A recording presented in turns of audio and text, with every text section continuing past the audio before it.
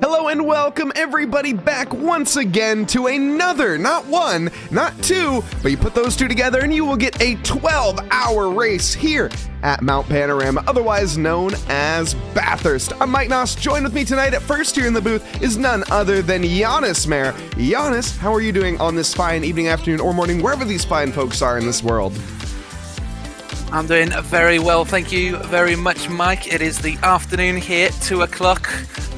Don't quite have my lunch down yet, so it might be a late one today. But yeah, I can't wait to watch the action live as I do that, because of course we have 12 hours to go. I'm excited. Absolutely, 12 hours of action on the mountain. We all know that it giveth and it taketh away. And a big warm welcome to everyone joining us so far here in chat. Saagar pointing out the troll title that we may or may not have had on this one. Hey, you gotta go for the clickbait every now and then. Either way, is the YouTube stream gonna be live for this event? No, the VOD will be up afterwards, but in order to save myself a little bit of internet, because streaming on two platforms takes a tremendous amount of internet for 12 hours, I'm gonna keep it to YouTube, or keep it to Twitch for the live stream in particular, but the VOD will be available on YouTube afterwards. Hope everyone's having a lovely evening, afternoon, or morning wherever you are in this fine world. If you are on the Pacific coast of America, first off, what are you doing up, like myself? It's a little early for us here. 6 o'clock in the morning if you are in the Pacific, 9 o'clock if you are over on the eastern side, and everybody excited, ready to go. Borja Burakovsky joining us as well for this event, and everyone here in chat to come. Again, everyone is doing well here tonight. We have 12 hours ahead of us of racing, but before that, we have a qualifying session on one of, if not the most classic Australian track of all time. Of course, Bathurst is in the middle of absolutely nowhere. Various events have happened in the real life 12 hours of Bathurst, and I'm sure we'll be seeing more to come here tonight. But as we have it, Yannis, why don't we head on down to the action? Absolutely, in the turtle shell livery. I quite like this one, almost like Mario vibes for me, although it should be green or red if I'm not mistaken. Professor Chronotis in the number 42 with the Ferrari, currently P11 in a grid of about 30 odd cars. At the moment we have 38 in, so almost 40, almost that magic 4-0. Chronotis number 42, so don't know whether we might get up to that, hopefully. But yeah, Ferrari currently 8/10ths off the pace of the pole lap time. He's got a bit of work to do if he wants to start competing for that top 10. And of course, all the other drivers will be making their lap times stick as well. Through the Dipper, of course, one of the most famous corners in all of Bathurst. And this is really the section where a lot could happen, and it could happen quick, and it could happen wrong. Yeah. So we'll have to see how the race start goes through here. Anywhere from cars spinning around the wrong way to trees falling down on circuit, Bathurst has seen it all, and a track as well that, of course, was played host to racing for a very long time. It was opened back in 1938 with its original layout, which since has been changed quite a bit to allow for some safety improvements and modifications and whatnot, so cars don't go taking flight like this blue shell that we see is trying to do off circuit. But of course, the first race ever hosted here, Yannis, was not just cars, it was also motorcycles on the same grid. Cars and motorcycles. Yes, you did in fact hear me correctly. Tonight, maybe a little less on the danger side of things. We just got some four-wheeled cars out there. Yeah, well, Chronota's showing us one reason why the motorbikes aren't quite the best reason to come over here. I think they've actually banned motorbike racing here purely due to the fact that the barriers are so close through the mountain section, through that middle sector, that if you had a crash, even just that left wall, as you can see on your screen right now, if someone were to just smash in those into that and you're on a bike, you're going to go flying straight over the barriers. There's nothing to catch you except some trees and maybe a couple wallabies and a couple bird nests. There really is nothing in the way of safety for the bike riders. So, but tonight, we're sticking with the GT3s for now. No GT4s, no multi-class, just straight up GT3 action. Although usually they do have some multi-class stuff going on for the real 12 hours, don't they? Yeah, usually you got the various different cars involved, all the way down to pretty much sometimes the British touring cars also around these circuits various times. I think they're British BTCs. Someone in chat will correct me. But of course, you mentioned the Forest Elbow, or somebody on a motorcycle hitting a wall. That is where Forest Elbow gets its name from, after all. Forrest crashed on his motorcycle down at the bottom of that hill, broke his elbow, and, well, thus is history. Yeah, it was that final corner before you hit the 1.916 kilometer long Conrad Straight and into the chase. But right now we're following Andreas Borchez in the Trackalicious BMW M4 Nebula. And he has set a 100th second faster lap time than the previous pole sitter, who's also an A, Andrew Redos, hence the confusion, in the Honda, the number 31, with a 2-minute .350, 2 dead almost. And before he set this lap time, they were actually on identical lap times. That was great to see. Yeah, the top separated by hairs right now, and unfortunately, Andy going to be getting involved here with a back marker. That will not help him out on his descent. Before that, though, Stephen Tomazic dropping a Tier 1 sub for 24 months. My goodness, Stephen, that's almost a year. Absolutely incredible. Thank you so much for your continued support here at Trackalicious. Stephen also will be joining us in the booth a little bit later on here tonight, or today, depending on wherever you are. Stephen will be coming in around 4 hours' time to replace Yannis. I'm going to be getting replaced in about 3 with Mr. John Wright joining. So we have a jam-packed commentary grid here for the next 12 hours of action to bring you every juicy detail. To be fair, the guy who's replacing you I've never met before, so it'll be very interesting. Chat has. We'll probably spend like the first hour, chat will be like, oh, welcome, and I'll just be like, who are you, sorry? Hey, you will get to know him quite quickly, I'm sure. He's the Scottish wonder. He's slightly Scottish, to be completely honest. Yeah, just I like slightly. Your Scottish accent myself. I like it. Oh goodness, what have I done? Tyler Carr. Boy. Pole position, look at the margins right now, 85 thousandths separating our top 4, all the way down to Tiago Donarte in 7th position. There's a blink of an eye separating our top 7 drivers, and on top of that, Yannis, look at the manufacturers. We have some diversity up at the top of the grid. 2 Hondas though, up in P3 and P4.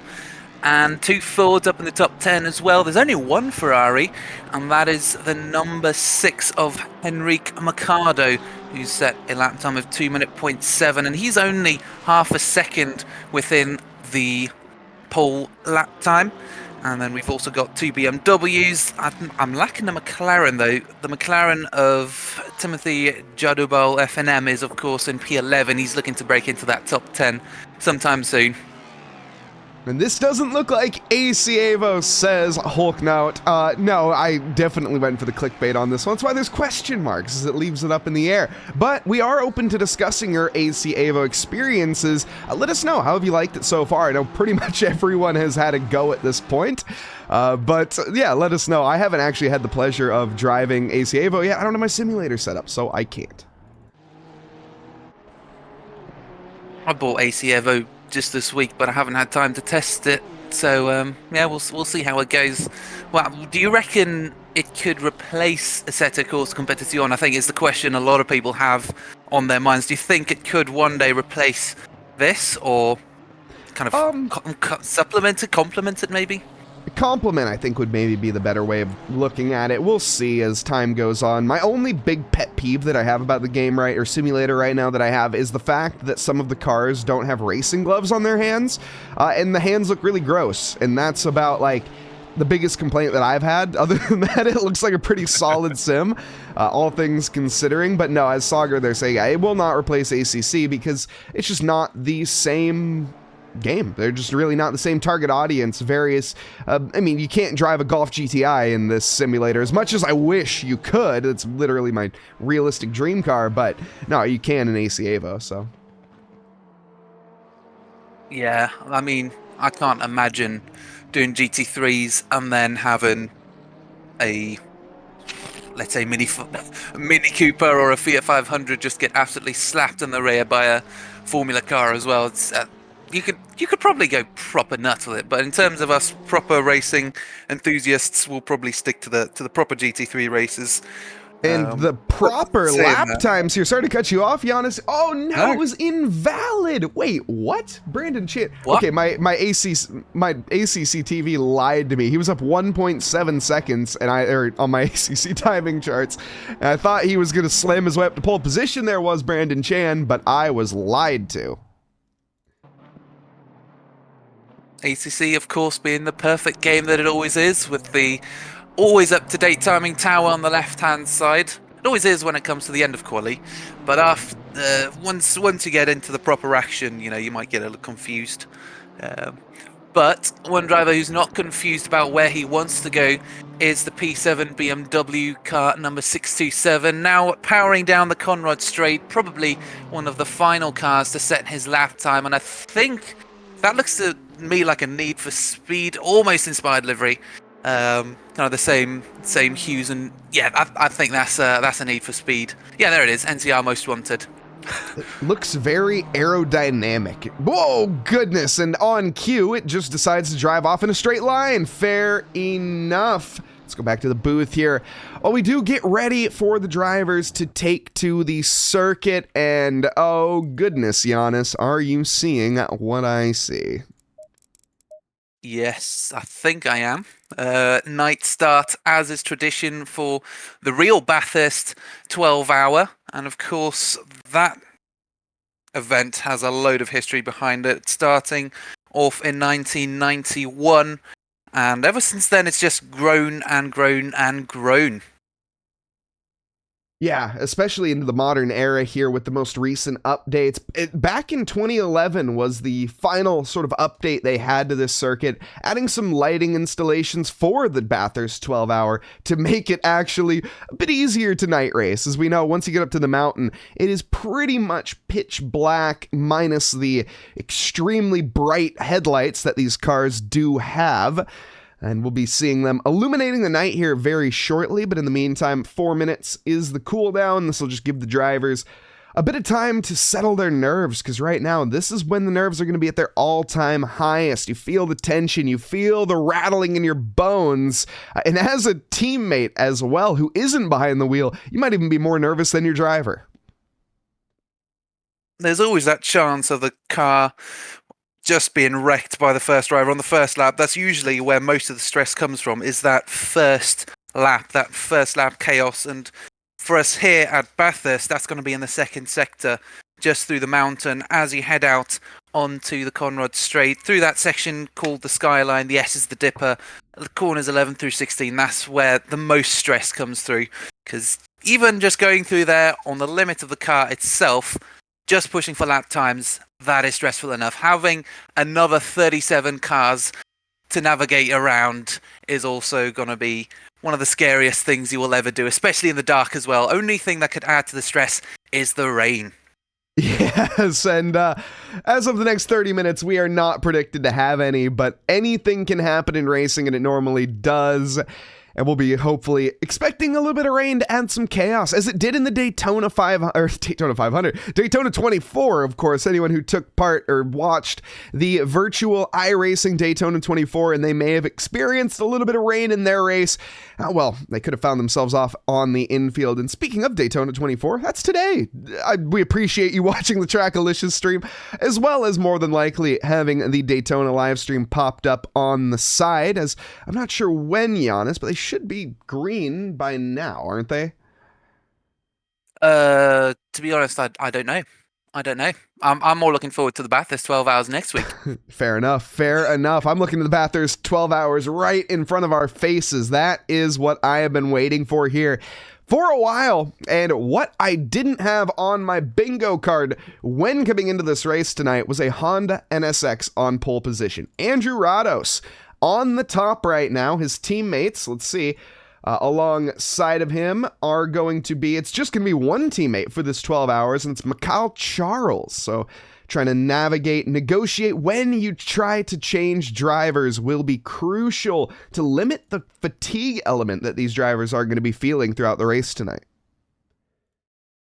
And of course, only having one other driver than yourself also adds more stress, because you're going to have to keep coming back in for a stint, and depending on where in the world these guys are racing, I know TRACKILICIOUS is primarily American based, so it shouldn't be too much of a problem. But if someone were racing, for example, in Asia or something like that, there's the actual real life fatigue that comes with it, racing in the evening, racing late in the day.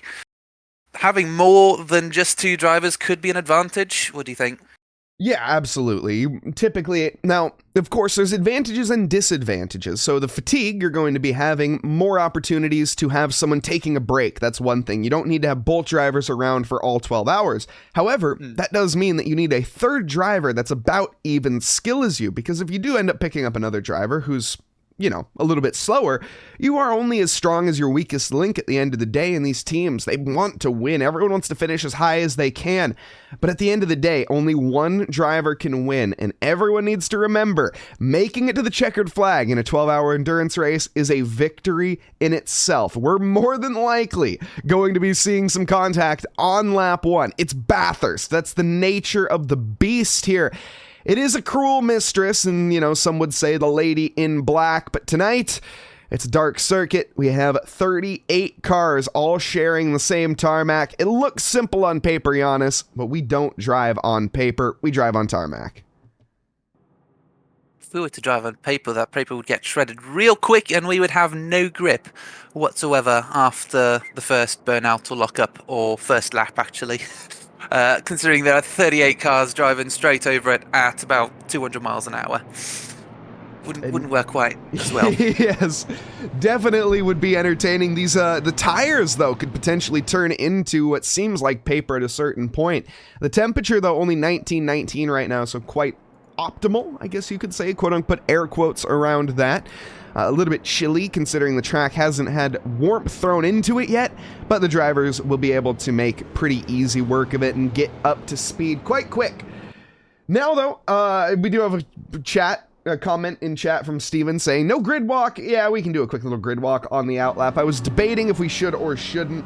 Let's get in here and let's meet some of these drivers. I'll just quickly go through all 38. Quickly, 38. We'll see. Let's hope. Do apologize to any mispronunciations before I get into this. I'm trying my best. But let's start it off at the top. Andrew Rados, the number 82, alongside Quinn Smith. Tyler Carr bringing home third position for the Fear Nothing Moto team in the Stang. Renato Dornales for Brazil coming up here in fourth position in the Vacuum Racing, with Brandon Chan in fifth, another Honda NSX.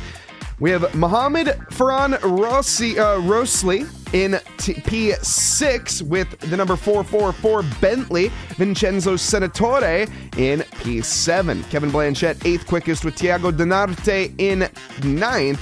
And Henrique Mercado in 10th. Timothy Jutterball in 11th with Marcin Novaki in 12th. Professor Chronotis, 13th in the Wuwa Nia New Shish livery. It was a request to say that earlier. I thought I'd amuse them. We have the Audi driver here of Schwander in P14 with Oliver Strongen in 15th. Santed in 16th position. There's also an ad that needs to be run here. We're going to do that right now because, sorry, chat, for anyone who is not a Prime member, we want to get that done. Ivan Gagorinov in 17th with Gir Axlin in 18th. Nicholas Menendez, 19th, rounding out your top 20. Thomas Messick. Joshua Worley in 21st position with Florian Derschmidt in 22nd. Arsen Hovason, oh my goodness, we pronounced this one before the stream, and it's a really cool name, that's the worst part. Hovhasian in P23. Jakob Rene Christensen in 24th with Vadik Konstantiev in 25th. Guilherme, which is not how you say that, I was told how to say that name and I forgot since. Gonçalves in P26 with Selna Bunstra in 27. Andre Alex Alfonso, 28th, with Alan Breen in 29th. Rounding out 30th here is Andrew Oakley. Jack Krause in 31st. Eric Gakasi in 32nd. Matt Russo, 33rd, with Mark Robinson in P34. James Selle in P35. Jan Andres in 36th. David Liverere in P37, Joseph Savage rounding out the back here, and I do apologize again for the mispronunciations because I probably butchered about half the field. Well, I mean, that is the other commentator's curse other than cursing drivers, which hopefully shouldn't be too many times today, but you know, there's always that opportunity. Indeed. Formula Max, welcome to the team. Thank you for the follow. Here we go, folks. This has been the long-awaited crawl. The drivers lined up 2x2 Noah's Ark formation. It's Andrew Rados on pole position alongside Andy Borchers in the Trackalicious BMW. Tyler Carr in third. Here we go. Down the start-finish straight. This is the calm before the 12-hour storm. As we approach the timing board, the Christmas tree's alight, and we are green, green, green, and Andrew Rados is off to a stellar start. Andy Borchers trying to challenge back to the inside, but no dice to be found. This allows Tyler Carr and Gabriel Felipe to hash it out for third position. Side-by-side drag race as they go down to the mountain bend. The advantage to the Ford Mustang in the slipstream, but now as Andy tucks to the inside, he's going to cover the line himself off. Tyler Carr secures himself third. Gabriel Felipe fourth. Brandon Chan fifth, but from behind, Mohamed Rosli, no look yet. Everybody, discretion being the better part of valor here on the opening lap. And this is now where we start heading into the mountain section, the very, very tight mountain section. There's nothing more to it through the S's and the skyline to come up. Now everyone's just trying to keep it clean, and a little bump with a wall. You can see just how much that can affect the car's ability to stay online, to maintain the momentum. And the Bentley of Farhan Rosli has to concede that position to Chan purely, again, no, sorry, that was to Donarte, purely due to a little wall tap. But this is the dipper. This is where the scary part comes in, with 37 other cars to navigate through here as well. There is so much potential for a pile-up. So far, so good. There was a meatball flag being waved. I'm not sure who's going to be the recipient of that, but someone needing to make a mandatory trip down pit lane. So does Schwander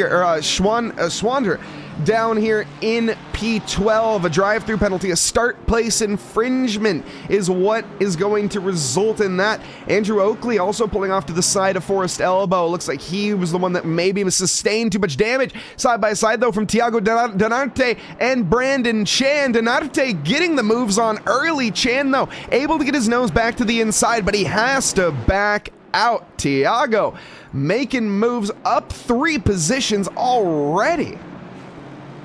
Beautiful overtaking to the chase. Textbook pretty much, and good from Chan as well. He knew not to push it too hard, not to fight too hard, because here at the start of the race, you're just trying to survive. And if you are going to start fighting with drivers right from the get-go, you're going to be costing yourself time. You're potentially going to end up with some damage as well. And that all adds up when you've got 12 hours of racing ahead of you. It's certainly... We've got now ahead of us as well. Indeed, Blanchette right now looking at moves potentially for Mikado and Novaki in the background as well for the Aston Martin, and Aston Martin Violence, then the Ferrari, the highest placed Ferrari right now, looking at 9th position, but everybody here again settling into the mountain. This is where overtaking opportunities pretty much become not, and you have to settle in for the roller coaster and just look at the car in front of you, and there's not much you can do barring a mistake from them, and even if they do make a mistake, it's still dangerous to make moves as it's so tight, so close. 2 cars there hitting the wall, the Ferrari and the Aston. That's actually going to compromise Blanchette's line, and there's contact at the top of the mountain.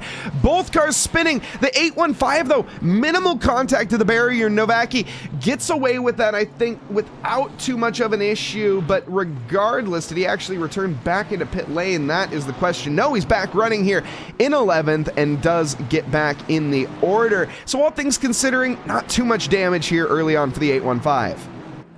That was incredibly lucky. I cannot tell you how scared I was for the 815. There were cars incoming. He had another 20 cars that could have collided with him. He was completely perpendicular to traffic, but just ahead though, not perpendicular to traffic, is a Mustang about to make the move on Odzitsiev in the 73. Is going around the outside through onto the chase. He's got that inside line now. Will he be able to make use of that? Not quite, and there's contact, and the McLaren goes round through the chase. How does that fare? Oh my goodness, there's cars all over the place. Cars just trying to keep it clean, and that has not turned out any better for Odzitsiev. No, a slight punch to the face for Vadik, and now you can see the aggression as he's trying to get the move on there. The Porsche of Gonçalves having a bit of, a bit of issues here. Hip check to the Ferrari as well, saying, no, you're not getting by me, sir. The 296, though, to the outside. Onto the accelerator here. I think Jack Krause should have the advantage, and it looks like he is going to get by. Now, though, with James behind, heck, here we go though. Gonçalves not done yet. He's going to be trying for a move to the outside of the mountain bend. Gets his nose ahead briefly, but is he overcommitted? You need to be cautious. Don't put it into the barrier. There's only 6 minutes elapsed right now, and there's still 11 hours on the clock. So much has happened, and there is the Ferrari that also slightly met the wall on the outside of the cutting, as they call it, that very sharp left-hander, and hopefully this is where things can calm down a little. Drivers can just adjust, but the Ferrari ahead doesn't quite have enough time to adjust. The wall may be adjusting a little bit of his fender for him, and then it's the Porsche of Gonçalves who is looking for an opportunity once they exit the mountain section, once they start on the Conrad Straight. But through here, just need to keep it clean, and there is a battle just ahead as well as they head into the Dipper. And again, discretion, the better part of valor just ahead. Guys will have to be careful. I don't know how much discretion we're going to be seeing here from Guilherme. He's posturing around like a madman right now, and you can see telegraphing left and right to this Ferrari. I am coming by. Right now, though, it's 2 Ferraris ahead of him with, no, it's not actually. That's the ACC Timing Towers lying to you. Krause is up the road a bit more. Novecki is actually the driver to keep an eye on. Whoa, it's just a roadblock for the Porsche. Seal not allowing anyone to go any which way, but he's going to the inside here of the Aston of Novecki. Doesn't get the move, though, and just has to sit behind. Patience here will pay off in the long run, but unfortunately, Arlen Breen has slipped down the order as well. Not going to be the first time we see this tonight. Our lead battle, though, still tight. In fact, Andy Borchers on this lap has taken the lead, it looks like. And side by side they go again. Andrew Rados trying to take it back to the cutting, and he's going to with both hands. What a move. I've never seen anyone do anything into the cutting from the outside. That is just nuts. So yeah, Andrew Rados very desperate to hold on to the race lead and just set the pace for now, and hopefully also build up a gap. I guess that's what they're trying to do right now. That's their main goal, is just build a gap to the cars behind so they have a comfortable margin for the pit stops and for the next 12 hours. Because if you can get this start right, if you can get that gap going, you'll then be a little more comfortable. You won't have all this pressure, but at the moment he is under a load of it. And speaking of pit stops, we're not going to have to worry about those for a while. It's a 70-minute stint timer here in the 12-hour race, which personally I think is the sweet spot. I love the 70-minute stint timer because that allows for a little bit of flexibility from all the drivers. You can either go early or you can go all the way. Your tires pretty much will last, well, not any issue, last 70 minutes. Now, double stinting though, are we going to be seeing drivers double stint? That is something that I do wonder. I presume the answer to that will be no. However, you never know. Anything's possible in racing, and it normally does amount to some dramas. Right now, though, I'm just keeping this close eye as Gabriel Felipe looks like he wants to make moves, although I'm not so sure about it. I think this top pack has settled in, and I'm pretty sure they're just going to work together right now to extend their lead. They've got about a 1.2 second lead over the car behind, potentially even more depending on how accurate the time towers is. Yeah, it's about 4 seconds actually. So yeah, again, they're all just working together, all just using the slipstream to also preserve their tyres and fuel for the moment as Dinarte comes into the pits. And I think I saw someone in chat saying that he crashed through Skyline, and it definitely looks like it is. Oh my goodness, and that's another crash also for one of the leaders. Is that Borges? No, it's the number 69 actually in the back of the pack. Holy smoke. Okay, we both got extremely excited right there. Back markers. Back markers on lap 4 are not something that you expect to see on Bathurst when you have equal machinery. However, we have just seen that, and the 69 there, unfortunately, sending themselves into the barrier. That's Andrew Oakley, who has not had a great start to their race. Had to make a pit stop already, and now having more than likely to make another one after clattering the mountain bend. And back, though, down through Skyline goes our leaders. Let's take a look a little bit further back right now. Nicholas Menendez in the Ford Mustang. We also have Ivan here trying to hunt him down. A nice little four-way pack for, what, 12th position? 11th position. Oliver Siorgan being the one to lead this. That's one surname that not everyone can agree on until we get a definitive answer from the man himself. So we'll have to agree to disagree on this one. Yeah, the problem is that it's spelt very similarly to the name that I keep saying, and Sirongan is an actual name from someone I've commentated on. It's just not the one that we're commentating now. Side-by-side contact between Rossley and the Bentley, Bentley is the Rossley, but the Honda stays ahead. Chan trying to fend the position off with his elbows out, but does so for right now. The lap times favoring the Bentley, though, so it's a matter, I think, of when, not if. Right now, though, the gap back up to a second, so a little bit of breathing room here for Chan, but Rossley not far out of contention. You can see in the camera shot there for a second the different groups. You get these groups of people with similar pace up in the top 3 or 4. You've got that group that's 4 seconds ahead of this group, who's comprised of P5 through about P9, and then you've got another group further back. It's really interesting to see how all these groups kind of stick together with their lap times. It's then what happens within those groups that can cause some potential damage, as the BMW of Senatore in the background seems to want to do some damage to the Bentley's progress up in P6. He wants to make some early progress, but of course, as they head into Sector 2, discretion is advised. Certainly is, and is required.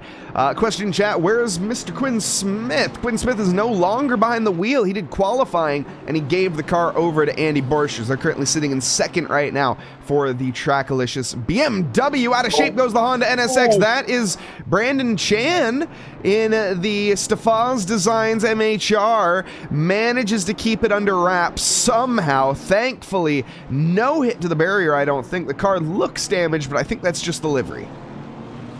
Yeah, we've already had a discussion about the carbon, forged carbon look to it. Yes. But yeah, it was a scary moment. Absolutely, heading down into Skyline. It is such a quick section, and you can't quite break in a straight line there. You kind of have to break in 3 short bursts, and then it's the dipper. You need to slow down real quick, real fast in a section that is really bumpy as well. Oh, and there's a BMW going straight on. I think that might be one of the back markers, one of the drivers who's already had a rough race so far. Oakley in the 69, who we saw going off at turn 2 into Quarry Bend. This race is just getting worse and worse. Yeah, he's doing a great job of staying out of trouble. I think that's the main goal right now for Andrew, is just don't hold up anyone on the lead lap. And he's getting out of the way, but he's really putting a hurt to his race and his teammates' race, unfortunately, for them. And long term, they do have a chance to get back into it, but it will take quite the effort. The team there of the number 69 is going to be Andrew Oakley, George Rose, and Kyle Fitzgerald. So hopefully one of those drivers gets a chance behind the wheel. Right now, though, some side-by-side action between Dershman and Seal. To the first corner, the hell corner, round to the outside is going to have to go the Porsche. And now back onto the accelerator. It's going to be Ferrari versus Porsche. Down towards the mountain bend, and the Porsche gaining massively as they get onto the accelerator. But the Ferrari, once that turbo gets spooled up, once it has a chance to actually make dives, it's still going to be slower. What the heck did they put in this Porsche's Wheaties? It is incredibly quick in a straight line. And while all of that was happening, we also had Gocasian making a move on the Porsche of Russo behind as well.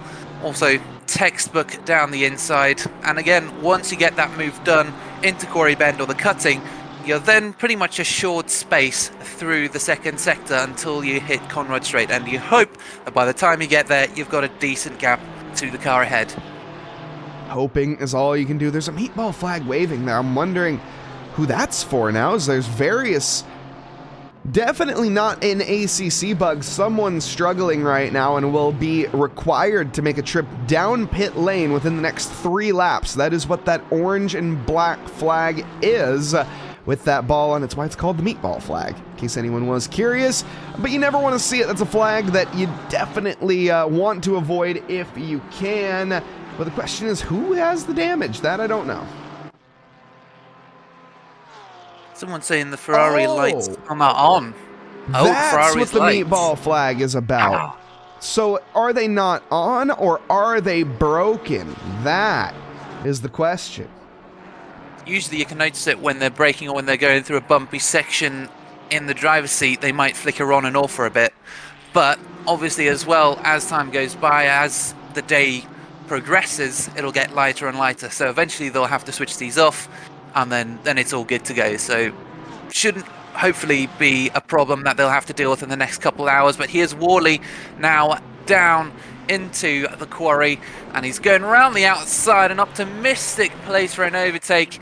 And yeah, he is showing the outside of the corner. There's a Mustang in the background also getting a little out of shape, but for now I think Worley will just have to be patient on that Porsche ahead as they go through Skyline. He just needs to try and close that gap, just close that through the Skyline. But he's also got a Mustang behind to worry about, 3 Mustangs in fact. Worley, Hovhannisyan and Axlin all vying for P16 a shot. Oh, and there's Chan as well going straight over at Skyline. Senator in the BMW. Oh, this is going to be tight through the dipper, and oh my goodness, there's a replay. Yeah, we need to take a look here at what just happened, because we've had 3 cars involved here. Kevin Blanchette, Senatore, and Mikado. There's Mikado going round. Senatore joining here soon. Everyone back in shape. A surprisingly non-dramatic move in the Honda NSX of, who was that actually? That was not Brandon Chan. Who was that Honda that we just saw spinning that? I don't know. It was Chan. Yeah, it was Brandon Chan. His timing charts have not updated. Side by side we go. Mikado looking to finally get the move done. It's going to be the long way round. It'll turn to the inside after a while. And before we even get there, the Ferrari gains the ground. I'm wondering how much damage that Honda has received, whether there's any suspension damage to it. Aero damage, not really too much to worry about, I think. But that looks like, again, a very scary moment, similar to what we saw for the Aston Martin that's just ahead, actually. But yeah, we'll just have to wait and see. Unfortunate early on here, but it does look like, as someone mentioned there, a little bonk from behind that sent the Honda around. Everybody, though, avoiding the dramas for the most part and minimizing the damage. I don't think there was actually a hit to the barrier, and if there was, it was very, very light. Everyone else just making little light brushes of each other, just trying to keep each other honest for the most part. And also keep each other alive, as no one wants to crash into the side of anyone else, mainly for their own purposes, but, you know, minus the selfish reasons, they also don't want to end someone else's race. Our leaders, by the way, Andrew Rados, he's taken the lead over Andy Borchers since we last spoke, and actually we watched it happen, and he's gained over 2 seconds now over the rest of the field.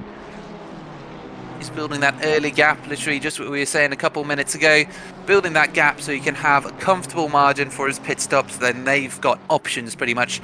They can choose whether they want to pit earlier, whether they just want to run the stint timer. It also depends on how much fuel they've put in the car, if they're just running it until the fuel tank's empty. Because of course, as the fuel gets used, the car gets lighter and sometimes faster depending on your tyre wear. If you're really good with your tyre wear, you'll get faster towards the end, but if your tyre wear sucks, then of course you'll just be slower.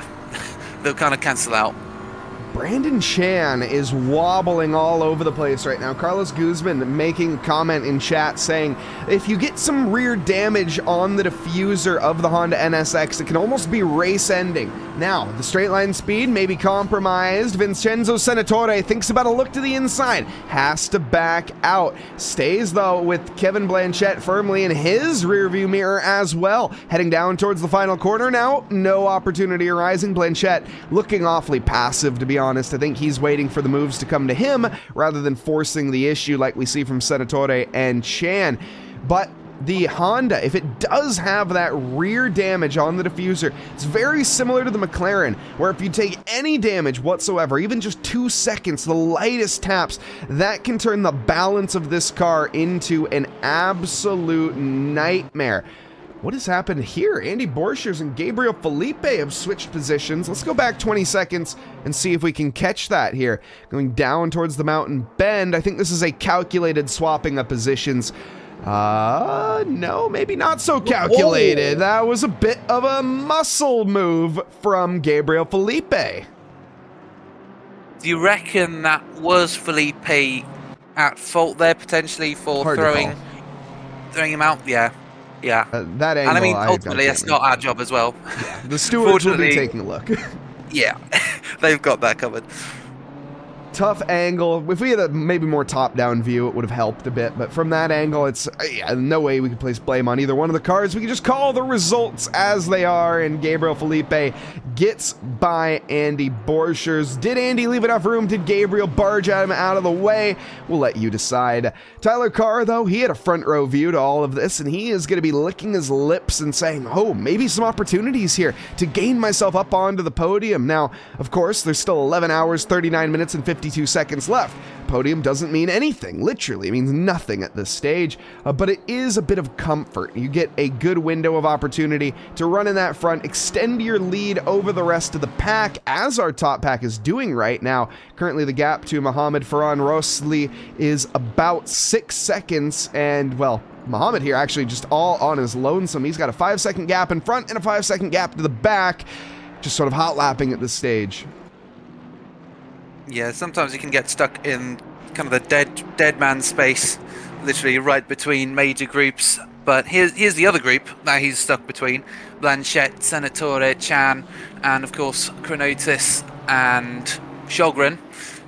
So yeah, there's all these little groups that form. Chronotis in the Ferrari, apologies, and Sjogren in the BMW just ahead, with a back marker as well, who we saw couple minutes ago, and he's got a little ventilation slot to the front of his hood, I think.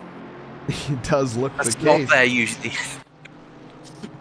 I just saw a chat message here. Wait a second. Why is Vadik Sitsiev in chat? I thought he was out on track, so I'm hoping that he has completed his stint properly.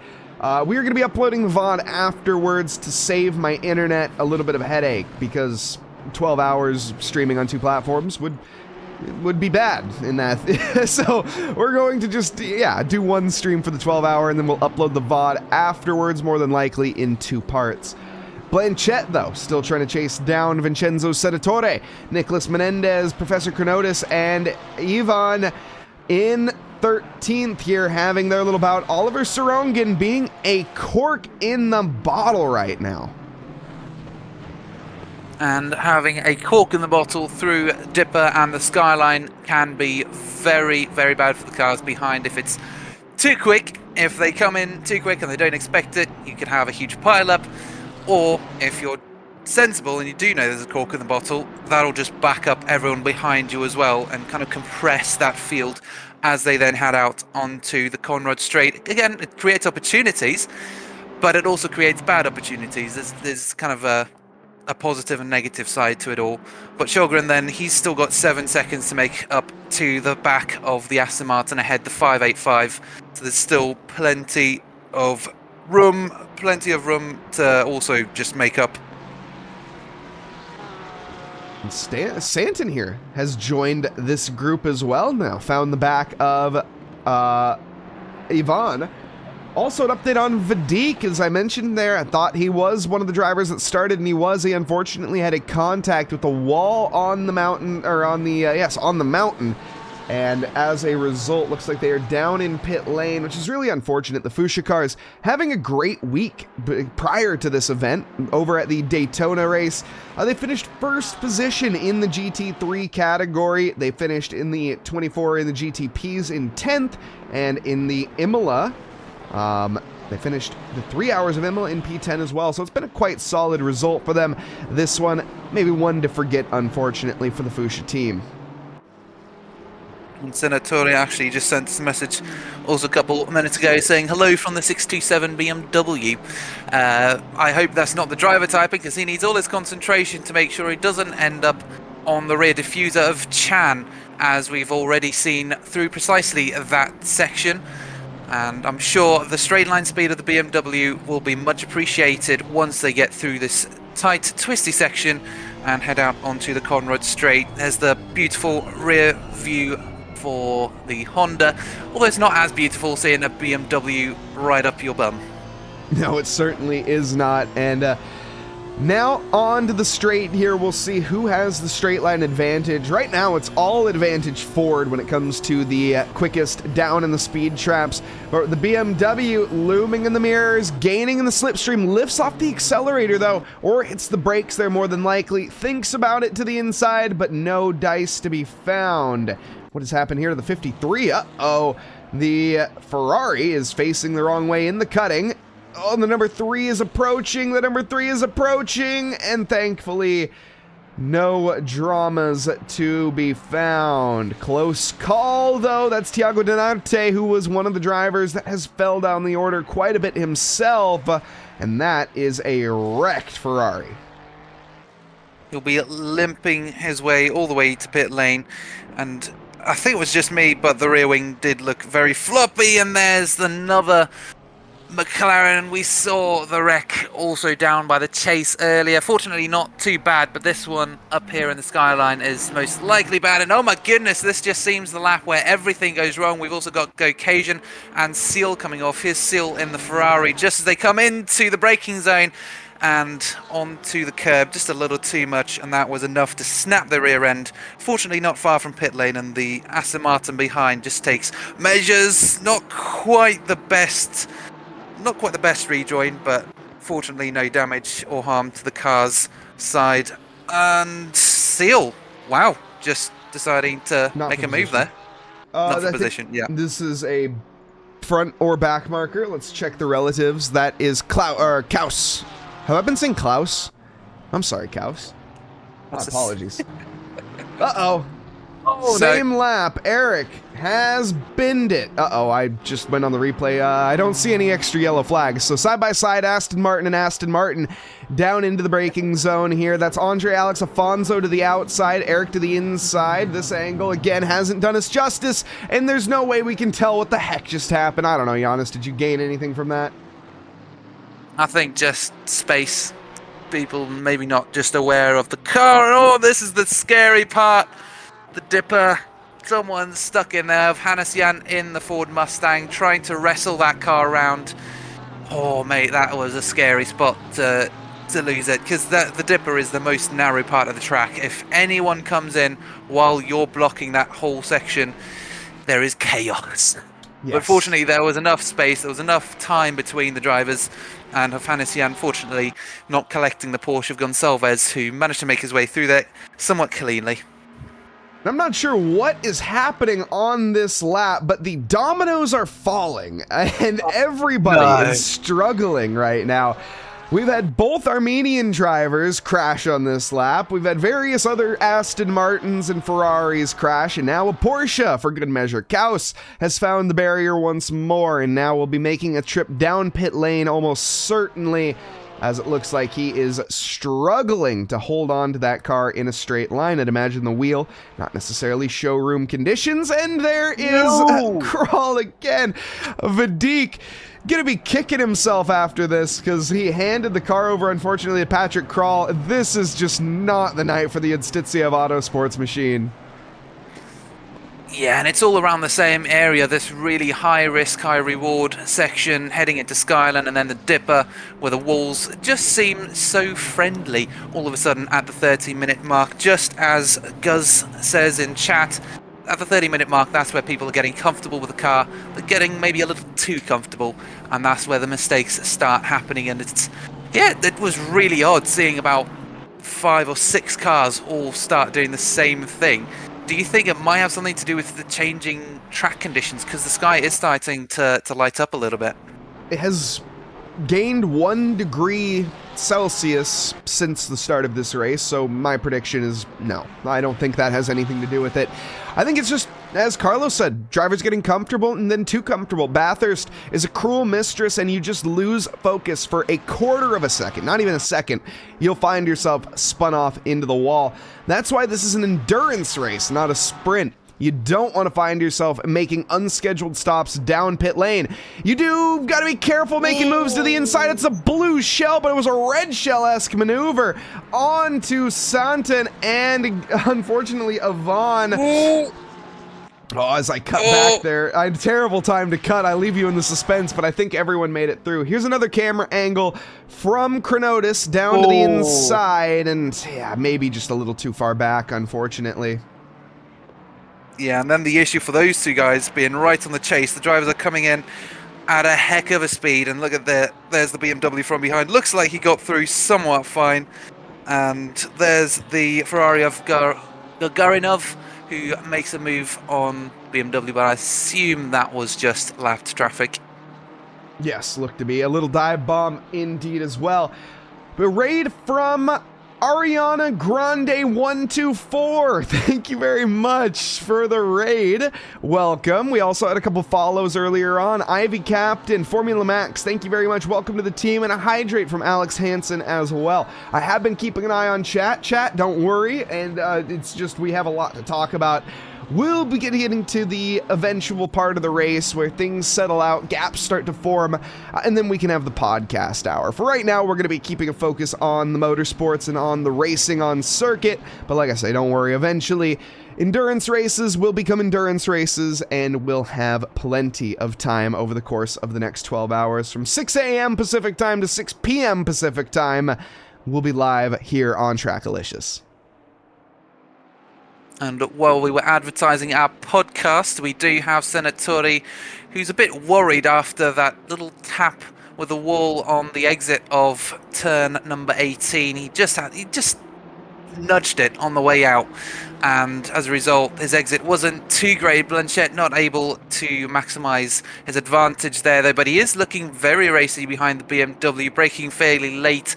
I could potentially see a move from him sometime soon if that BMW ahead makes another mistake. He's just waiting for that to happen.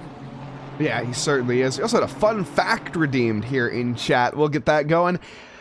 Yannis, this is one of, if not the oldest inland settlement established in Australia, and it was back in 1815 by Governor McLaughlin Macquarie.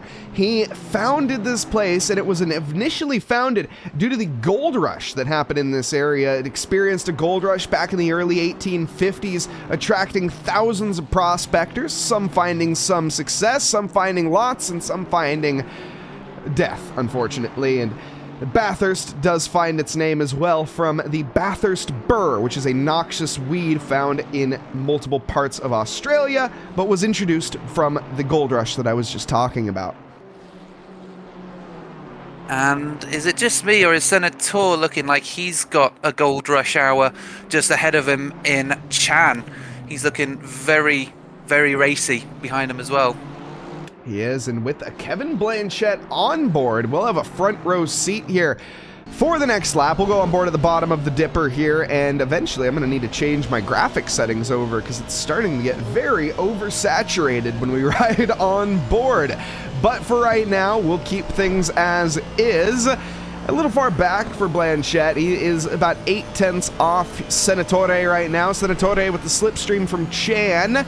Potentially going to be making a move, but I think he is just too far back right now. And Blanchette, lift of the throttle there early, nice and easy into the quarter. You can see he's driving at about 95, maybe even 85% right now, well within his limit and not going to be making mistakes. That is how you keep yourself basically under wraps for 12 hours. You drive within a pace that you know you can do lap after lap without pushing it into the wall. In Blanchette, he looks really comfortable right now in the Aston.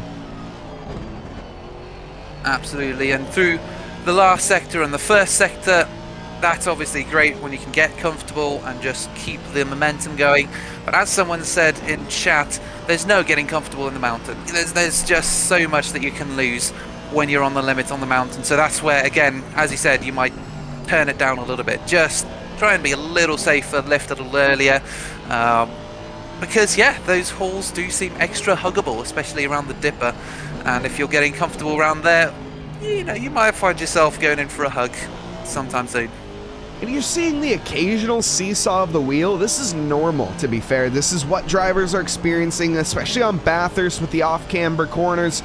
There's no real dramas that I'm seeing from him seesawing at the wheel. There, maybe a little bit, definitely correcting the understeer so he didn't go into the barrier, but there's no sign of him being on the limit. Every time he goes to make a correction, there's no violent snap. He's, again, well within the reins right now, and as we go back down the dipper, we will leave the onboard cam, and the blue light there, as someone in chat pointing out, that blue light, why is it so blue in the cockpit? That's because it's there to keep the drivers awake, apparently. That I actually did not know. Yeah, apparently red or orange light just makes it easier to see, or it kind of prevents your eyes from hurting after you've been exposed to it for a while. But T-Car in the Mustang will be looking to make his way past. His eyes are sore from looking at the back of that BMW for such a long time. He just wants to get up into the podium positions and start working that gap, that 2.8 second gap that Borges is holding back from him. Felipe 1.4 seconds off the race lead himself, so the top four are starting to space out fairly decently, and Tyler Carr, he thinks this is his opportunities coming sometime soon. Yeah, it's a matter of when here, I think, for Tyler. Where do you actually make the move? Where do you decide to pull the trigger? Because you're against the likes of Andy Borchers, and these two, they've raced together before. This is not the first time these two have found each other on track, so they know each other's body language. They know when Andy is going to be on a defensive line, and Tyler, he knows when to make moves as well. But the one kind of elephant in the room, or even the elephant sitting on the top of my head that you briefly mentioned, is Gabriel Felipe. He's up 2 positions from where he started, and the Brazilian driver has gone forward and since is not looking back. Quickest driver on track, just about. He's pretty much tied with Andrew Rados, all things considered. But he is a man on a mission, and that is not Andrew Rados. That was a back marker slowing Andrew Rados down. Now the gap less than a second. Scary, scary moments, because you can't see around these barriers. There's so much that these barriers hide from your vision. The moment you come around it, there's suddenly a car there. It really is absolutely terrifying. Fortunately, the light of day is starting to come through now. The drivers will start switching off their headlights sometime soon, so that should make it a little less scary. But yeah, driving in the evening when you're I don't know, how do you call it? Spatial awareness or kind of sense of distance is at a disadvantage. You know, your consciousness suffers and takes a stress. It does. However, the start of endurance races are really interesting. I was actually talking with Mikhail Stechenko about this, and one of the things that he had mentioned is the fact that when you're at the start of an endurance race, your nerves are at the highest. Your adrenaline, it's pumping. You feel the anxiety, and you are fully awake and fully aware of everything that is happening, and every little thing will bother you as well.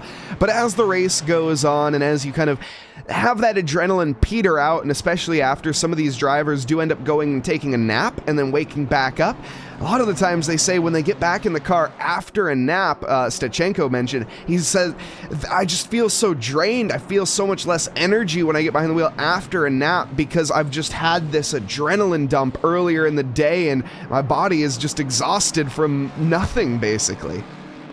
And the only way to get that adrenaline coming back is when you have a close encounter with one of these walls, and I do tend to find it works very well, but not so well on your car's performance and body.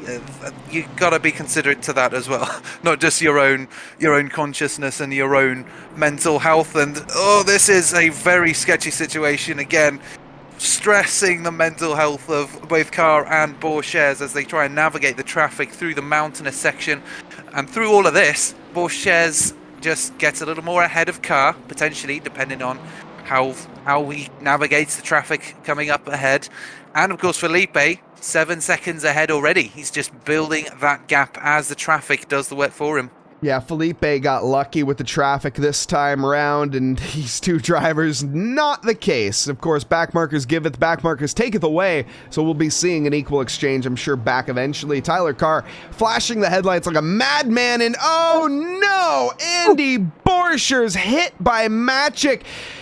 Oh, you hate to see it. The back marker takes out the second position car. Andy Borchers is now going to be driving with his heart on his sleeve. A dicey rejoin in front of the Ferrari of Mikado. Side by side briefly, Mikado finds the advantage. Andy stays out. Still another 30 minutes left before he has to make his scheduled stop. But again, this is what is going to cause this German driver to see red. And once you see that red, it's very difficult for that to dissipate.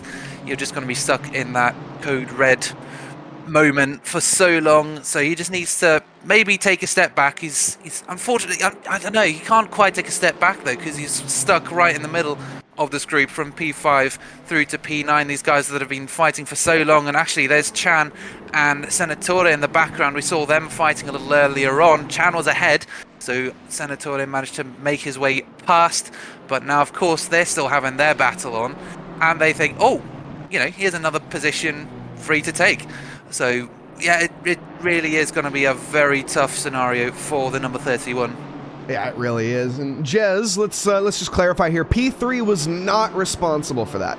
Tyler Carr had absolutely no responsibility for causing that issue with Andy Borchers. That was not his fault. That was a back marker that had that contact there.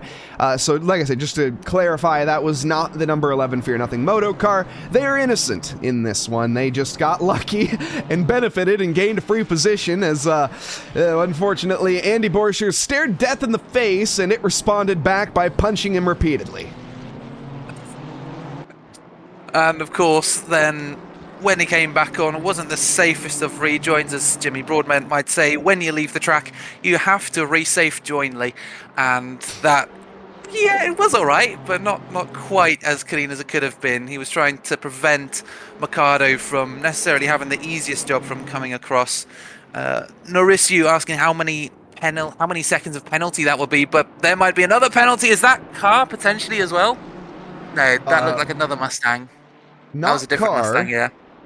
But Gabriel Felipe, as we have the conversation about that, Gabriel Felipe with a 10-second penalty getting handed over to him. Andy Borchers into pit lane. What did Gabriel do? And we missed it, clearly. Did we? I'm assuming we missed whatever this 10-second penalty causing was. If one of the admins or stewards watching the live stream right now could send me a link to the penalty viewer, that would be great. I forgot to bring that up, and I don't have the link handy, so if someone could do that, that'd be nice. But 10 seconds for Gabriel Felipe. This is actually not going to make the biggest difference, believe it or not. It will, but currently the gap to Tyler Carr is 9 seconds. Gabriel Felipe on the back bumper of Andrew Rados. He doesn't need to serve this within the next 3 laps. This isn't a stop-go 30 penalty. This isn't really anything to be too upset about in a race that is 12 hours long, 10 seconds being a proverbial drop in the bucket relative. Gabriel Felipe is just going to look at gaining time still and gaining some positions. Still, like I say, 30 minutes before these drivers need to come into pit lane. It's a 70-minute stint timer. We've only done 40. Now, the game is on for the top 2 runners. At this point, I think the strategy here might be also just to apply a little bit of pressure. Yes, 12-hour race, you've got plenty of time to get past. If you get past, then you've got some nice clean air. You don't have to worry about the guy ahead. But also, if he puts pressure on the Honda might end up making a mistake, and that's his way of getting past. And I think that was the Mustang briefly in shot who had the incident down by the chase. But yeah, also for Felipe, that 10 seconds is, I think, as Tyler says, for the contact he had when he overtook Borges for P2 as they headed into the quarry bend. We had that contact, Borges visiting the outside wall, visiting the quarry, going caving for some gold. But for now, I think Felipe, he's kind of, I don't know, it's going to be up to him to decide what happens next. No, exactly, and I should write that one down in my notes before I forget, because I did forget about that collision. And yes, absolutely. So that camera angle that we were questioning earlier has been deemed to be not that questionable. This, though, a questionable thought process from Felipe as he's trying to line him up on the mountain. This is such a dangerous move to do. Gabriel already has a 10-second penalty. You do not want to find yourself taking out the race leader and gaining any more. Back markers involved as well. Patience needs to be running through his heads right now. The Ferrari not making things easy, which, to be fair, they don't have to. It's not like Formula 1. You don't have to get out of the way within the first 3 marshal posts. But right now, I certainly think that both of these cars wish that they would. And smart decision making. I think this is actually brilliant from the back marker. Just staying their line. This is Breen down in 25th. There we go. Once we get through the mountain, move over, allow the cars on by. That, believe it or not, is one of the safest ways to handle lap traffic on the mountain, is by not handling it, because it's just too dangerous. Even if the car is compliant and allows you by, it's still so easy to drop it. Gabriel, though, commits now to the inside of the chase, goes late onto the brakes, and he gets the move done. Gabriel Felipe, your new race leader, Andrew Rados, back to the outside of the final corner, but there is no move to be found, and Gabriel Felipe trying to walk away with this one. Beautiful textbook overtake, and now it's his job to build a gap between himself and that Honda to compensate for the 10-second penalty that he has, because he will have to serve that at his next pit stop. Having that extra 10 seconds onto the back of the usual 30 seconds for a refuel, a driver swap, and a tyre swap is, of course, going to add a load of time, and he's just going to lose a load of positions. He might be stuck in traffic if he comes out a little too far back. So, yeah, then he still needs to build a gap now. He's managed to close that gap surprisingly quickly. I'm wondering whether there was maybe an issue from Rados, maybe a little collection with the wall. I don't know. I think it's just Gabriel Felipe truly unleashing his pace right now, and I think Rados is just dialing it back a couple percent and keeping himself basically well within the lead, because once we go into pit lane, Gabriel Felipe will lose the lead of this race, assuming that Andrew Rados is within 10 seconds of him on pit entry.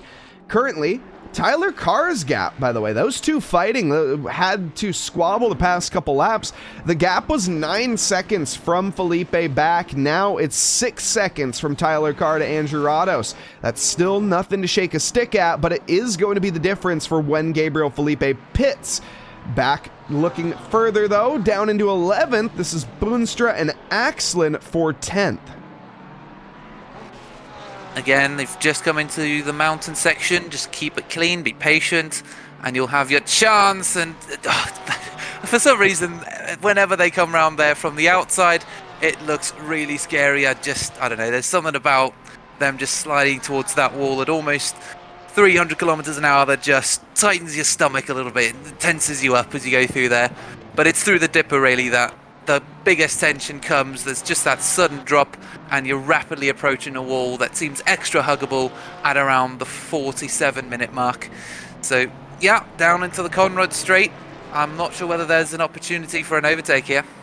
Not this lap, at least. No, definitely not this lap. Both cars suffering on the damage. You can see the 992 here has traded paint just a bit with the sides of the walls, as you mentioned, and Mark Robbins, or excuse me, the car ahead is going to be Axelin. Also has had a couple incidents and dances with the barrier. Guzman wondering what happened to Rados. Nothing dramatic happened to Rados. He just lost the lead to Gabriel Felipe, with Felipe making a textbook overtake. And Rados sticking within that second mark, about 8 tenths now behind, is the current gap, but keeping it fairly consistent and just keeping a yo-yo. Extending to about a second, coming back down to about 4 tenths, and Andrew, no real intent to make moves is what I'm seeing from the car body language. He's not telegraphing like he wants to make an overtake.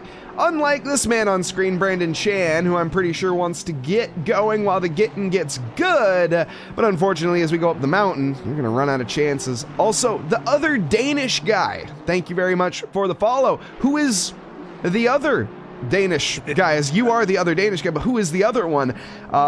Thank you for the follow, welcome to the team, but we need more Danish guys on the team. No, I'm just looking at Chan though. Unfortunately, it does seem like that initial group of P5 to P9 has now filtered Chan right down to the bottom. He does, of course, have the damage to his rear diffuser. Apparently 20 seconds of damage, potentially. And that, of course, does not help your pace at all and your control of the car. So huge props to Chan for keeping it in a straight line for now, and for doing such a great job at handling the car for the first 15 minutes or so. Because he had that damage from really early on, didn't he? About 20 minutes in, with the incident up at Skyline. And yeah, for him, he's just been filtered out by Mercado, then Senator, and now Blanchette. So I think for him, it's just damage limitation until they can get that car fixed right now.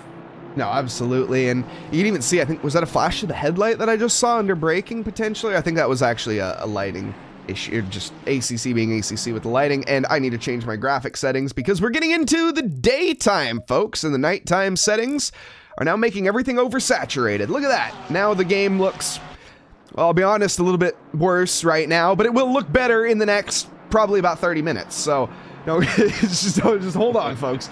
You gotta love ACC at the best of times. The liveries do look brilliant, though. That is one thing, obviously, with ACC. The cars just looking amazing at all times. Also, an update on what happened to Rados. Rados didn't get hit by a back marker, I don't think, at least to my knowledge. That was the one that you're talking about there is going to be from the 888, or excuse me, not the 888, my apologies. From, why am I drawing a blank here? Where the heck are they? The BMW of Borchers, who's down in 21st. How did he end up in 21st? Now, they may be taking a pit stop. Well, they did, but I thought they were higher up than that when they came out. Maybe they weren't. Either way, Andy Borchers, he did make a pit stop earlier than planned. Came in about 8 minutes ago, so didn't get to use their first full stint. Andy stayed behind the wheel, but they got punted by the back marker early on in that fight with Rados, and now looking at a recovery drive. He does have the two Nissans of Roberson and Savage. Why do I want to say Savage? It could be Savage, could be Savage, let me know. But he's either way, he's looking to make a Savage overtake at some point. Hopefully not too savage, though, because, of course, he got punted to the side of the wall right here, actually, at Quarry Bend by the man now in P1. So he knows how the outside looks, and I'm not sure whether he wants to send the Nissan there or find himself in that same place. He's already dug enough gold there. Yeah, I'm not sure prospecting for that move would be the most optimal thing, as of course, trying to fit a BMW and a Nissan side by side on a street circuit is sometimes a bit of a futile effort. And yes, you might ask, Bathurst a street circuit? Well, yes, believe it or not. Yannis, why don't you tell us a little bit more about that? Oh, Well, Oh my goodness, sorry. I thought that we were actually going to see Andy go for a send there, but no, he backed out. The dive into Skyline is such a... my brain can't even comprehend. I can't even think, just thinking about it, because it's just such a ridiculous place to overtake. Not a ridiculous place to overtake, though. It's going to be into the chase. We've seen a couple moves there that have both worked out and not worked out, so we'll have to see how it goes. I don't quite think an opportunity here, but yeah, as you were saying about the street circuit stuff, it was originally a mountain drive. It was literally like a tourist kind of place, and people actually still live here. People live up on the mountain. Some people literally come down the mountain every morning for a cup of coffee, maybe a browse down by the museum located on the final corner, which they are just coming through right now. And yeah, it really is a street circuit. Those barriers are really close when you think about it. Yeah, it is a true a racer circuit. Here we go. Andy Borchers to the inside of the first corner. Gets the move done onto Savage, or does he? The Nissan GTR not going to give it up too easily as he gets onto the loud pedal with the drive and the acceleration. He should actually be able to hold on. Andy, though, has had chances into this upcoming corner, and unfortunately it hasn't worked out for him in the past. This time decides, nope, I will wait another lap. And as they get ready to go up the mountain, we know the overtaking chances disappear, and you just have to settle in. Whatever position you're in entering the mountain is more than likely what you're going to have exiting it, unless Andy Borchers has to back out. There's no way he can commit here. He's going to back out. Yes. Okay. Wow. I can't believe they managed to make it through that alive, as for starters. But yeah, I mean, great awareness from Savage ahead. I cannot believe how he didn't squeeze the BMW out there. Some really gutsy moves from Borchers. Do you think that red mist is still there, do you think? Yes, knowing Andy, yes. Because I know him personally. Not like in real life. We see the move to the inside of Forest Elbow, and they lock elbows briefly. Oh, this is allowed Thiago Donarte into the conversation now, fully alongside. Andy Borchers has all that aggressive posturing, maybe postured him in the wrong direction. Side by side with the Ford Mustang, and that's a position lost. Donarte maybe going to send it, though, onto the GTR ahead of Savage. Andy, though, back to the inside of the chase. It's a 2-for-1 special attempt, and he's going to find the deal. Donarte back alongside as well. Savage getting the worst end of the stick on every regard. What an overtake, coming from miles back, and he got the BMW stopped just in time for the left-hander. That was absolutely incredible. Possibly the best overtake we've seen tonight. Well, not possibly, definitely the best overtake we've seen tonight. And Savage, I think he might be suffering a little on the mental side of things, because now he's under threat from the Aston Martin behind as well. Caucasian, who's also had his fair share of rough moments tonight. The Mustang ahead also trying to defend, but there's the Aston Martin. Yeah, there's no light of day for him there, although it is approaching for all the drivers. It unfortunately just wasn't there for him right now, but it will come one day for the number 5.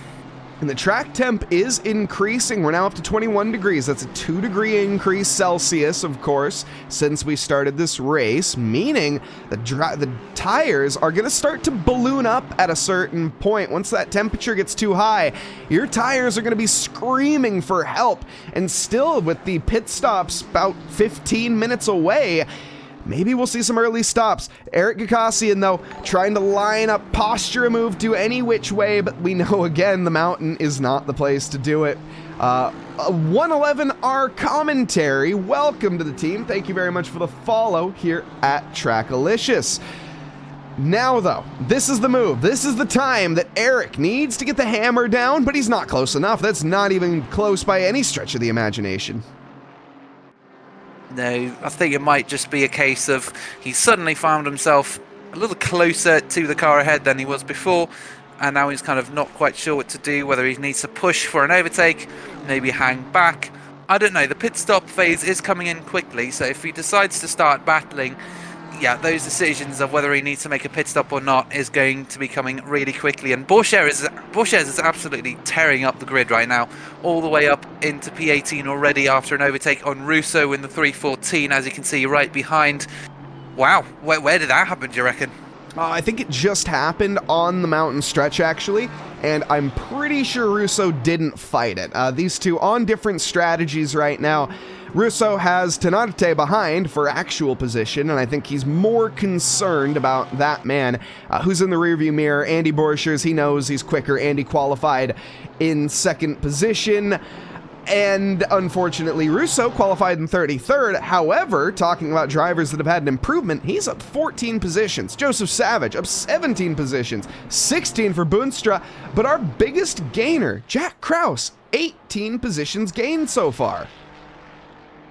Oh, impressive, all the way from P32 up to P14, and he's got another two Ferraris, fellow Ferrari brothers, ahead of him, but that's 20 seconds to go, though. Here, though, is 0 seconds between Russo and Denarte. I think that was Denarte getting the move done through the mountain section. Another overtake up here, and some great space between these drivers. What an overtake as well.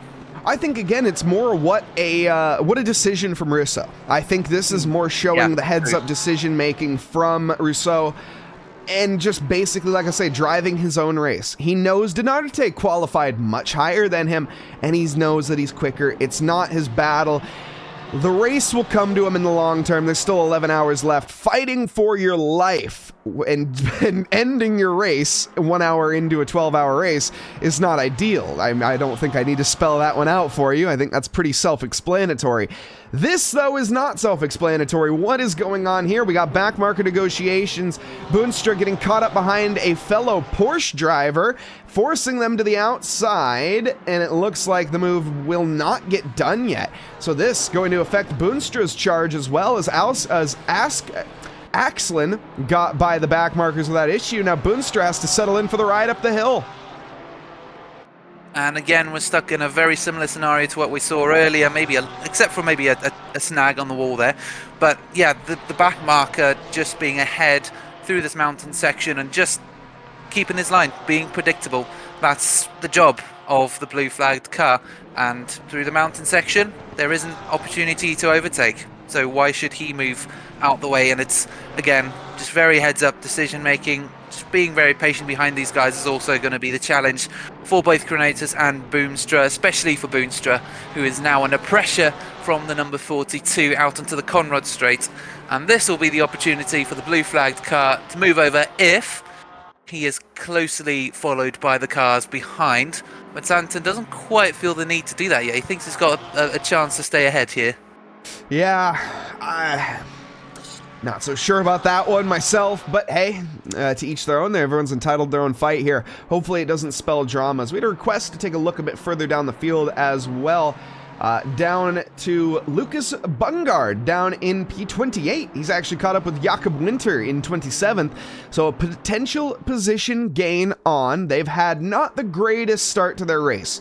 Down 4 positions from where they started in 24th. Not too bad, but certainly obviously want to change that into more positive light.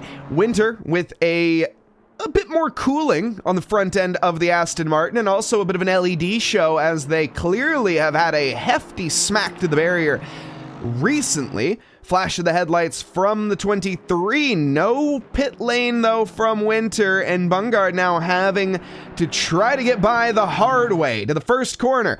Looks to the inside. Is he close enough? The Danish driver, no, has to decide better of it. The mountain bend, the next opportunity, and a bit loose there on exit for the Aston. I think the BMW should be able to make this work.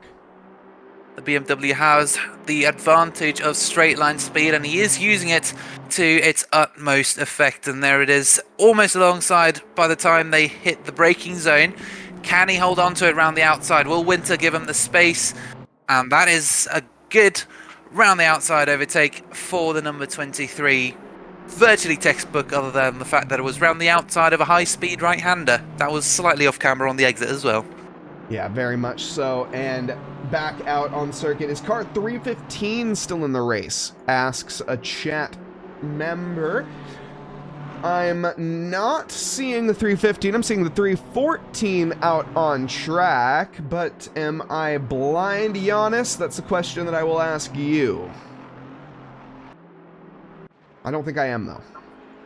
Well, I mean, the fact that you can call action while it's happening demonstrates that you're not blind.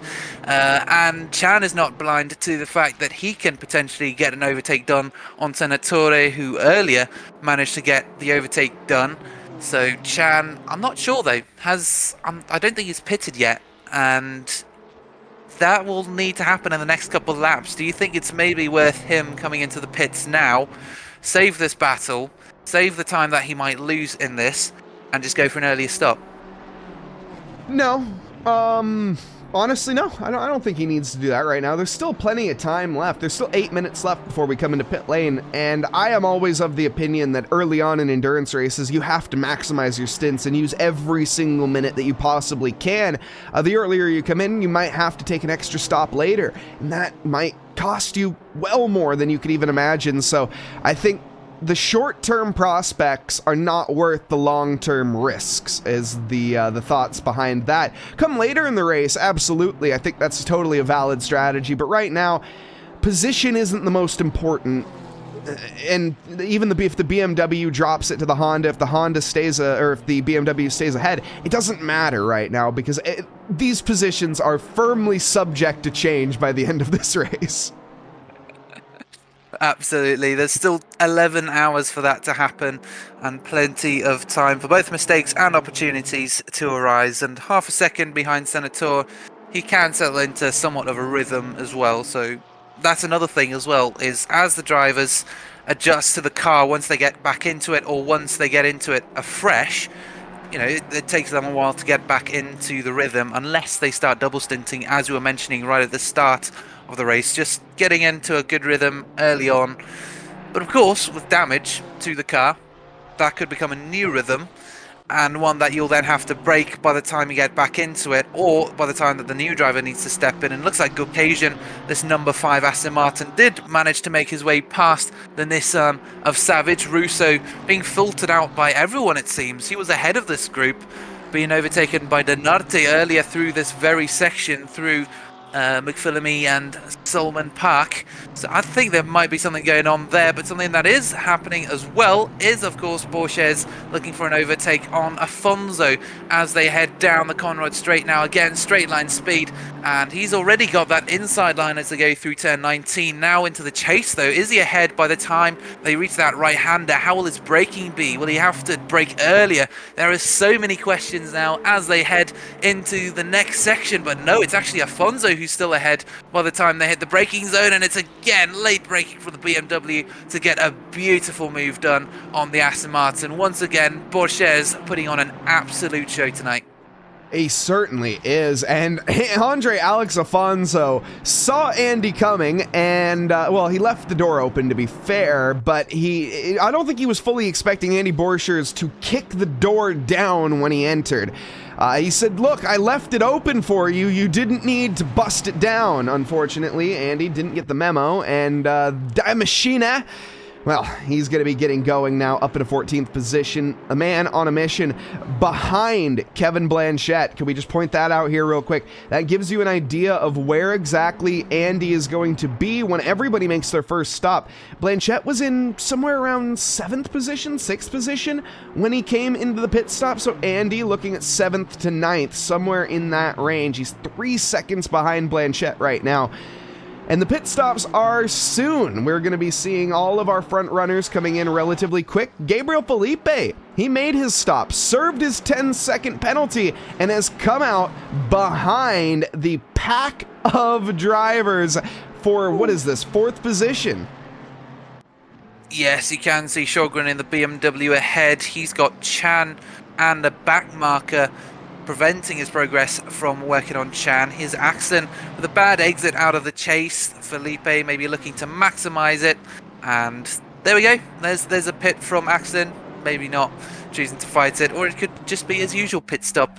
Don't know, but Felipe then gains that position, and of course he was the race leader when he pitted, but he had that 10-second time penalty for the incident down at turn 2. potentially. And there actually is Russo as well coming out the pits, or the car that Russo was driving, the 314. And yeah, everything just gets into a bit of a muddle now, and we'll have to wait and see how everything works out and who comes out where. But yeah, as you said, it just shows how much it can change really quickly. And Gabriel Felipe, look at this. He is looking left and right onto Surongen.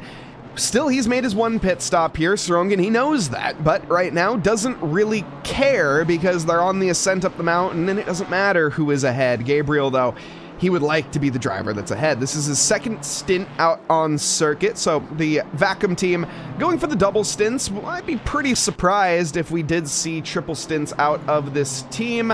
They have 3 drivers to their name, so Renato Donales, as well as Wilson Fernandez and Gabriel Felipe. 3 extremely capable drivers behind the wheel of a BMW.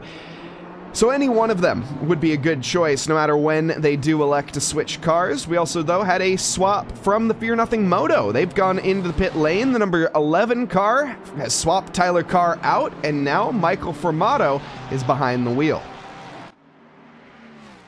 And it all then comes down to fatigue, all comes down to pace as well, but there is some pace to be found by Felipe, who's facing a battle with Sjogren sometime soon, the back marker, choosing a good opportunity to get out of the way before they hit the chase and these very, very overtaking opportunistically corners.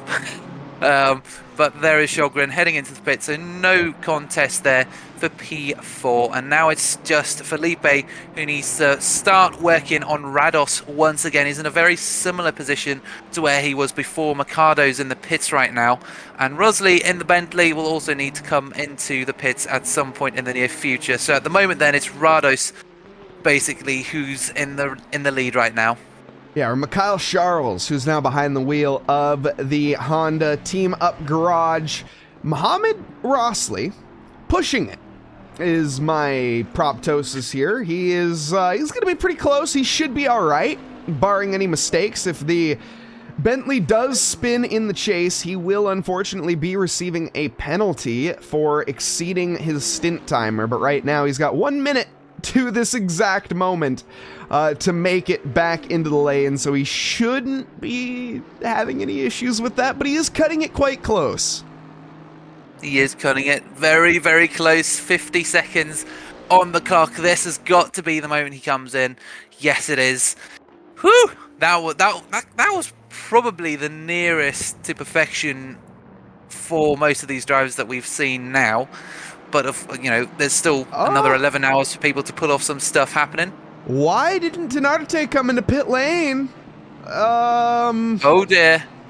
This is going to result in a penalty, no matter what. That I'm not like this. We're about to see it in front of our eyes. We have 20 seconds until Denarte gets slapped on the wrist.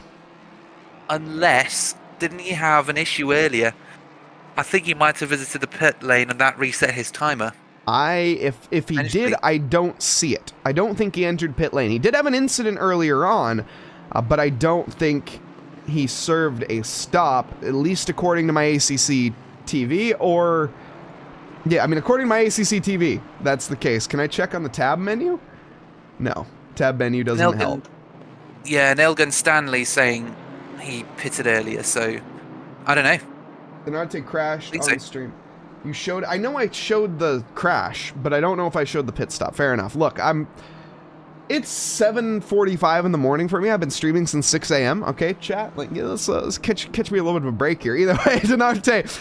And I'm also just going off of what I see on my timing towers, which is clearly incorrect. So that'll be fun for the rest of this race.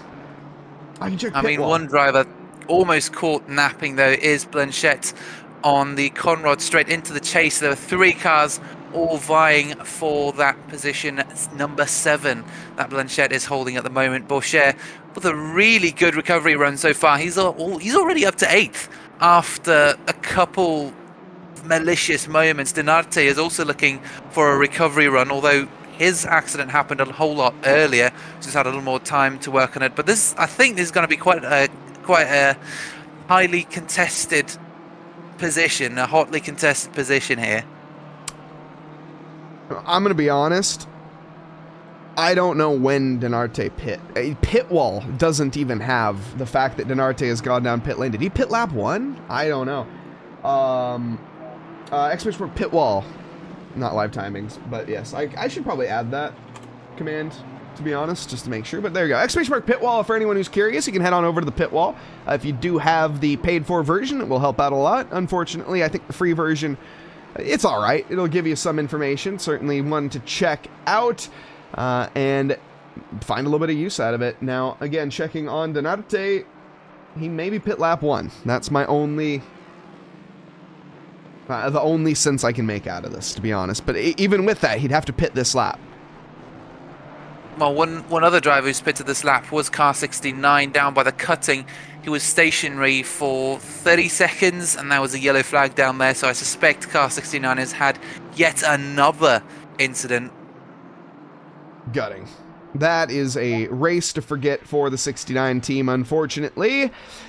Certainly not nice. What is nice is Axlin and Chronotis currently having a little bit of a bout themselves. The 725 and the 42. That's how you can say numbers, Mike.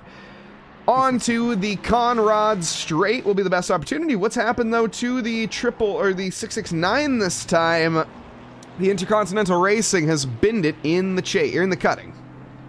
Maximilian's bottle down in P31. He'll be losing that next spot by the Ferrari soon, but he does seem to have a big gap though as the leaders now march through the Skyline section. And yeah, Felipe is a while back, 5 seconds, but we've seen how quickly he can close that gap. Bourchet's still stuck between Blanchette and Denarte down in P8, so I'm not sure. Do you think he's just trying to get into a rhythm again, or is he still seeing red mist? Could we still see something happening? But I don't know. When he made a move, or when he tried making a move on Blanchette down into the chase, he seemed really calm. I think there's something boiling under there. When you wrong Andy Borchers, for the next 24 hours, Andy is going to be thinking about that back marker that hit him. I'm just going to be completely honest with everyone. No, he has not forgotten. That is for sure. He's an extremely talented driver, Andy is. The T-Sports, for the Trackalicious Esports team, our T-Sports driver, one of them. And he is one that wears his heart on his sleeve for sure, and but he's quick. That's the one thing. He's quick, he's consistent, and we're seeing that in front of our eyes right now. He's trying to negotiate by Kevin Blanchette, who we know Kevin Blanchette is an extremely talented driver himself, and his team as well. Carlos Guzman and Kyle Heslin, 2 very rapid drivers, and Andy Borchers looking to make quick work. It doesn't matter who you are. It's nothing personal with Andy. He just wants to overtake you. I mean, it's much better than what some people do when they've been overtaken, which is smash into your rear at 300 miles an hour at the end of a very long straight, such as at Monza T1 or Eau Rouge, after Eau Rouge, once you start hitting those corners after it. So, yeah, I mean, his red mist has been relatively mild compared to what it could have been. Great to see the professionalism in that as well. He has definitely kept it well within the reins, no doubt. And a follow as well from JW Hunter 100. Thank you very much for the follow. Welcome to the team here at Trackalicious. A big thank you to everyone joining us here tonight. Welcome. Hope everyone's having a lovely evening, afternoon, or morning, wherever you are in this fine world. We are currently about an hour and 15 minutes into a 12-hour race. Bathurst. It's a long, cruel mistress. These drivers settling in for the ride right now. Most drivers starting to get a bit of a gap around them forming. This, though, not the case for Denarte, Borchers, or Blanchette. 3 heavy hitters that all could be battling for the lead of the race at one point in time tonight. Currently locked fists together and trying to battle it out right now with plenty of time remaining.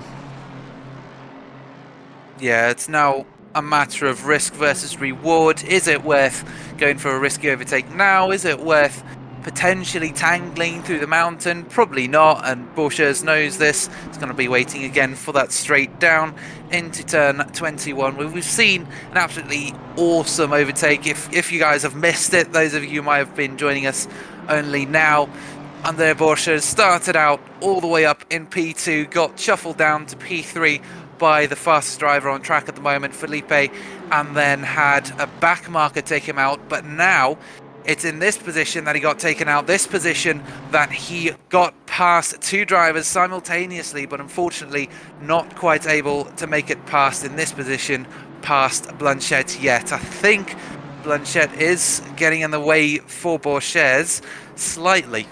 Not much, but just a little bit. He's just that annoying little thorn in your side that's not quite nice to have at this point in the race after having red mist for about an hour and a half.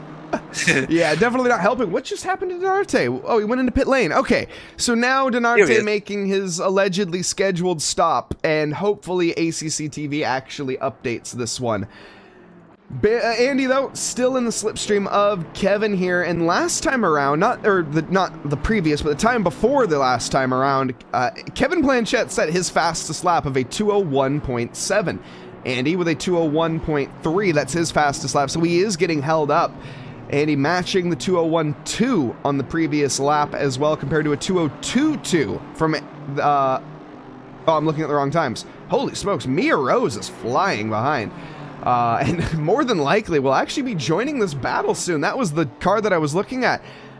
Maya Rose, on home soil as well, getting the lap times and smashing them in a 2:01.2, their fastest lap of 2:01.1. Well, yeah, it's great to see the Honda back on top again, back on top of the pace. They were struggling a lot, especially fighting with Blanchette, Senatore, Mercado being just shuffled down that group early on in the race, and now making up the positions straight up into P8. Do you think I'm assuming it's, I don't know, will that driver manage to make up ground on Borchers and Blanchette, do you reckon? Yes, absolutely. I mean, currently, yes. That is the what I was kind of alluding to there. The times are firmly in the favor of the 17. And Andy, if they can get by, Andy, I think, will be able to start pulling away. But Blanchette seems to just be in a rhythm right now and not being affected by anyone around them. You can even see. Not compromising his line, doesn't care about the defense, looking at the racing line is all he cares about right now, and basically saying, Andy, if you want to go by me, try me. I'm quick enough just to run my line and hold on, and if you do end up putting your car to my inside, if you do get fully alongside, I'll probably not fight it that hard. I'm probably just going to let you go because I don't want to ruin my race going for an all-out defense. There we go. Now, Andy down to the inside, but he's not close enough. No, and it's been the same scenario for him, even down by the chase, where we've seen him be so quick and so late on the brakes. Yeah, the Aston Martin just managing to have such a good line through there, and yeah, he's just been so consistent and so good at holding his line and so good at holding his pace. That consistency is just absolutely incredible. Absolutely is, and just trying to hold on for right now. You need incredible consistency at Bathurst. That's the real crucial element to success, is being able to keep yourself facing the correct direction with all four wheels relatively intact. That's the Murray Walker special, as we all know. Back markers give it, back markers take it away. Keep an eye now on the BMW ahead, because right now the Aston getting a bit bottlenecked in contact as Andy Borchers stoves into the rear of Blanchette. Probably not penalty worthy, but certainly not that welcome from the Aston driver, and that does affect them trying to overtake P23. That's Bungard in the BMW, and look at that. He knows he's not close enough to lift off the throttle, not compromising his own race and leaving these two to hash it out. Again, for the guys behind, I think Blanchette might have just been... Was he holding on the brakes when Borchers came in hot? Because it might have been a lapse in concentration from Borges, but that doesn't quite make sense to me. So I suspect it really is just the BMW ahead just staying on its predictable line, but just not being as fast. And so the drivers behind need to compensate for that. They need to brake a little more than they used to. And of course, Borges, who's just used to going in these final couple minutes so far, yeah, he wasn't quite used to that. No, not quite. And Gray pointing out something as well is it's very easy coasting up to the rear of a slower car, but it's very difficult to pass unless you get a monumental exit, or this car, for example, allows you to pass. Corn for Caster also wishing they could join us in this race. Sorry that you couldn't, but happy that we have you in the live stream chat nonetheless, joining us while you can, and I hope that you are having a lovely Saturday regardless of what you have planned. It's a shame you couldn't join us, but of course, we hope to have you in the next ones. There was also a question earlier, are we going to do this every week? No, I wish we were, but a 12-hour race every weekend would certainly be a bit much for the broadcasting side of things, but you know, hey, if that's what you guys want, let us know. I'm sure we can make something happen in the future, more than likely another 12-hour race. Oh my goodness, that was unfortunately Bungard into the barrier. Oh, Bungard, you can see the damage to the front of his car. Do you think Rose was involved in that? I'm not sure. I don't quite think so. No, I don't think so. I think that was just a bit of a miscalc, unfortunately, from the 23 in P23. Some say it's fate, but unfortunately, it's looking like a curse right now.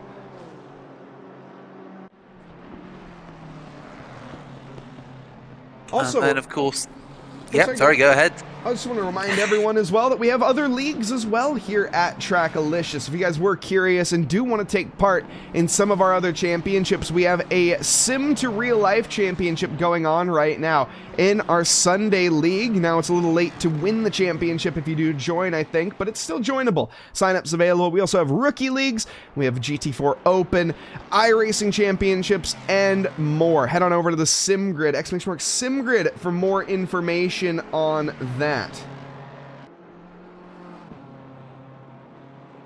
Axlin looking for a move into the top 10 on Nia Rady, the number 32 BMW, and Axlin's kind of just been chilling outside the top 10 really. This will be his big break into it. He's got a big gap to Chronodis to make up ahead of this BMW, 1.6 seconds about, and then it's an even bigger gap to the Aston Martin actually of Blanchett, who we were seeing just a little earlier, who's just come into the pits actually. Sorry, so that's actually an 18. Oh, is it a crash? Big crash. Oh no. Blanchett. Oh dear. Did he fold under the pressure, or was it assisted? We'll be keeping an eye on any penalties rolling the way of Andy Borchers if that is the case. We unfortunately missed that one. I didn't even see the yellow flag pop up either. I'm sure I just didn't see it, but you hate to see that. Oh, battle for the lead as well. Gabriel Felipe and Charles back at each other's throats. Gabriel Felipe, a 10-second penalty at the pit phase. No more. He is back leading this session. Wow.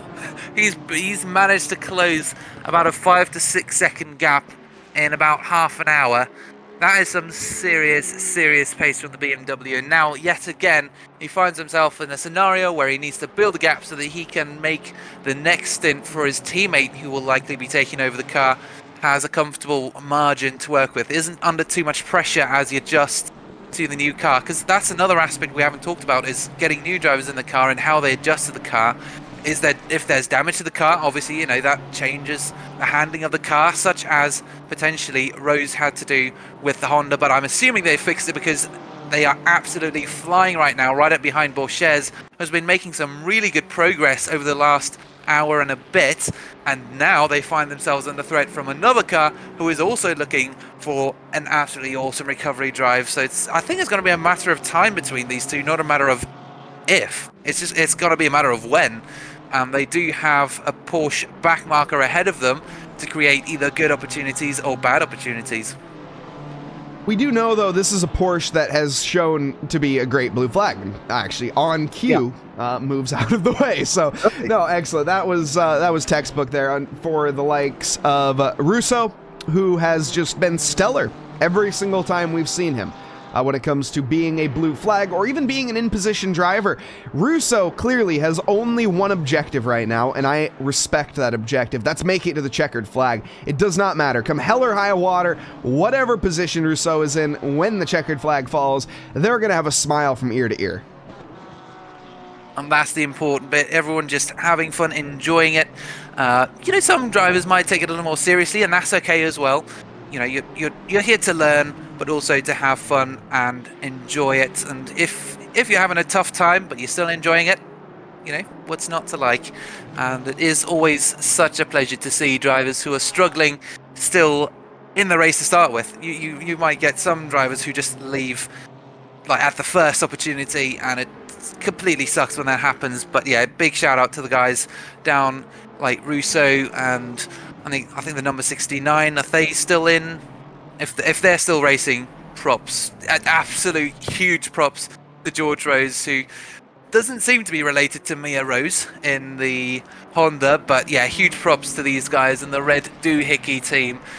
Just keep going, guys. We've got 10.5 hours to keep working on Vermuza ahead. 10-second penalty, but just keep pushing. Just keep pushing, boys. 10-second penalty for David ahead. That's for Varmaza in the Ferrari. So actually, potential overtaking change. Well, 97 seconds is the gap. So gonna need a bit more than 10 seconds to catch. But as you said, 10 hours, 32 minutes and counting. Anything can happen in racing, and it normally does. Mia Rose right now giving Andy Borchers quite the hard time. Cornforcaster in chat mentioning an underrepresented Australian driver for Rose, is of course Cornford Caster, a Australian driver himself, so loving the home soil, the support for the home soil, I suppose. And right now, Mia all over it, and Kevin Blanchette with a drive-through penalty. What is going on for the 585? I suspect that might be something to do with the pits, as he maybe sped in the pit lane on the way. But that doesn't make sense though. If he just had his crash and he just came straight in. But if he came down the mountain and he just drove straight to the pits, that could potentially also be it. Yeah. It could be a speeding in pit lane penalty. So here in Assetto Corsa Competizione, for the most part, when you get a speeding penalty in pit lane, you're going to see a stop go 30. However, that's not the case all the time. If you go slow enough while speeding, so you only exceed the speedometer by a certain amount, like which I think is 3 miles an hour, 2 miles an hour, something like that, you will get a drive-through penalty. If you exceed more than that, you will get a stop go 30. So various magnitudes of speeding in pit lane, and I think Kevin Blanchette got smacked with a slight slap on the wrist. But that slap on the wrist, you have to serve it within the next 3 laps, unfortunately. And here at Bathurst, you're looking at about 19 seconds spent for a drive-through penalty. So really not the worst pit lane, but again, that's worse than a 10-second penalty. That's basically the equivalent of getting a 20. Yes, and as Comfort Caster says, it's easy to forget to put the limiter back on after you teleported to the pits. So you know, that likely means that Blanchette then just teleported straight to the pits and then just forgot to switch on the pit limiter for the fraction of a second where he was over 50. And in that moment, he held his hands on his head and, whoa, you know, oh no! Andy Borchers! Oh, no! What? That was another backmarker incident. What just happened? Okay, let's dissect this. Was this the same backmarker? Oh no, if this was... it's a Ferrari, so down to the inside, we clearly have the line. Andy, I'm gonna be honest here, I don't know if you can place that on the back marker. I don't know. That will have to be down to the stewards on their decision. I'm unsure on that one. I'm almost leaning more to the fault of Andy, unfortunately. I mean, I don't know, because it did look like he was going slightly straighter into the line. It didn't quite look like he was making the apex, but on the other side of things, the Ferrari did seem to be coming over to the right. But again, yeah, things just happened so quickly. We'd have to have another look at it before we can comment. And that's actually the Ferrari just behind that you can see. That's right behind Russo. So Oh man, and again, just to tangle the back marker, putting Andreas Borsche back into the pits. But here we go. These are not back markers. It is Axel and Neo Raid. No, sorry, that's Ronodus and Axel having a battle for P7 and P8, being caught up behind the BMW of Livrieri. And again, patience is key here. Discretion, the better part of valor. And that BMW does have damage to the front. He should move over to the side of the road here at this point in time, just being you know, or he could lend a helping hand with a slipstream, but no, there's nothing there. No, straight line speed's gone for that car. Unfortunately, that inline 6 is having to work overtime. Axlin, though, looking to the outside of the chase, gets all sorts of out of shape through the kink. Chrono, now, though, onto the outside line for the second part of the corner. He'll defend. That was definitely move on for Axlin, but that slight little wobble, I think, compromised him. Now, with about 10.5 hours left, when do you make the move? No more back marker to play a role. Livrieri got overtaken with ease and doesn't come into pit lane either, surprisingly, so clearly not sustaining too much damage, all things considered, but back out on a track. These two locked in firm war. We also, though, had Phil Sayers come into pit lane. That was the Ferrari that tangled with Andy on this lap. Both drivers staring at each other menacingly, I presume. And as you said earlier, Andreas Borges, he's going to remember that moment for probably the next 2 weeks now, after seeing Red Mist and then Red Mist 2.0. I'm not sure how the driver swap works. Can you put a different driver in when you've just teleported straight to pits? I'll be honest, that I don't know either. Because at this point it might be wise to get someone else into the car. Oh, there's a Bentley on the side of the road. Was that Rosley? That was, I think, Baktir, Safal Baktir, because they've just disconnected, unfortunately. I'm not sure if that was a disconnect due to the crash or if it was a crash due to a disconnect, but the results are the same. That's one car less in the server. A disconnect is probably even worse than a crash because, I mean, to be fair though, you know, it's not your fault, but, you know, you've worked so hard. I mean, it's an hour and a half, but yeah, we don't know. Like I said, we don't know if it was a crash that led to the disconnect or disconnect that led to the crash. If it was the latter, my condolences. If it was the first one, then suck it up, Buttercup, get back out on circuit. Alex John's saying you can't swap drivers though, so Andreas Borges will have to get back out on circuit. And doing another lap before he can do a driver swap is not going to be ideal for the strategy, I think. I'm going to be honest, that's assuming that car gets back out on circuit. I would not be surprised to see them call it quits. They're still in pit lane. They're actually back out on circuit. All right, as I spoke. They take the words right out of my mouth, and now Andy Borchers is about to get lapped by Professor Chronotis. This is definitely not something I had on my bingo card leading into this 12-hour. You get a bingo card? Where's mine? I mean, you know, B-I-N-G-O. No, I get what you mean. I get what you mean. What's his name? Oh. If you have a hat time to eat it, yes, there's also that too. Various analogies and whatnot. It does look like, though, we have a nice little fight side by side between Senatore and Fabio Teixeira. Apologies on the mispronunciation there. A Portuguese driver, so that doesn't help me out whatsoever, unfortunately. Senatore does get the move done. Does he defend, though? Yes, he is going to keep the advantage through the chase and back onto the next lap, but the Cavallina Rampanti of Fabio certainly posturing for a move right now. On the previous lap, it was advantage Senatore. Let's see what the lap times look like this time around. A 202.4 compared to a 203.1. So Senatore should, in theory, have the advantage. Of course, that's the on-paper times, but as I alluded to earlier, we don't drive on paper, Yannis. Nope, we drive on actual tarmac.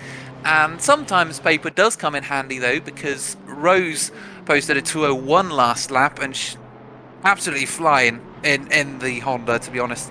Absolutely sending it, and now within a second of the Ferrari ahead, so that driver could also get involved here sometime soon.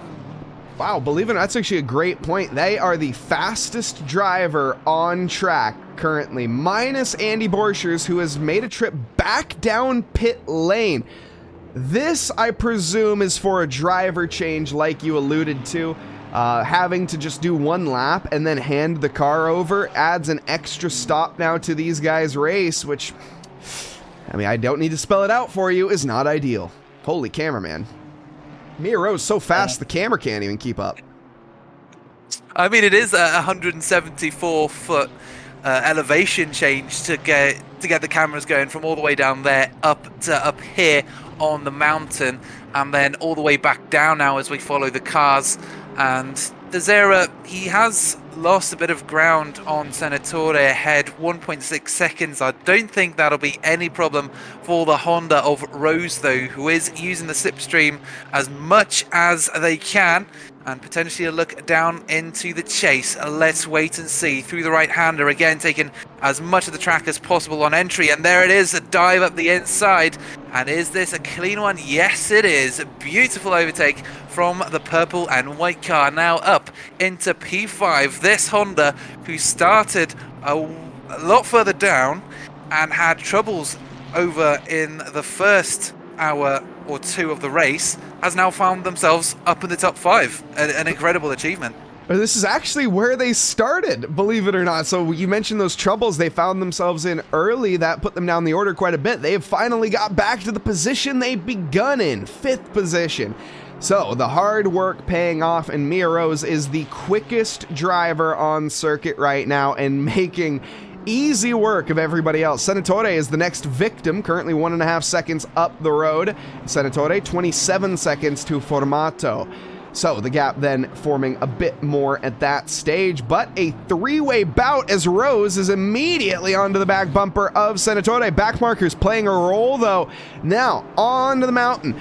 The move probably will be on for the Conrad straight into the chase. We saw it on the previous lap, a textbook setup and a textbook send. Gonna have to do that one more time here. A bit of deja vu required if they want to find 4th position. Rose is absolutely flying. I can't believe how quick it is. Even just looking at the car's behavior and how they're nailing these apexes, it is unbelievable how quick they are. So, yeah, you know, they've already closed that half a second gap to Senatore ahead. Let's see what happens out into the chase. They got past the Ferrari of Teixeira last lap here from a move quite far back, and now they do have the slipstream from the Aston Martin of Freeman, the number 5 ahead, who's down in P17. I think maybe a move, but again, that would be quite optimistic here. Yes. It would indeed be very optimistic, yeah. I think it would be very, very much so. Not going to happen this time around. And a hydrate as well from no, not really. I think that's a bit of an understatement for some of these drivers. Andy Borchers joining us in chat as well. Andy, hearts off to you, brother. It's certainly not how your first and second stint wanted to go. I do feel for you. Absolutely. You have all our sympathies. And yeah, it is tough. Yeah. And no, not really. If you've only recently joined us, Andreas, I'm not sure whether you want to break the news, but you know, it was a hard stint or two for these guys in the number 6. No, sorry, was it number 31? So I just saw the BMW ahead of the number 67 for Senatore. This is the battle on at the moment. With Rose fastest car out on circuit at the moment, again, as we've mentioned, just absolutely flying, 0.3 seconds off the BMW ahead as they move through the second sector and out into the Conrad straight. Again, the classic overtaking opportunity. I think this is going to be their best chance yet. Yes, indeed. And the descent on the mountain, again, settling in for that roller coaster ride and then trying to snap and go for the move. That is the plan, but we all know no plan survives first contact, especially with the enemy. But Mare, quickest overall on circuit right now. 2/10 is the gap. Set yourself up here to rotate that car nice and easily through forced elbow. Maximize the minimum speed. Good acceleration. The problem is the BMW is rapid in a straight line, and it's getting a little slipstream help from Cody in the 111 Nissan GTR. Is that going to make the difference? Rose takes to the racing line, tries to cut it as tight as they can, switch it up to the outside, try to go back to the in potentially for the second part of the corner, but Rose decides no, we'll have to wait again for another corner. Is it going to be Murray's corner? Again, no, just taking to the racing line, almost seemingly comfortable in the Honda right now and just trying to force some sort of mistake out of Senatore ahead. Is this going to be the chance, though? Maybe just waiting for the first corner. Down to the inside of Hell corner, fully alongside, back onto the accelerator. Some grass kicked up for Senatore, and even with the off track, it's not enough. The BMW inline 6 using its legs. The Honda, though, back to the outside and has to back out. In that straight line, the BMW has got the advantage, and to be honest, what Rose did after Murray's corner as they got onto the pit straight, that was the best opportunity, so to speak, in terms of just pure pace in the corners, because, you know, the BMW didn't really have time to then get up to speed, use its long legs, so of course the Honda can then just get up there real quick. And again, every time the cars come through there, I'm not sure whether it's just, you know, the internet being a little interesting, you know, wobbling around a little bit, but it seemed for a little bit as if there was contact with the wall. Not sure whether it happened for real, but what I do know what's happening for real is that Rose is being very quick and has got another opportunity out onto the Conrad straight if the number 111 of Cody and the Nissan stays predictable here. And he is backing up these two cars, and this is probably the best opportunity the Honda has. She's been waiting for this for so long. All three of them using the slipstream. There they go, round the back marker. Whew, it's going to be close. Is it going to be a send down the inside? We saw Senatore defend the line last time round, going for a cutback. There it is to the outside. Senatore again covering off that inside line, positioning the car right in the middle of the track, the best place to position your car when defending. But now again round the outside, and Senatore is absolutely doing an awesome job at defending his position. Again, it's going to be another opportunity down into turn 1, a 90-degree left-hander. Is this going to be Rose down the inside again? Has a look. There's nothing there, so I'm not sure she'll get this move done into the next corner. How do the exits compare? There's nothing between these guys. Call Senatore the 8th wonder of the world. He is the Great Wall of Vincenzo. But right now, Miarova's trying to crack it wide open like the Mongols, but held at the gates one more time. Wow. Back up the mountain they go. Into the cutting. Are we going to see a chance? I don't think we are. Rose not close enough to make the send. And right now, I sense a bit of frustration from the Honda. Potentially, maybe going to be overdriving the car a bit more, as it seems. Right now, they know they have the pace. Rose is quick. Now, do they take an alternate pit strategy? No, probably not, considering they're only 37 minutes into their stint. It would be pretty futile for either one of these drivers to make a pit stop. Back down the mountain they go. The Conrad, will that be the setup? I mean, we've said that for 2 or 3 times now, and every single time Senatore just puts the car on the perfect position on track to defend that place.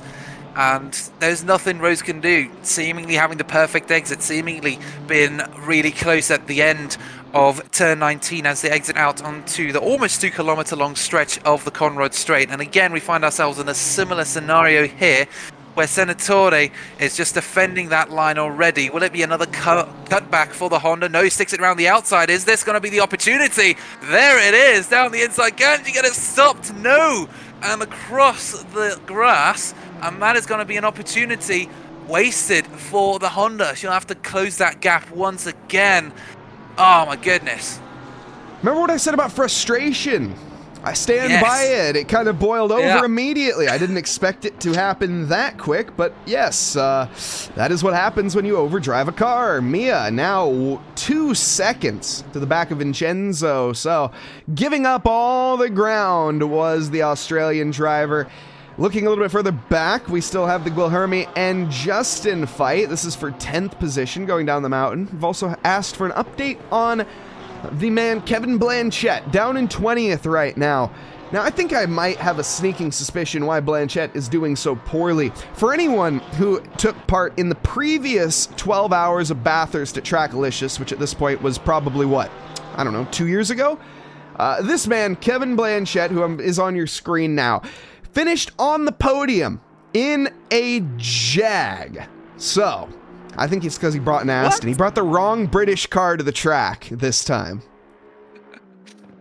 I've never heard of someone winning in that Jag. It didn't win, they podiumed, but... Oh, podiumed. Yeah, I mean, that's still impressive. It was extremely impressive. After 12 hours of Bathurst, Kevin Blanchette and the Crazy Rabbits racing team finished on the podium with the Jag. Truly one of the most unforgettable moments in TRACKILICIOUS history, and at least in the endurance racing history, no doubt. Cornford Kass, they're giving us the iconic line from Jeremy Clarkson, the Jag.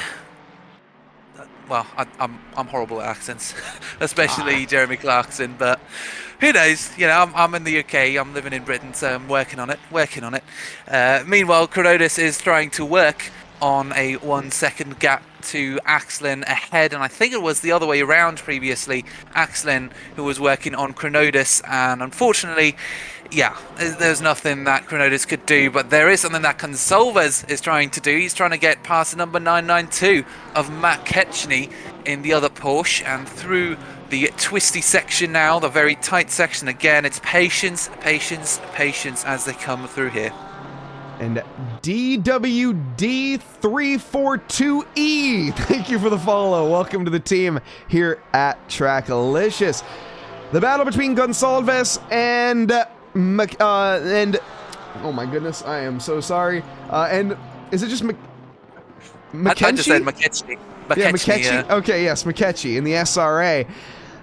Currently going down the hill once more. It's Porsche on Porsche, so equal machinery when it comes down to it. The 666 and the 992. Gonna be difficult to make the moves if you are the Portuguese driver here, because just trying to find, as we have a sub from Cornford Caster with a resub with Prime for 2 months total. Thank you so much for your continued support, Cornford Caster. My goodness, that's almost a year. Thank you so much, everyone. If you do have Amazon Prime, keep in mind to get 1 free Prime sub every single month, and you can use that on whatever channel you would like, and we thank you if you do use that here, just like Cornford Caster did.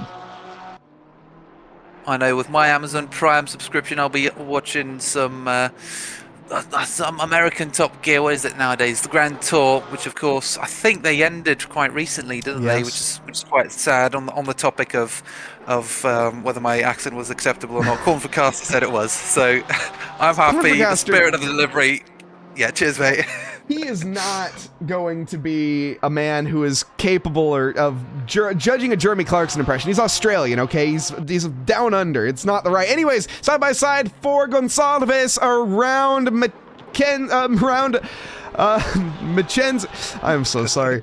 Oh my goodness. I am having a brain aneurysm ahead of everyone. Either way, the overtake is done. The 666 is ahead of the 992, and looks like they'll be walking off into the Bathurst sunrise now, as the sun is firmly cresting, and we often hear, or well, there is a corner here named Sunset, right? And Skyline, of course, being it. Here we're going to be seeing, though, the bright sun right in our eyes as we come around this corner. Blink and you won't miss it, because there it is, blinding you before the braking zone. And into the skyline. Yes, you can see all the skyline, but you can see the whole skyline. But of course, if the sun is right in the center of that skyline, yeah, it can be a little distracting, but it hasn't been so for Gonsalves, who's up into the top 10 and back out onto the Conrad Straight. And thank you very much to Talix13 for the follow. DWD wondering who is racing. Well, we have a lot of drivers racing. Let's just be clear. We have 35 teams entering this race, and each team having a couple drivers on it. About 90 drivers or so coming into this one. So pick any one of your favorites on the left-hand timing tower, and you can support them for the next 10 hours here in the Trackalicious 12-hour Bathurst stream. Gabriel Felipe leading this race currently, 3 positions up from where he started. It's been a man on a mission. He had a 10-second penalty as well for a bit of an incident earlier on with a fellow BMW, but since then has pretty much not looked back and decides I'll be leading this race 16 seconds over Mikhail Charles down in second. The Honda NSX, another car that we don't see too often, or the Acura NSX, depending on where you're from, out on circuit and dominating with not just one, but 2 cars in the top 5. Michael Fumato in the Ford Mustang, the Fear Nothing Moto Stang, and Mia Rose in 4th. The Australian on home soil currently down under in 4th position, with Vincenzo Senatore, a 10-second penalty, in 5th. Fabio Teixeira in 6th, Axlin in 7th, Chrono in 8th, Chandler Williams in 9th, and rounding out your top 10 is Guilherme Gonçalves, who has just found themselves in the top 10. So Rose got the move on Senatore done somehow. We missed that. That is true. That was something that happened, yeah. But I suspect Senatore potentially got that 10 seconds for... I don't know whether his defense was maybe catching the attention of the stewards or whether there was something else that went on. But as far as I could see, Senatore's defense was perfect. It was spotless. There was nothing at fault there. No, I mean, I called him the Great Wall of Vincenzo. I mean, he clearly has cracks in the wall at this point. That wasn't that good. Yeah, moving swiftly on from that one. Senatore, 2.5 seconds to the back, and with that 10-second penalty, will be losing the position to Teixeira come the pit stop phase, which is pretty much right around the corner at this point. 25 minutes, excuse me. It's 70-minute stint timers here, and we're about 45 minutes in. So another about 25 minutes before some drivers do come into pit lane, unless you're Gonçalves and you're in on this lap with 59 minutes elapsed. So still leaving 10 minutes on the table. Yeah, there's that interesting thing of if you run your stint timers all the way to the end, 17 minutes, you know, it's a 12-hour race. If you run about an hour each time, you know, that's about 12 stops. Whereas if you run your stint timer all the way, by the time you hit about hour 7, I think you'll have gained about an hour on your stint timer. So that could potentially be one less stop, but that involves running your car to the absolute limit all the time. You know, running it to the line all the time, and then you've got all the fuel stuff that can go on to that, losing your time potentially. There's a lot of strategy you could put into a 12-hour. One of the best strategies that you can put into a 12-hour is staying on the circuit. Andrew Oakley and the number 69 Red Doohickey have not had so much luck. Keeping it on the circuit has been a bit of a luxury for them, unfortunately. Pretty much since the word go, they've been struggling on circuit, but the biggest thing is, of course, keeping them still out on circuit. That is what you love to see. I mentioned it earlier, and you mentioned it as well, and I'm sure we'll mention it again. Making it to the checkered flag is a win, and Andrew Oakley, I'm not sure if this is their first endurance race, second endurance race, or whatnot, but at the end of the day, some of these drivers, this is their first time taking part in a 12-hour race, and in order to get some experience under your belt, you have to take part in it. You have to actually go out and finish the race to say you finished a race, and then you can maybe worry about some results in the next one. Your first endurance race, though, always should just be about prioritizing the finish rather than the win. Absolutely. And if you do participate, you're an absolute legend, whether you finish or not. If you've done your stint, you've done your time, and you gave it your all, you know, that's all your team can ask for you. Elshin in the 24 Ferrari, they've not really featured too much on stream so far, down in P27. Do you have any info on this team? I'm pretty sure... No, this is not the team that I thought it was. Well, one of the information that I have is the fact that the car looks knackered and kind of beat every which way to Sunday. I don't think that is the carbon fiber texture, the active. What type of car? What is it again? Forged carbon, yeah. Forged. Okay, I do not think that is forged carbon fiber. I think this is unforged carbon fiber, or has been unforged forcefully. Yeah, it was forged in the fires of hell as he hit the walls. You know, he tried going into a cave to look for some gold, like they were doing back in the 1850s, and then instead found a gateway to hell and somehow managed to make it out alive and still racing down in P27. I just took that way too far, didn't I? It's all good. I like it. Getting a position, though, for his measures. He's coming out of the doldrums up into 26th. So, not the end of the day here for the 24 car. I think, though, this might have been one of the cars that did get tangled with our front markers earlier on, but I'm still not completely sure. I think that was either... It might have been a different Ferrari. Could have been... It was Mitchell. I know that for a fact. Paul Mitchell was, or the 555 Ferrari was one of the ones that got tangled up with Andy Borchers. That was the one down into turn 2. And I'm not sure who the other one was on the chase, but could have been the other Ferrari. West Romery with a yellow flag at the end of the chase and into pit lane. So the dominoes continue to fall with 10 hours left in this race. Apparently, Nyred's 32 saying they have a brake issue, something to do with the brakes. So, I'm not quite sure. We don't really have too much info. Do you reckon that's like actual pedal brakes, or whether there's something with a brake pad? Someone maybe accidentally putting on some pad ones, forgot to swap that out, Wally, because that's a possibility. As Wally is down in Skyline, let's have a look. Oh, yeah, that is a classic spot to hit the wall, hug it. And, resafe join lead, please. Oh, man. Some very heads up driving from the Mustang. Great rejoin. That was definitely a good rejoin. Lucky he didn't get disconnected there, get disqualified for driving backwards on track. You always got to be so careful if you are facing the wrong direction and getting on the loud pedal, because the in-game stewards will quickly get rid of you if they find you unsafe, which, again, that's not our actual stewards from TRACKILICIOUS. It is the in-game base stewards that are default installed in the game from day one when you get it. So, not the most lenient are those guys, and especially when it comes to track limits as well. Chandler Williams, he so far has been quite on top of it. The Please Brake T1 car, this was, I think, teammates with Tiago Donarte.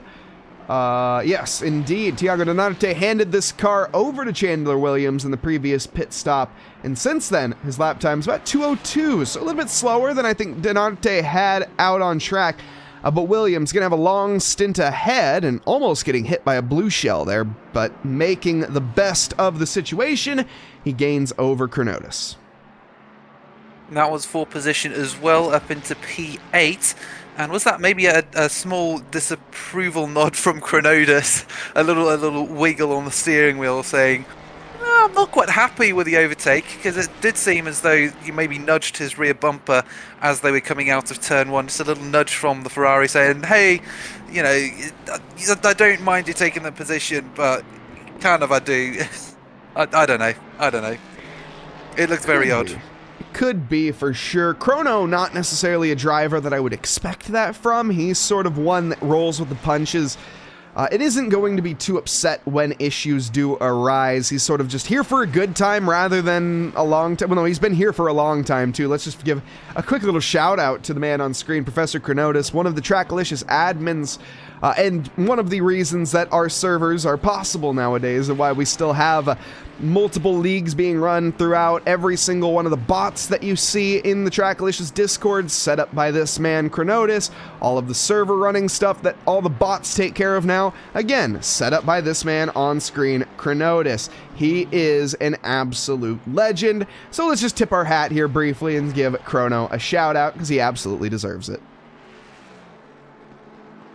Admins all over the world definitely deserve our respect and admiration for kind of the jobs that they do in the Discords, because that's a lot of time that they spend having to make sure that the Discord servers are nice and tidy, are easy to use. So definitely a big shout out to all the admins and also the stewards as well, who've been fairly active this race. I'm seeing Senatore still with that 10-second time penalty, which he'll have to serve when he comes into the pits.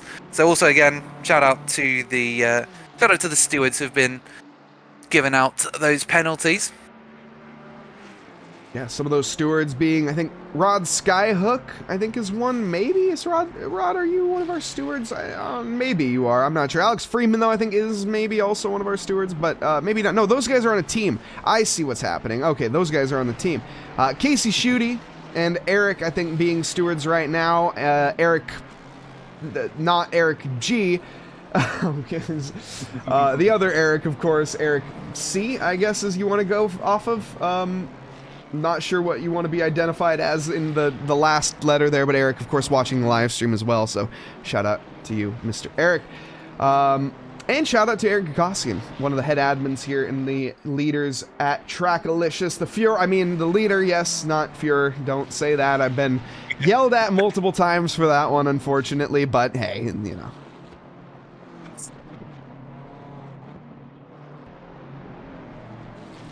This is a back marker that Coronados is catching up on. I suspect is it Brees in the 32? I don't know. No, it's the 23 of Phil Graff.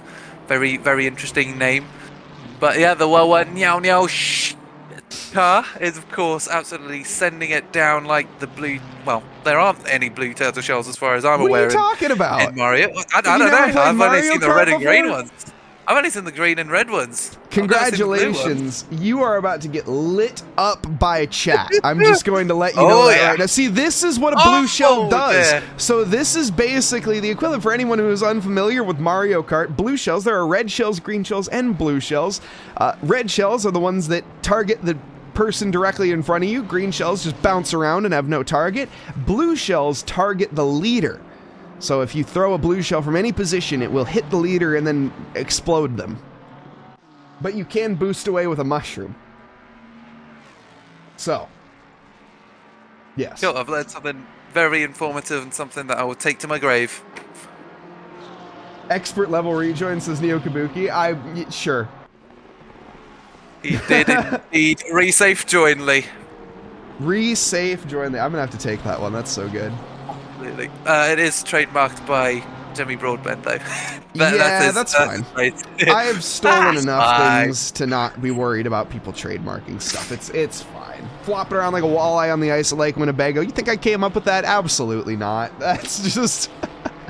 I'm not that clever, unfortunately. I'm just one to take notes and roll with them, which, speaking of, if you guys are interested, I'm starting to post some more clips again. I posted a clip this morning, and it's doing quite well, believe it or not, on Instagram. So if you guys are interested, I think I actually put a command in. If I type !Mike, you can find my socials. Yes, look at that. So if you're curious, head on over to my Instagram and see the most recent post. I didn't post it on X, so I'm not sure if I'm going to be posting on X for that sort of thing. But eventually I do need to start like posting on X. I don't know. I'm not a social media man. I need to get myself such a function over at my community. Absolutely, yes. We had a follow from Murray Mall 87. Welcome to the team. Thank you very much for hitting the follow button. We are getting ever closer to 2,500 followers here on TRACKILICIOUS. Let me do a quick little check on where are we at. We are currently 22 followers away from 2,500. Holy smokes.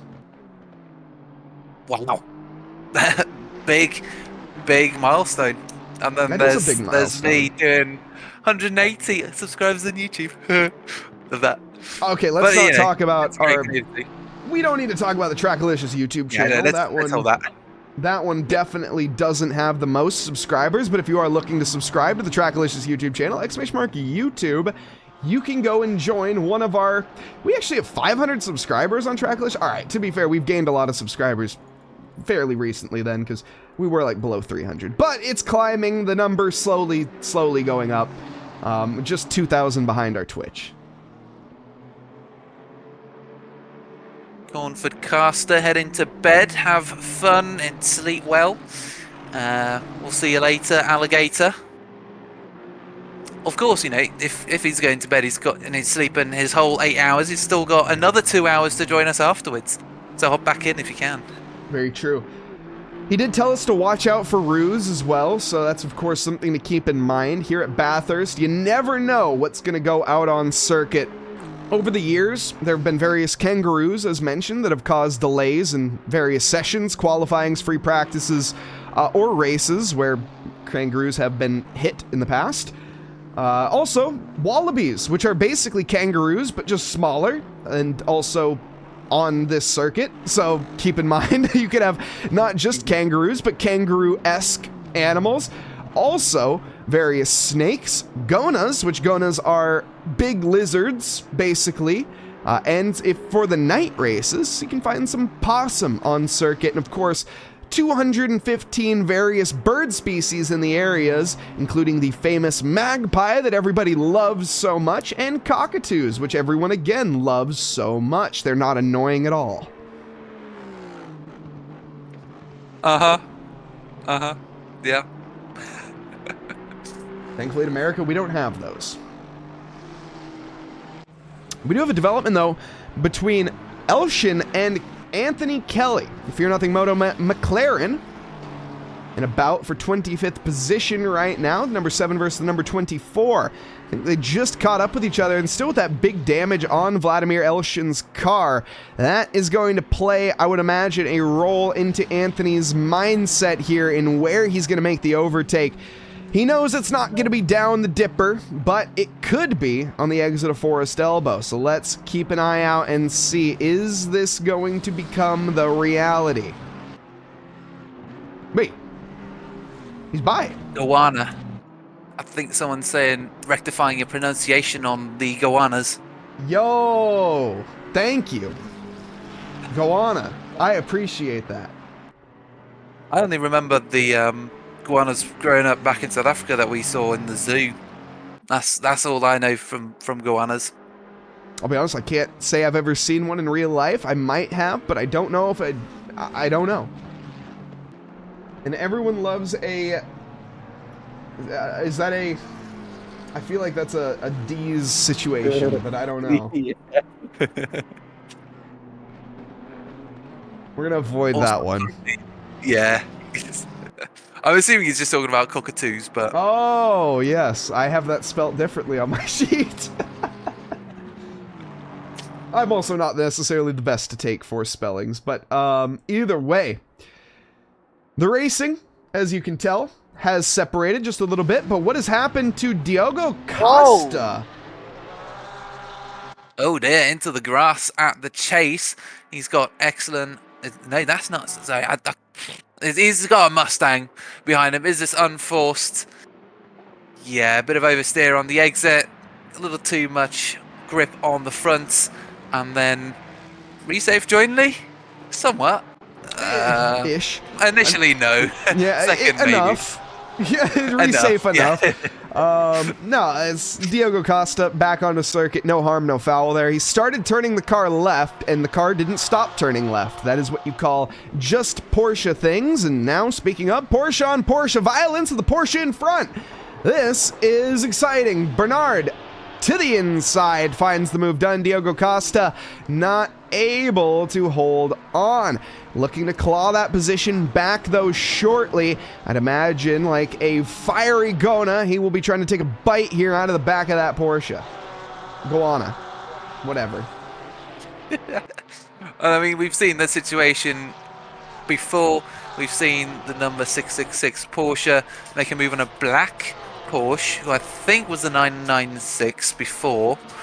So, should be familiar ground for Costa if it can get back up to speed, because of course, you know, that little slide could have an impact on the mental game.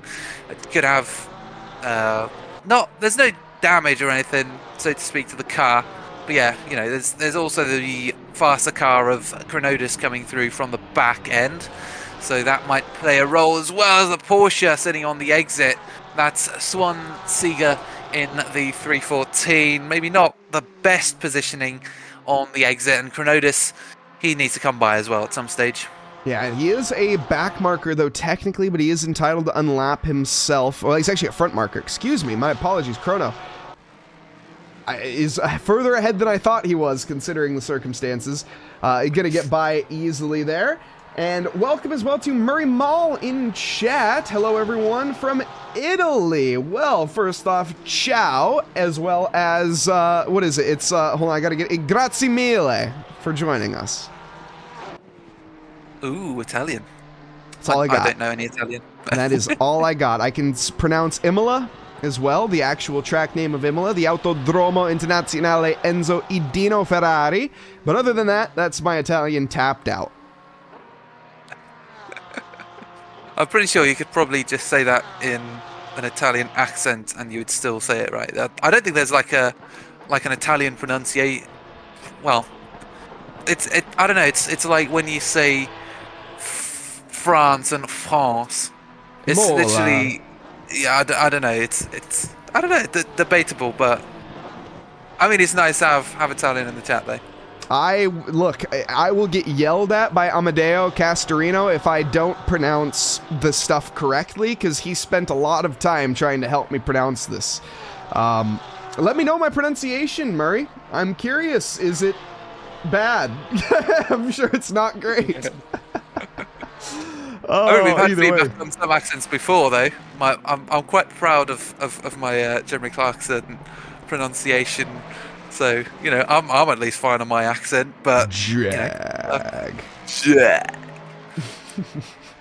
I mean, another one that could be used is power! As Yes. Williams says in the Mustang. Some good old American horses down the Conrod straight. 1.9 kilometers to make a difference to his position. And there we go, round the outside into the chase. It's a Mustang on Mustang. Axel defending the position into corner number 21 and comes out ahead. How will this compare through the next two left-handers? They both file in. Oh, and there's a late move from Williams under braking, and they do give each other just enough space. The green Mustang being forced out right out onto the white line, maybe even over it into the grass, and it's again a very similar place at turn one, and he has actually touched grass this time, not flirted with it. He has properly gone in, but that then is Williams up into the top five. I'm not sure Axel had much of a choice but to go into the grass there. Chandler Williams giving him the shove there on the side quarter panel. And Williams pretty much, or Axel having to comply with really nowhere to go on circuit, had to get on the grass. And when you have equal traction when it comes to the power, when you have equal power and you try to unleash that onto some non-stationary surface, it is going to just tear it to shreds. The Ford Mustang, you mentioned the speed and power that is required. No! The BMW collects Chandler Williams. I don't think there was a touch there. Let's go back and check, though, just to make sure. So keep an eye here on Williams in that number 3 black and red Ford Mustang approaching the BMW here in through McPhillamy. No, there was no touch whatsoever, and Williams almost made it through. So close, but the gap just closed. Minimal damage picked up for the number 3, but I'd be pretty certain they might be going down pit lane on this lap, which according to my in-game, they still haven't pit. So, I mean, we know that's just false, considering there's been a driver's swap, but I still see them with 0 pit stops, which is annoying. Unless the game decides to hit him with a massive 2-hour penalty towards the end that just everyone didn't anticipate. But that's not a mistake these guys are going to make. No. Williams and Dinarte are not of that caliber. No, I've seen someone do it before, though. I've seen some people in league races do that, and it is the most heartbreaking thing. You're literally on stream, out loud, telling them, listen, you need to pit, you've got 15 minutes left, and then they just completely miss it and end up putting themselves into the deep end, which has no way of coming back out. Yeah, that's still, again, I'm just annoyed that my timing charts aren't updating. That's what I love, is neither of them are updating correctly. Pit1 or ACC TV have not decided that they've made a stop, despite the fact they've had a driver change, like I said. So they very clearly have stopped. Spent 208 in the pits for the 888. Yeah, that's literally the car just ahead of the one that we're following in the middle of our screen right now, that white BMW. Was that maybe the lead BMW? Yeah. Yes, this was our leader. Oh my goodness. So we are just missing crashes left and right. Man, hashtag blame Mike for the production on this one. And I mean, there was the Aston Martin in the background as well, bouncing over the curbs. You could see the whole rear end just absolutely flying. As Charles also comes into the pits now, Mia Rose also in, the two Hondas in shot there, two of the fastest cars on the circuit, and the BMW of Donnell is closing on them. Will he resume the race lead? Unless that pit was for damage. Rose Gaming saying they spent 2 minutes and 8 seconds in the pits, maybe damage repairs, a little longer stint in the pits than they might have wanted. Yeah, I'm seeing other time spent in pit lane. Again, my ACC TV clearly has just not decided to work tonight or show up. They spent negative 57 seconds in pit lane driving through it, and 193 seconds stationary is what I have. So, just going to go out on the limits. That probably is incorrect. Now, though, Renato's going to gain a couple positions, potentially, over Landry and Rados, who's on a different lap. So he is significantly out of position. I mean, he is a lap down. As Steven mentioned, 2 minutes in pit lane would be a lap down, so that makes sense. So they've suddenly gone from being one of the fastest cars on track with Felipe, having a 10-second penalty, coming back after that and retaking the lead after a 5-second gap to the leader, to now suddenly being all the way back down in P1, and Rados now suddenly back up into the race lead and finding no opposition to it. I'm sure he's quite happy with the situation, and so is Landry. He certainly would be. Someone who's not happy is Bressie, who has gone deep through the mid-side. No, they let the Fear Nothing Moto car by for free, so that was Anthony Kelly getting by position-wise, and I would imagine that was not intentional. The Rogue Elements DRL car has had a couple issues so far. They've already made 3 pit stops tonight, and hopefully bucking the trend of coming down pit lane unscheduled and making it all the way through. They're 19 minutes into the stint right now. Drivers that need to come in on this lap: Christian Tenorio, who is in, and in the 999 in 9th position for the Heart of Racing. I don't have the timing sheet up, so I can't actually tell who needs to come into the pits this lap. But Kerbal in the number 42, he's definitely swapped out with Chronotis for the P8 position. So they're still pretty much right where they were when they went into the pit lane. So decent performance from him. He just keeps pushing. Cox in the 725 is ahead by a fairly large margin, around 11 seconds, and then 14 seconds to Tazera in the number 6 in P6. And as Mike would say, is it fate or is it a curse? I don't know. We'll have to find out. We certainly will, and there's plenty of time to find out. What's happened, though, to the 976 of Quentin Beck. Oh, dear. We have a chicane in the chicanes. He's gotten off to the side, the GTR, and Neil Kerbal, excuse me, now behind the wheel. Make it by with ease. Quentin Beck, big damage on the front end. Okay, you gotta be careful not to do that anymore. Was this the same driver that wiped out with, who was it again? It was Williams, wasn't it? The red Mustang, as they got through, as they went through Griffin's Mountain Raid Park. Very, very well could be. But Blanchette, anyways, 1.2 seconds off of Costa. The Lime Porsche ahead in the 666, and then the 999 of Afonso.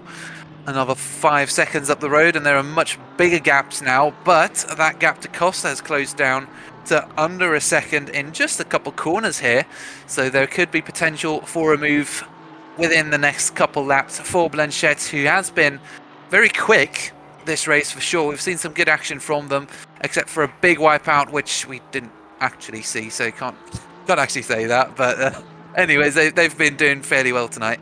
They have, for the most part. Try to keep it just recovery style. Recovery is in the back of their mind, or more in the forefront of their mind, to be honest. It's sort of the elephant sitting on their head, as I like to say. Also, welcome to Zaro. Ciao as well to you. Obrigado. Or, no, not obrigado. Oh my goodness, my Portuguese is now showing. This is what happens when I learn thank you in 4 different languages. Thank you, grazie mille, of course, and I said it right, grazie mille. There we go. That's probably better on the le. I gotta get that pronunciation better. Aston Martin to the inside, contact at the apex, and Kevin Blanchette maybe a bit of a bridge too far as he looked to try to go for the move, but he just wasn't let alongside. I had the obrigado set up. If Blanchette managed to make their way around the outside, Blanchette would be saying obrigado, but he definitely isn't after that little incident, and neither is Da Costa. Almost said Da Costa, sorry, it's Di Costa. Diogo Costa. There we go. I'm just so into my Formula E sometimes. I was actually thinking the same thing, believe it or not. Portuguese as well. I'm glad that we finally have somebody else who watches Formula E, chat. You guys hear me talk about it enough on stream, and nobody can continue the conversation with me. So now, finally, someone is a avid Formula E watcher. In case anyone's curious, and why we are talking about Formula E and why you should watch it if you haven't already, is because there's over 200 overtakes per race, and it's some of the most exciting racing on the planet right now. People just, it doesn't make noise, therefore I don't want to watch it. And I mean, to be fair, I've actually been to the Formula E race down in Portland. Going to the events, yeah, I'll admit it's not as cool when you don't have sound, but watching them on TV is sick. I was into it. I was watching the whole race replays that they had on YouTube. I watched like 2-3 whole seasons from the get-go. And then they put it on TV, and I couldn't watch the full race replays anymore. So then I kind of fell off it a little bit, got back into it a little more once I got the Formula E app, but just haven't had time to get back into it. I think it was on like season 5 or something. And I actually had the overtake from, I believe it was Sam Bird, on the 2 guys threading the needle over in Saudi Arabia, the first race of the new regulations. You probably know. You're probably the only one that knows. Yes. Yeah. I had that as my screensaver for a while. But these guys, I'm sure they've seen a little bit of action previously. They don't want a screenshot of their last incident to flash up on screen. And Blanchette does touch the grass slightly on the exit, but it looks like he's made the move stick down into the final corner. Though having the centre line, having a little bit of advantage going into the left-hander, he makes that move stick once and for all. He says obrigado to the Portuguese driver behind. And waves goodbye as well, and that is, of course, now going to be a wide open road for Kevin Blanchette, and 10 seconds to the next victim, Andre Alex Afonso, which is about second quicker a lap. So within the next 10 laps, do expect to see that battle definitely coming into play. Other chances here, Carl Big and Casey Swan-Seeger potentially going to be having their little bout here relatively soon as well. 2:04.0 to a 2:05.1 on the previous lap, so Swan-Seeger a little bit slower than Big.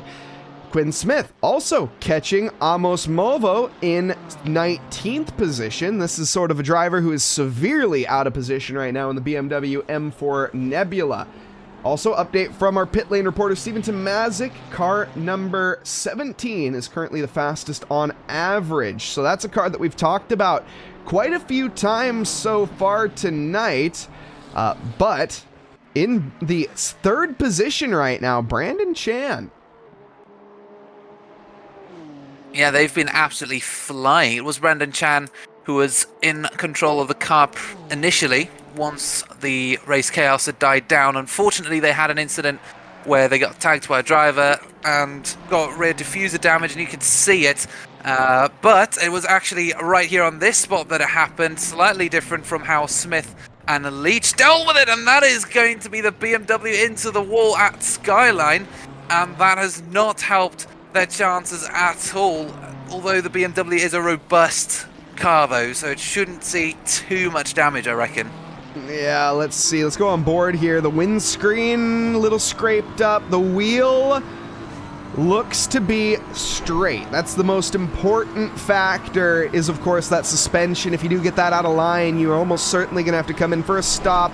It looks a bit shaky. I'm not sure the BMW is that aggressive, although Quinn Smith could be running a high force feedback.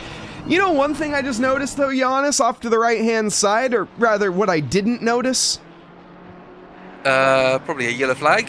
No, I didn't notice any braking markers. They're gone. Every single one of them have been destroyed. There are no polystyrene brake boards. I think my subconscious actually picked that up, and when you asked the question, my brain had already discarded that information. But yeah, you're right. You're right. That's all gone, and we've seen loads of action down there. I think we had someone else join us in the live chat. I think it was Lord Grimm saying, "How's the racing been so far?" If there are no braking markers down by the chase after the Conrad Straight, yeah, you kind of know what kind of racing has been going on. It's been absolutely incredible. It's been nuts, particularly around this driver, Quinn Smith, in the number 31. Not this driver in particular. His teammate, Andreas Borchers, had an absolutely horrifying experience throughout his first two stints, being tagged by a back marker the first time being at the chase, spun out, rejoined just inside the top 10, and then got absolutely smashed into a wall down by Quarry Bend, turned to by another back marker, had to pit, and then of course hit the wall just a few moments ago. So their race has been going from bad to worse, or I think it might have skipped the bad section and just gone straight to hell. So yeah, they skipped a couple steps in that process, but Cox is not skipping any steps when it comes to making up any positions. He wants to break into that top 5 as soon as he can on the number 6 of Tazero, who's been in the cockpit for a long time. Yeah, and with that, I think the pit stops, no, actually, he has been in the cockpit for a long time, but he just made a pit stop. So 9 minutes ago, 11 minutes ago, we have a long pit stop phase ahead of us right now, and David Cox looking to make moves. I, though, am going to have to be dipping out of the booth here briefly. It's been a pleasure working alongside you, as always, Yannis. I will be back later on. Hold that thought, though, as actually we'll commentate this move as David Cox goes fully alongside and will take the position over the McLaren, or the Ferrari, excuse me. But with that, I'm going to leave you in the more than capable hands of the Scotsman, John Wright. John, welcome. Oh, yeah, absolutely. Blushing after that intro there. How we got? I could hear the smile on your face there, Mike. How are we doing, everyone? Good afternoon, good evening, good morning, wherever the sun does rise in your part of the world. Thank you for having me in, Mike. And it seems, from what I saw at the start of the race and what I'm seeing on Pit Wall Live, with Bathurst very much doing Bathurst things in the opening few hours.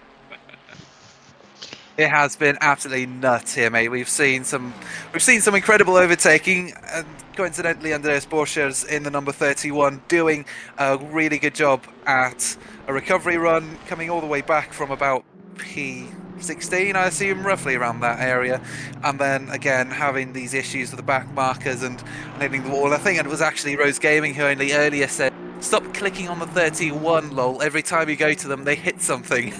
So yeah, the commentator's curse is very much alive and well here at Trackalicious today. Yeah, indeed it is. Yannis, hello, by the way. You and I have never officially met, I don't think, but yeah, it looks like it's going to be you and I for the next hour or so. So yeah, nice to meet you, young man. How we doing? Oh, we're just seeing an overtake, sorry.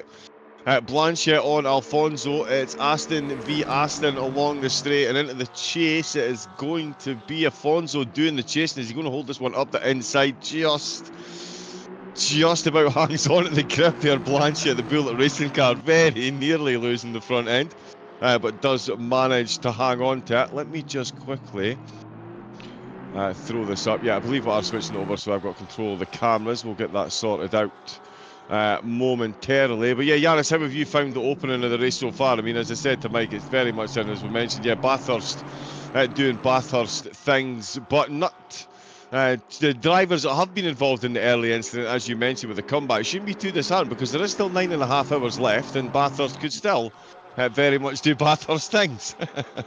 Absolutely, and I mean, we've seen some great recovery drives within the first, was it 2.5 hours now, from drivers such as Rose and Chan, who are now up into the podium positions. They started in P5, had issues, fell back down to about the top 10, and then of course after they'd fixed the diffuser damage, Rose, an absolute ace out on track and absolutely sending it all the way up into the top 5, and Chan resumed controls and is now working on the gap to Landry in the Mustang, who to be honest has just been gifted at the podium positions.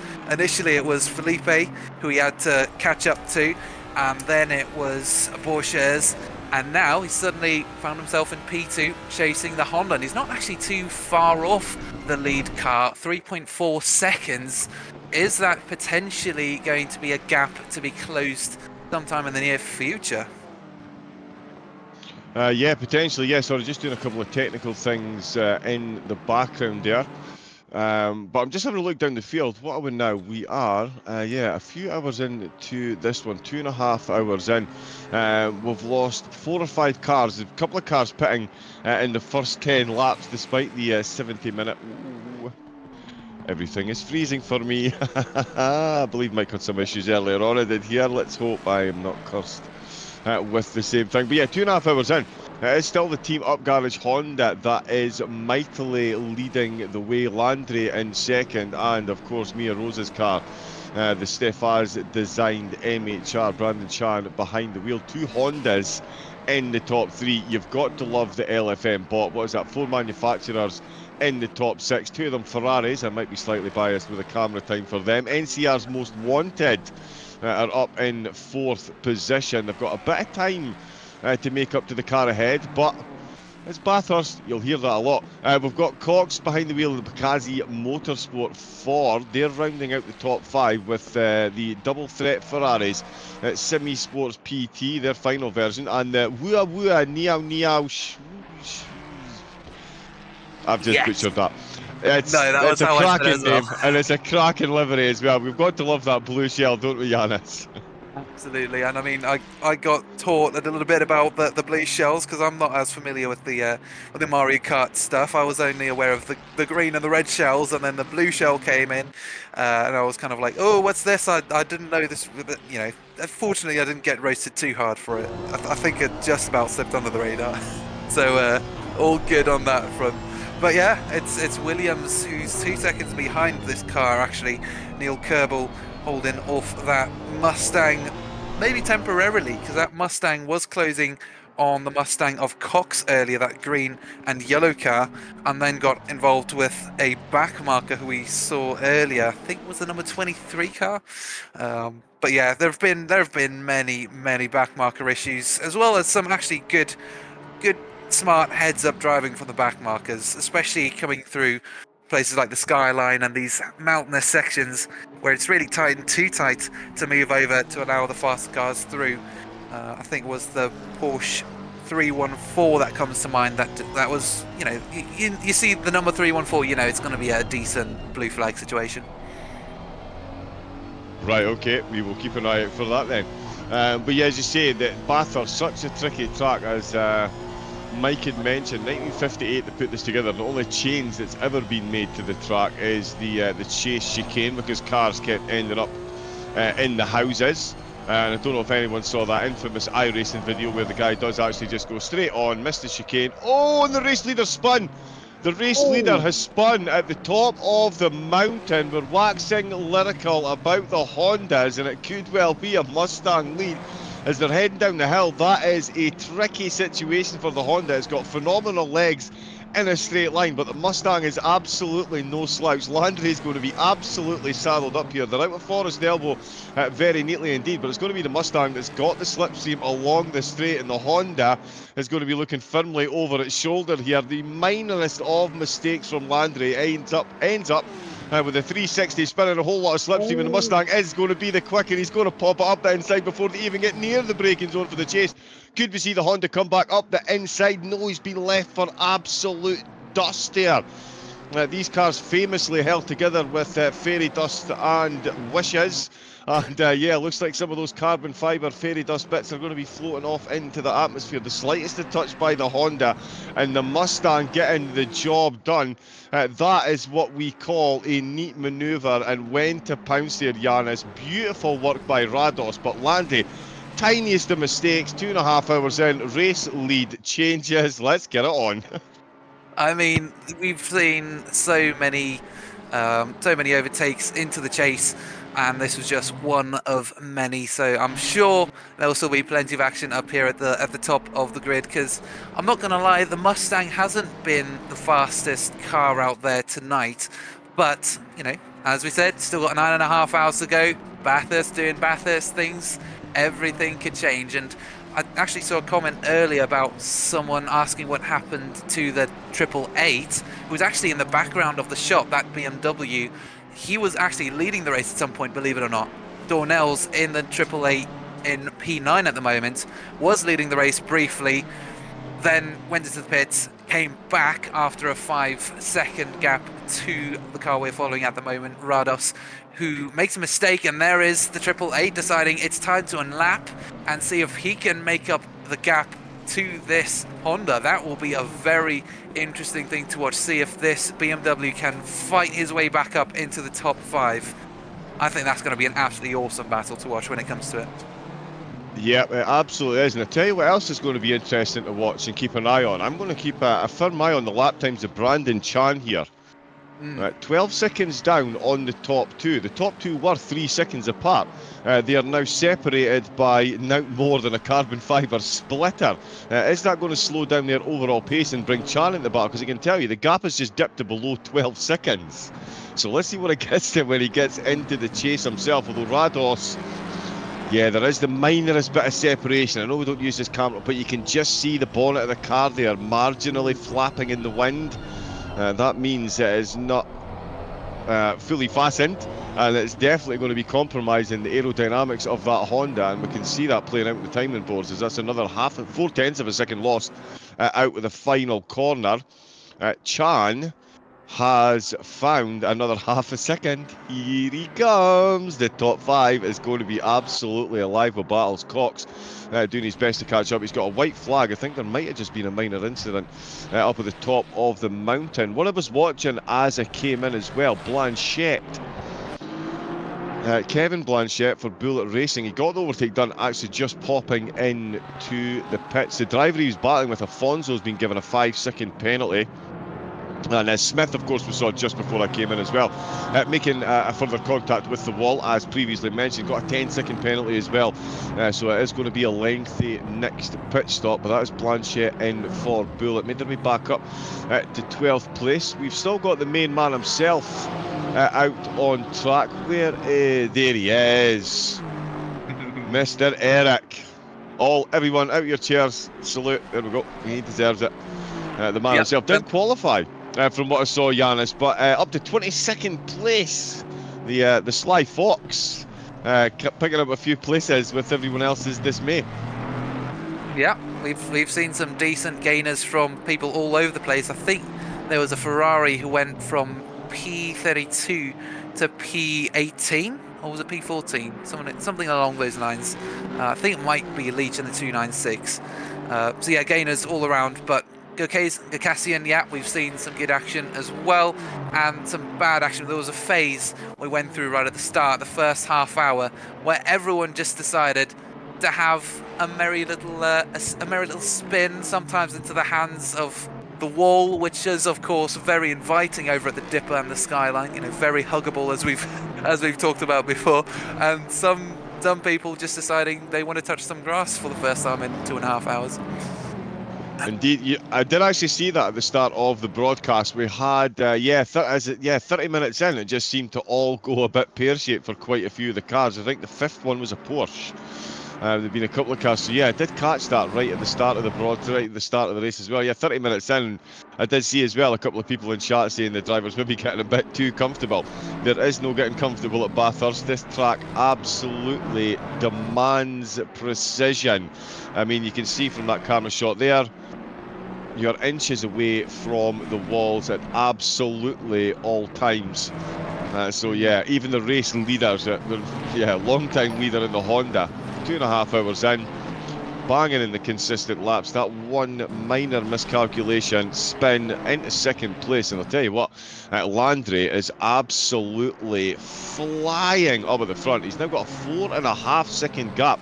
I'm going to declare, Yannis, that Honda is carrying a bit of damage. No shade thrown to Landry or Rados here, but Rados was comfortably ahead of Landry, and Landry is now building a gap through the traffic. So I'm thinking that Rados is carrying just that wee bit much damage. And Chan now within 9 seconds. Ooh, it's gonna heat up. Definitely within the next couple hours. We've also got a pit stop or 2 to happen. Yeah, it's just gonna keep getting better and better. We could have a Honda v Honda battle on our hands soon. Do you reckon it's worth the Honda pitting for that damage? Or, I mean, I don't know how much damage it's carrying though, because it might be worth just, you know, holding on till the pit stops come, maybe not even fix it, but, you know, I don't know. We'll have to see. It does look, though, as if there's a bit of damage to that car. It does, yeah. It's funny as you were asking that question, I was actually looking at the pit stop so far, and their team so far has been absolutely military precision. 1 hour and 7 minutes for both of their for their first 2 stints each, 33 laps each. Rados, of course, this is just on his 11th lap, so he's got almost 20 laps still to do if he's staying within. Oh, look at that little slipstream slingshot for Chan there. Oh, everything is going the way of Chan and Landry at the minute. Rados is a further 7 tenths down on the now race leader. Afonso with a 5-second penalty. So let's jump on there while we extrapolate over the top 3 incoming battles. Let's go. But yeah, Afonso closing in on Osborne in the Porsche. Again, let's hear it for the LFM Bop. You absolutely love the mix of cars. We've even got a couple of Nissan Genius to pronounce that in the local dialect. And that is straight from an Australian. I was taught to name the car that way. Carol Big, I promise I won't sing. I'm the one that wants to be with you, just because my singing is terrible. But what I want it, Mr. Big out one of the Nissans, and of course David Funk out in the Muppet Mobile. I've been dying for an excuse to get this one on camera. Let's go. Oh, livery deep dive.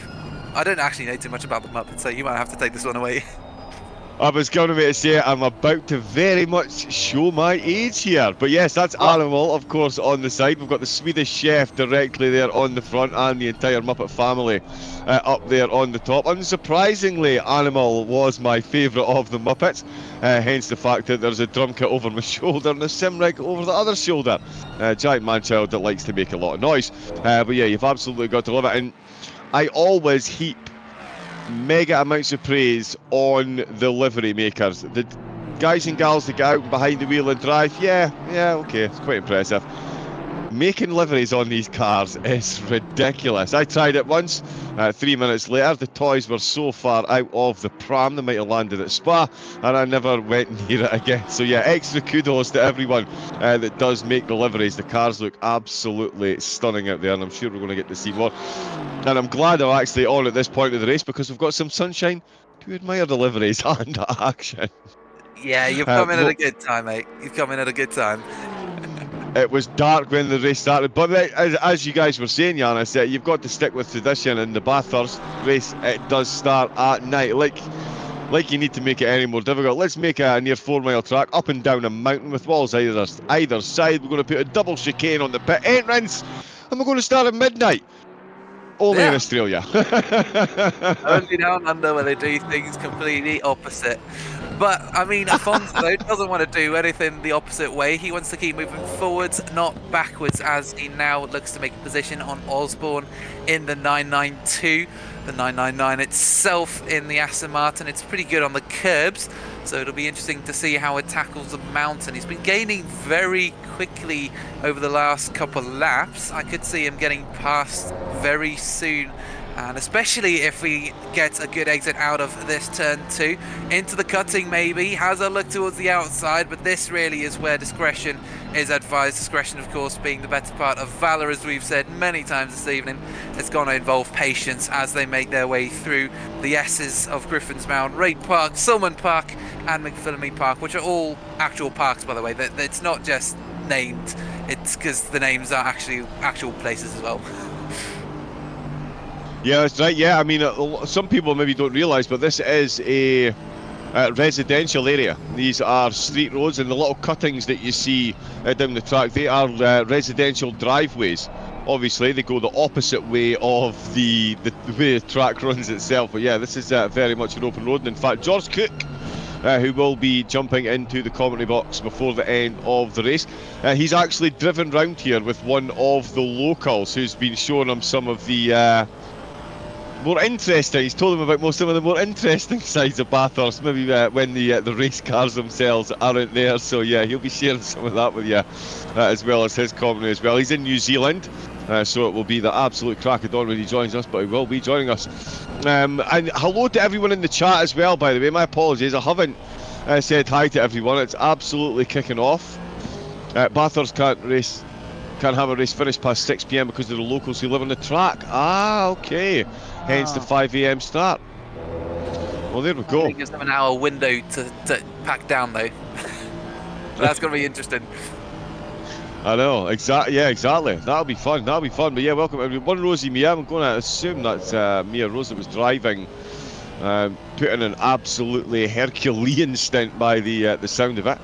Let's just jump out to here because Afonso is actually losing a bit of time to Osborne. Speaking of losing time, Andrew Rados is now 7 seconds behind the leader, and he's only 4 seconds ahead of Brandon Chan, who is about to get another little slingshot spring past the Aston Martin there, the Bullock racing car, although the Aston in a straight line.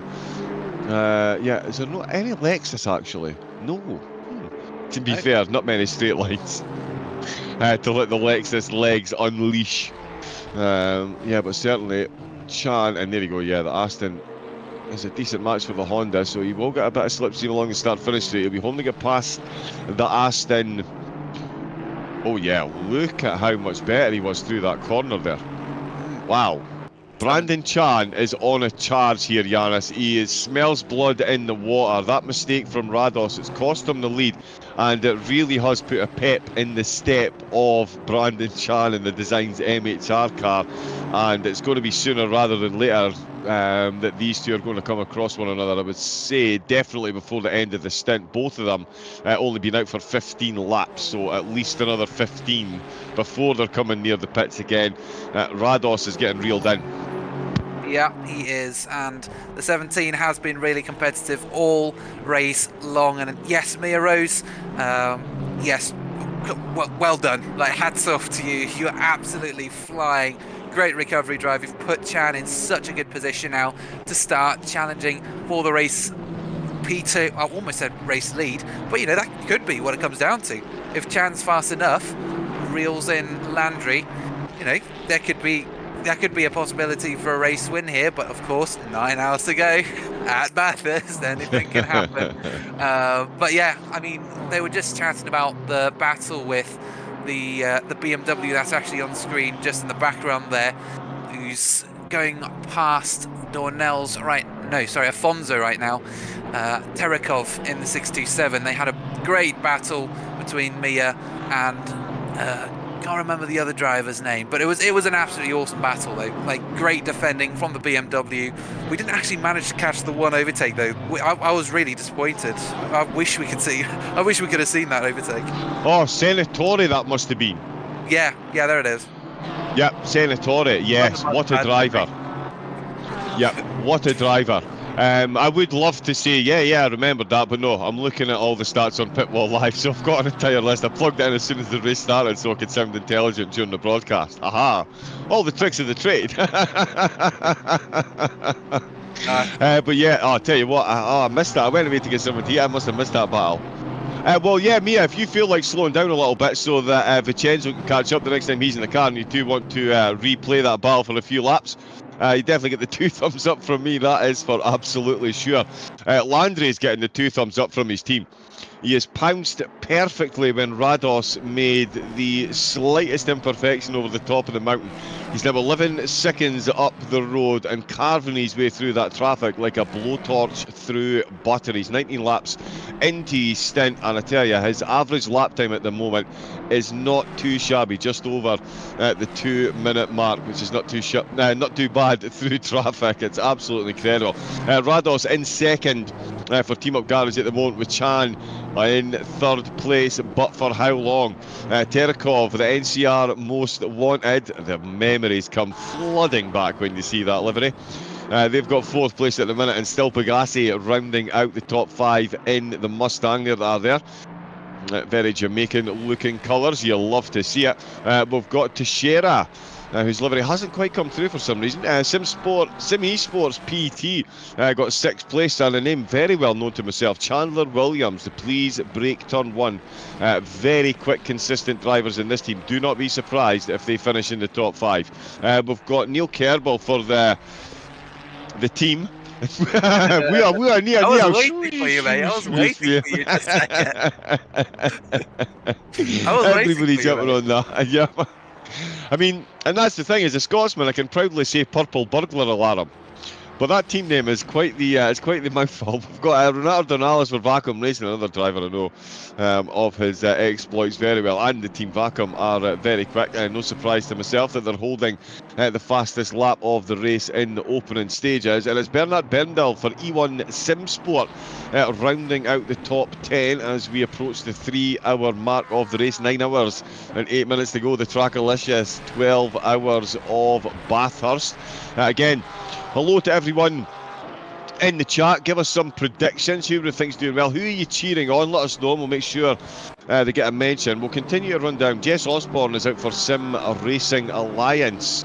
11th position for the Porsche. Another one with a very nice livery. 10 positions gained. Wow. 16. Wow. The Porsche is on fire. I mean, we haven't really seen too much from them, yeah.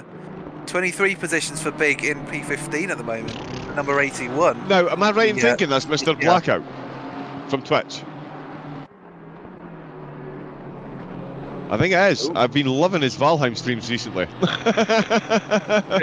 Going to be honest. I'm sure he's lapped me multiple times per race when I raced in a North American league, because I was doing that much commentary. I could only race at North American time, so it was like midnight on a Sunday for me. But yeah, I used to watch the back of his car multiple times go past me in races. There's always just that one person, yeah. Yeah, oh, so quick. I mean, I'm below average at best, but yeah, one of my best races in that league was when I only got lapped twice by the top 5. Yeah. So anybody who wonders why I commentate, there we go. I tell you, if I could drive half as quickly as I could talk, oh, I would be competitive. 16th, we've got Earl Motorsport in 16th place with Bullet Racing. They've got Kyle Heslin behind the wheel in 17th. The man, the myth, the legend himself. It is Eric, the unpronounceable surname, Gikosian. He's in the Trackalicious Bathurst. That's Eric the boss. Absolutely love that man. And then we have LMGP. That one's jumped out at me. Hovhanessian. Yeah. Yeah, something like that. Depends on where you want the episode to be. It could be Hovhanessian. I don't know. Hovhanessian. That is a cracking handle. Yep. Yeah, that is going to be a tongue twister for the rest of the race, yeah. Quinn Smith is still in the top 20. Safe to say it's been a yo-yo race for the Trackalicious Nebula BMW. Another absolutely cracking livery. We've still, of course, got Joshua Worley. 21st place for Matco. Please sponsor me. Not too needy a feel, just, yeah, keeps it under the radar there. Nice. If you don't ask, you don't get. Josh, you're looking for a sponsorship, so Matt Cole, if you're out there, hit them up. FNM Endurance Evo, or Evo, as everyone seems to call the new ACC game. The Furno Moto joint team, Timothy Jabadal behind the wheel there. We've also got Anthony behind the wheel. Noobs are us in 23rd position. We've got the DSDF racing car currently running 24th with Tetrari Racing. Varmusa behind the wheel there in 25th position, still absolutely soldiering on. Rogue Element Racing, they're in 26 with Zieminski for Engineered Velocity Motorsport. They're Aston Martin. 27th position, quite a bit of interacting now. 3 different positions on track there. You've got to love endurance racing. Quentin Black for the Team 54 car. Their BMW in 28th with Andrew Oakley behind the wheel of the red doohickey machine. Get the feeling their livery hasn't quite loaded up given the team name. And then in 30th position, we've got Leona Racing Wolves, and I do like this Ferrari livery as well. Yeah. Cheeky little wolf. Yeah, you absolutely love it. Yeah, it's good. But I mean, yeah, for Oakley as well, their race hasn't gone very well. if you don't know, their race has just gone absolutely horrendously. Within the first two hours or so, everything just went wrong for them. They were falling off the track left, right, and centre, hugging walls when they didn't want to, and the walls sometimes didn't want to let go either. And it was indeed a very horrible situation for them. But yeah, we can continue the rundown. Sorry for the interruption. Yeah, no, that was literally it. We had then in 31st position, we have lost, I think, 5 or 6 cars. The Bathurst Walls being the absolute cruelest. We've had quite a few teams that would take multiple pit stops already. We've got, sorry, give me that one again.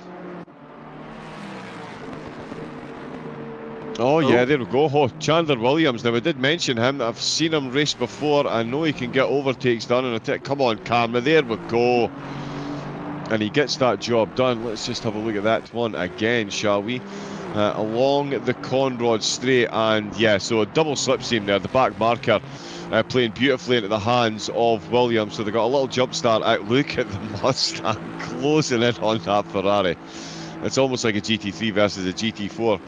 Again, before they even get to the braking zone, the Mustang, yeah, absolutely nails it up that inside. Good grip. Holds the outside line as well. In fact, doesn't even need to hold the outside line because through the chase between the Mayo and the Mustard magnificently in Williams, up to 6th position. And Yannis, Honda v Honda action is most definitely on the cards as Chan now has absolute full sight of the rear license plate of Rados. Ding ding, seconds out, round 1, any corner now. Absolutely. I think we might even see something happening on the Conrod straight is my prediction. They've just been gaining so quickly, and of course any kind of damage to the Honda, as we've seen, is such a liability to their performance. They just lose so much through any corner really. So, and through the top kind of the mountain section, 174 meters elevation change, you know, things could change there. I don't know, we might have Chan just suddenly have an absolute concentration, but I don't think so. He's got his mind 100% focused on this yellow bumblebee looking car for the team up the garage, the number 82, who've had a fairly boring race up until now, to be fair. This is probably like the most exciting bit of racing for them so far. And we do follow, got Cassian now, the number 5, coming up on Heslin in the other Aston Martin, but he does meet the wall instead of opposition from the Aston Martin ahead. That might be a battle postponed until later, I think. Yep, that one just slightly put on the back burner there, but Eric was making very, very, very good time, and it is helping him that the back marker, as you yourself, Yannis, have mentioned, and anyone that's seen anything at Bathurst knows, overtaking is hard, just nigh on impossible around this track. That's why we marvel and awe when somebody gets one. And yeah, letting blue flags past without making contact with the wall or hugely compromising your own race is it's an art form all on its own. And there we can see the Porsche with the two Aston Martins chasing them down. And now Gakosian has got back to within half a second. So he... Oh no, sorry, I set it at 1 second, so he's not quite in the slipstream, whereas the Aston ahead is getting pulled along by the back marker. And I tell you what, the Porsche has done very well. Very well indeed. Third position. Oh, Rados Chan. Oh, wow. Oh, here it is. Oh, he's got There it it done. is. I'm going to pop on a replay. Too soon, yeah. Was Yeah, it? so down. Skyline? Yeah, sorry, talk us through what you're seeing here, Yannis. I mean, it all looks fairly normal here through Skyline, and then the dipper through there, through the left-handers, the S's, then into Forest's elbows. This left-hander. I'm assuming it's not anything to do with damage, unless that was Just the touched yellow. the wall. Yeah, he touched the wall on the exit there, and then of course the Chan machine coming through, and there was just nothing he could do. Conrad straight, easy, gets the job done before they even hit the right-hander of turn 20.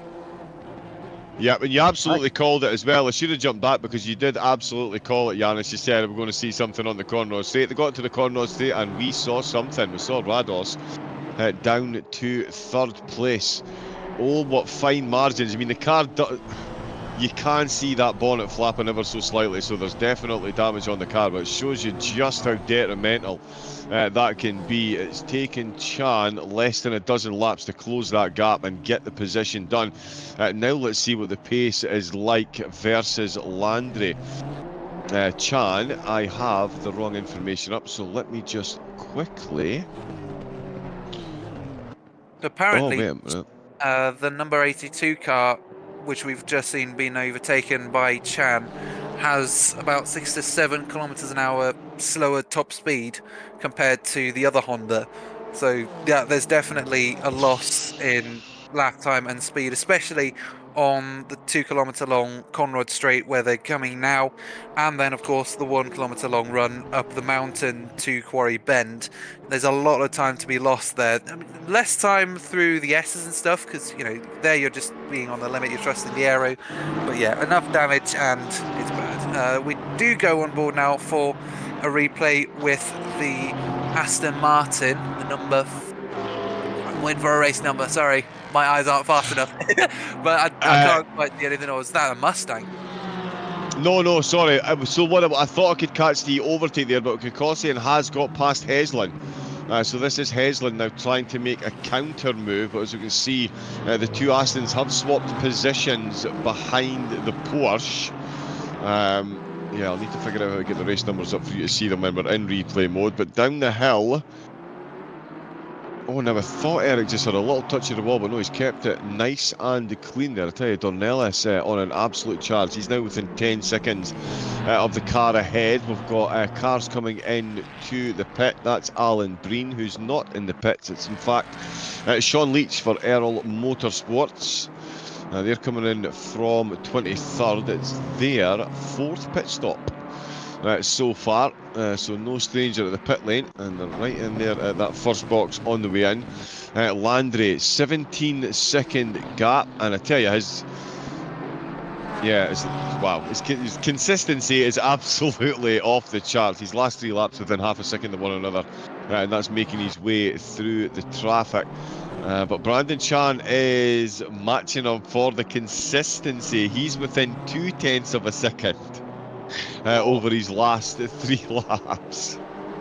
Some of these guys just seem like absolute machines and robots, don't they? I just marvel at how they manage to keep it within those times, because Mike will know my times are all over the place and I can't string one good lap in quali together. But when I do, I usually mess that up during the race anyway. So yeah, no, definitely hats off to those guys up at the top. They definitely deserve to be fighting for those top positions. They still have 9 hours to hash it out between them as to who is the most competitive and who is the most consistent driver. But here down in P17, Heslin is of course just watching Gakosian run off into the sun.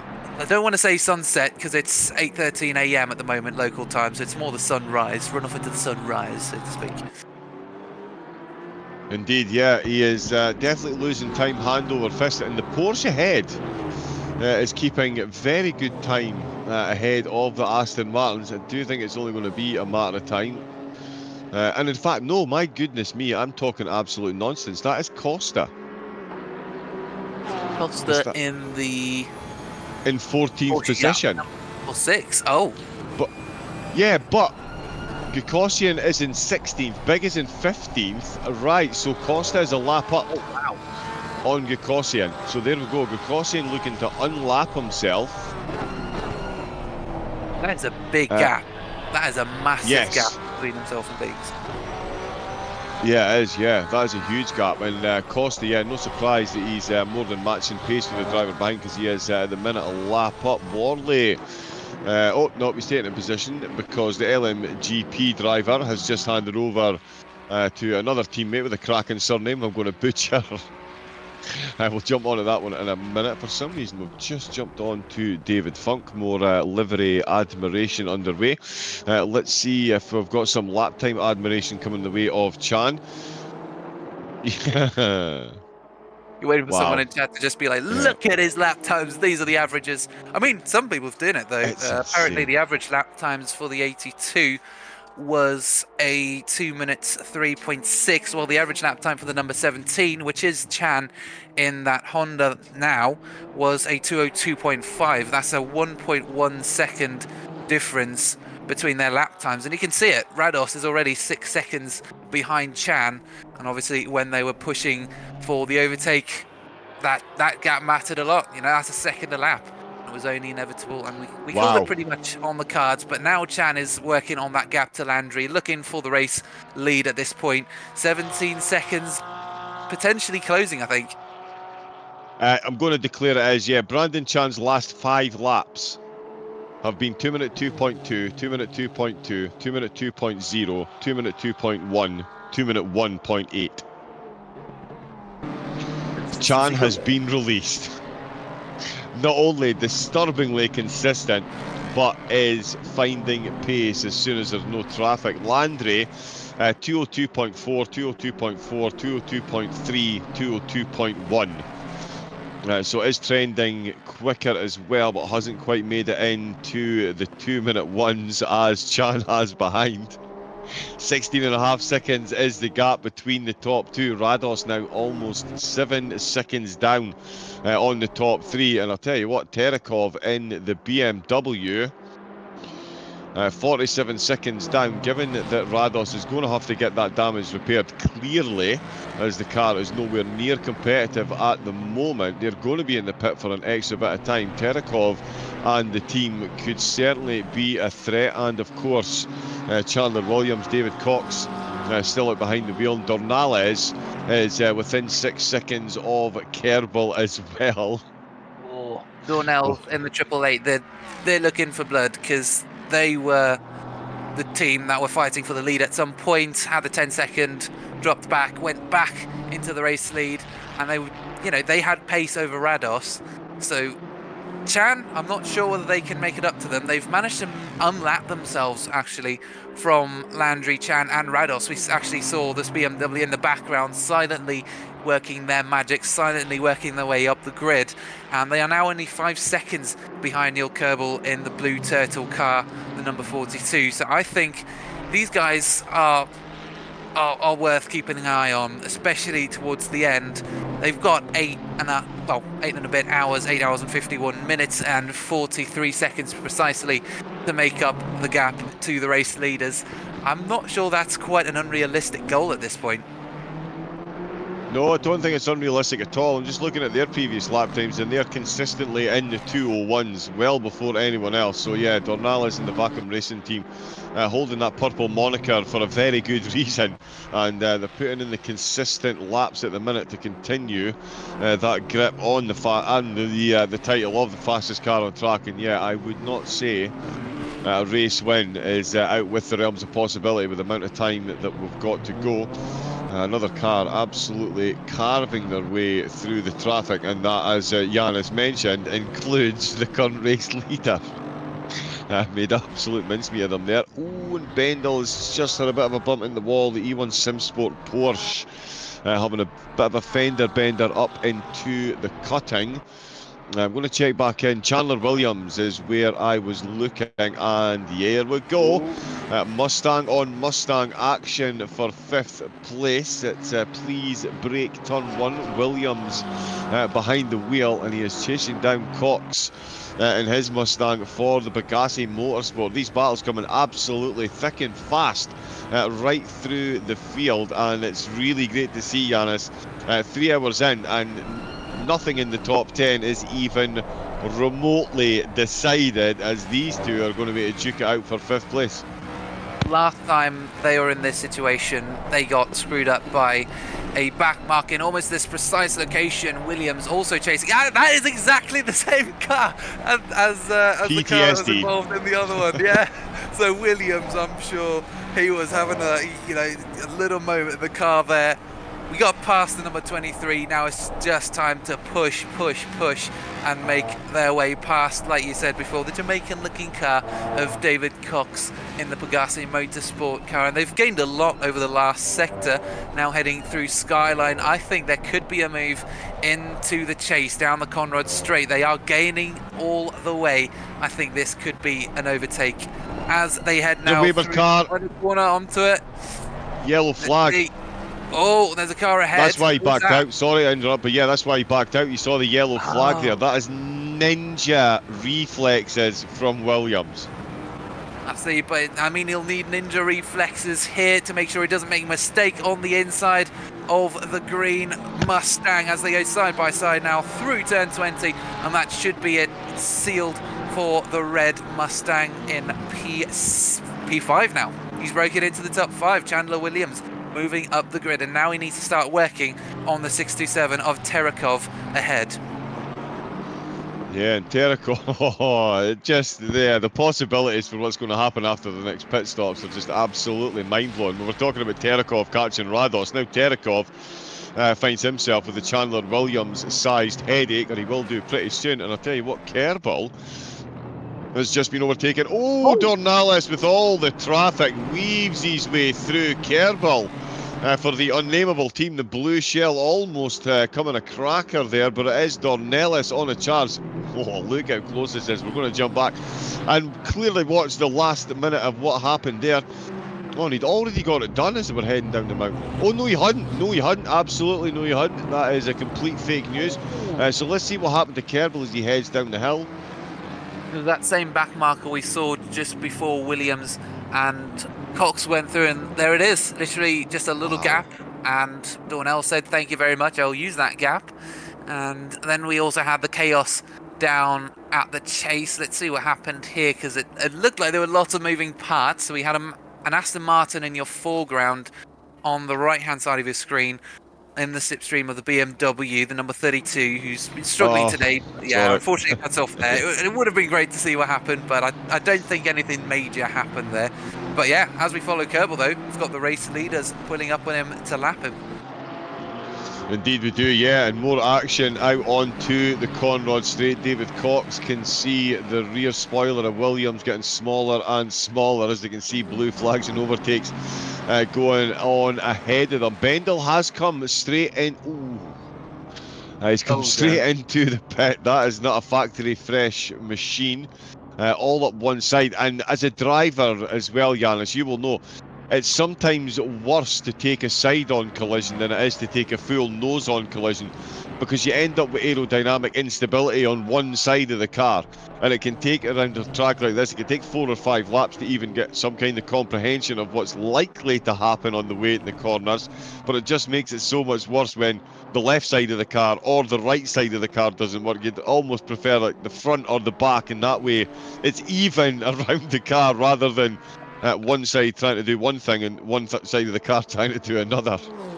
I mean, I think last time I was commentating for TRACKILICIOUS, we had like the 6 hours at Hungaroring, and someone had a shunt on one end of the car and then a shunt on another end, and that kind of ended up balancing it out, so to speak. And it's not too difficult to do it here, but the 69 again, it's just so...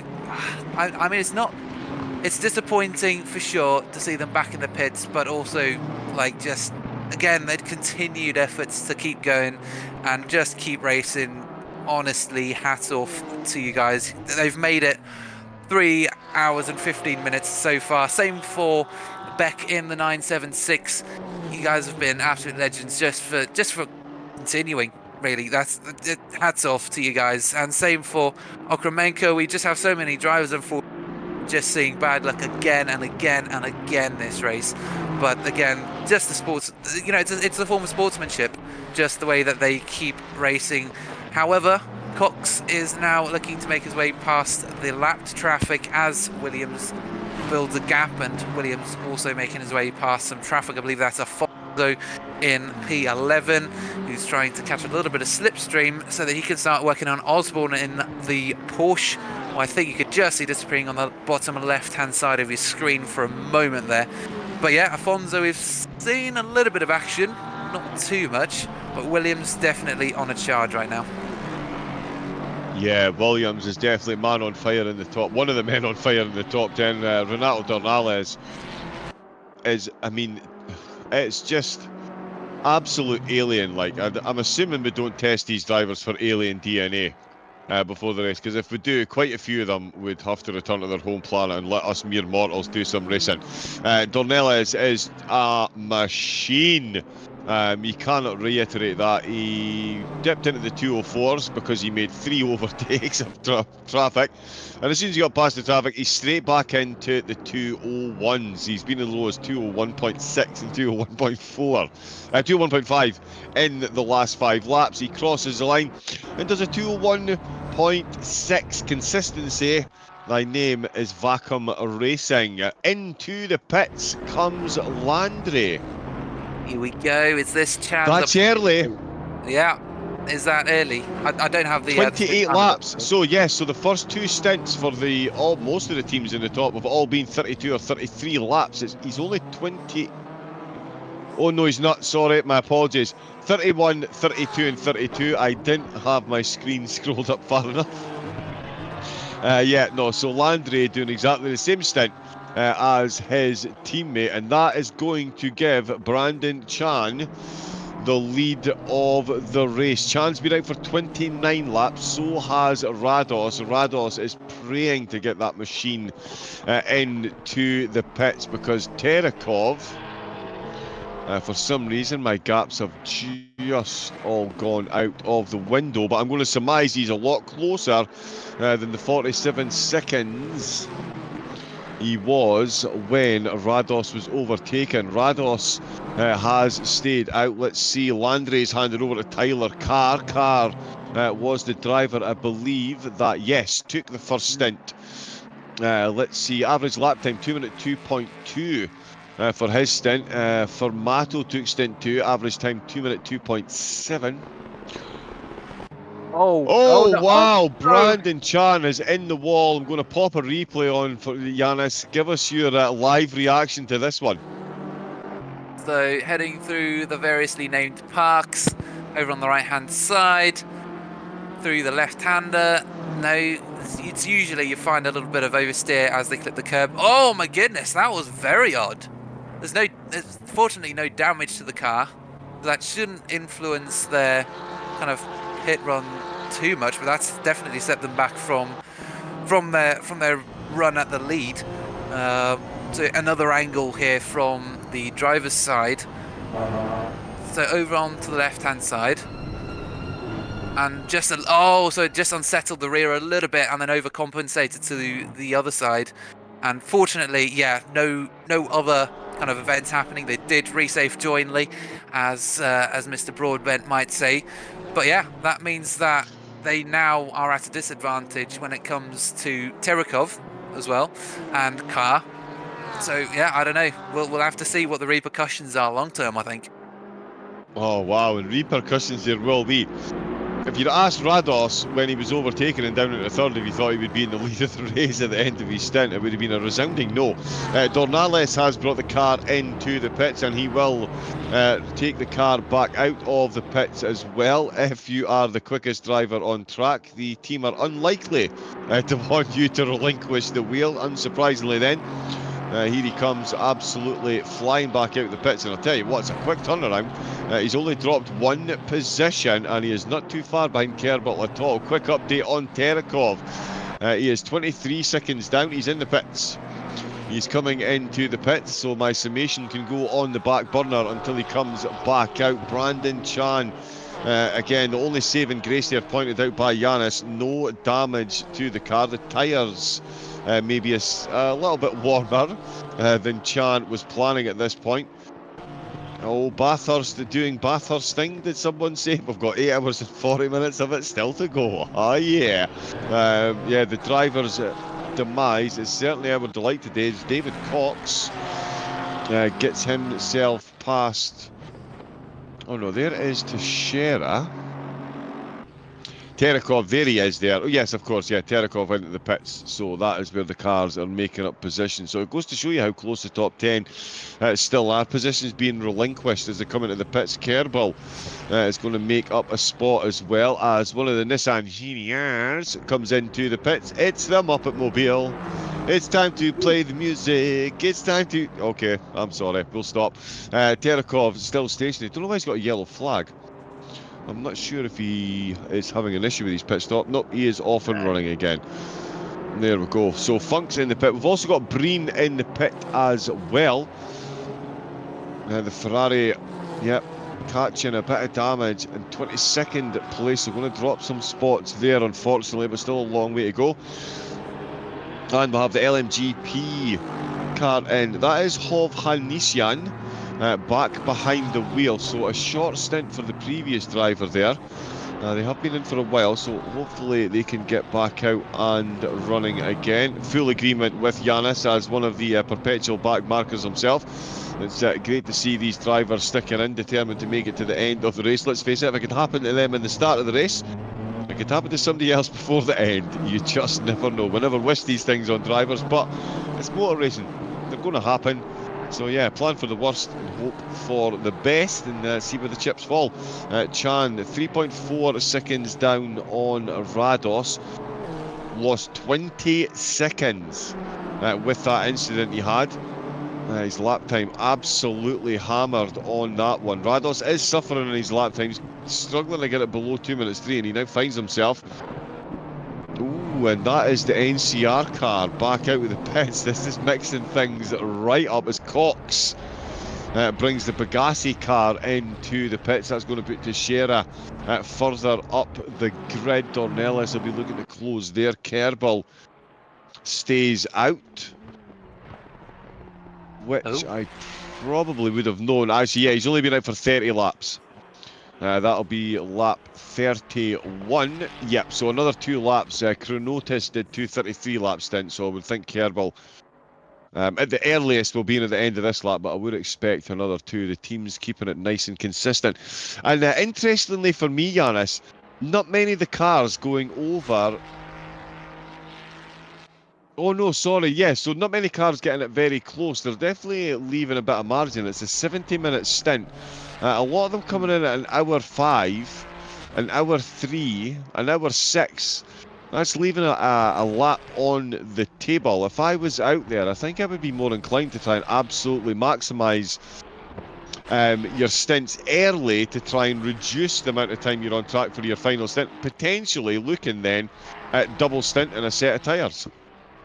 Yeah, I mean, that's what I was thinking as well. But the thing is, you then have the issue of tyre wear, making sure you're not overfueling the car, because, you know, you put in a load of weight that then just slows you down over the course of a single lap. And then by the time you get to the end of your fuel tank, when you've only got a couple of litres in and you're supposed to be at your fastest, you end up being your slowest because your tyres are worn. So it really is a whole strategy game. But tell you what, Chan has got the strategy nailed despite the little spin up here through Skyline. He's right back up on Rados again, and this seems to be a very familiar position here. Will Rados fight it? Could there be some vehement opposition to the purple and white car? Rose actually only a couple minutes ago said there's a very fine line with the Honda at the top where the front lifts up and then you just spin. And so that's what happened to Chan earlier, is just stepped over that front line and then it left the chat. But now down the Conrad Straight, we'll see how the aerodynamic side of things are with both cars, but it does seem to be Chan gaining. He's got 2 kilometers to make a difference. Is it going to be a move into the chase? It looks like it. Is there going to be a defense from the yellow car? No, it isn't. And there we go, alongside a little close there for comfort. Might have been able to slip a credit card in there, maybe not a sheet of paper. I don't know if it was the other way around. And straight into the pits. Wow. So a race straight into the pits. Obviously, Rados will have to fix the damage to the front end, or it might be the rear end, I don't know. But either way, I suspect it is going to be Chan out the pits first, and they're having a little drag race in the pits themselves. But that means Carr will assume the race lead. And Williams, how far back is he? Because he might need to get in as well. Yeah, I believe he is due a pit stop. Yeah, he's been out for 31 laps so far. So, yeah, wouldn't be overly surprising if he did come into the pits on this lap with Chan and Rados both in. So yeah, Carr's going to retake the lead. We'll see what Williams does here, and Teixeira as well. That will be an interesting one. Terekov is only half a second, yet does come in. Williams straight in, along with the another Mustang. So that's them both in. Tyler Carr then, pronounced race leader once again, the Fear Nothing Moto Stang out in the lead. Rados still in the pits. Chandler's in. Teixeira's come in as well. Kerbal, will he be bombing his way in the blue shell? We'll find out in a moment. We've got Cox coming down the hill, so driver that has just come out of the pits, and got Terekov. Oh yeah, here we go. Ooh. Tell you what, these two could be very close. Nice bit of slipstream for the two of them over the next couple of laps. Dornelles catches up. The drivers ahead, all in and out of the pit. Oh!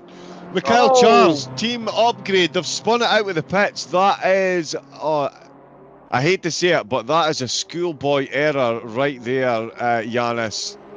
Straight out of the pits and into the wall. Yeah, just a little too zealous on the throttle, I reckon. Let's wait and see what happens. Unless it was a back marker that caused some action here. Oh, yes! Wow. Oh, my goodness. So, I don't know. The BMW definitely moved over to the left there and did not leave any space. It was the reverse of a resafe jointly, except it was the other car who was at fault for that. The BMW deciding to slide over to the left side of the track at just the wrong moment. That went very, very wrong.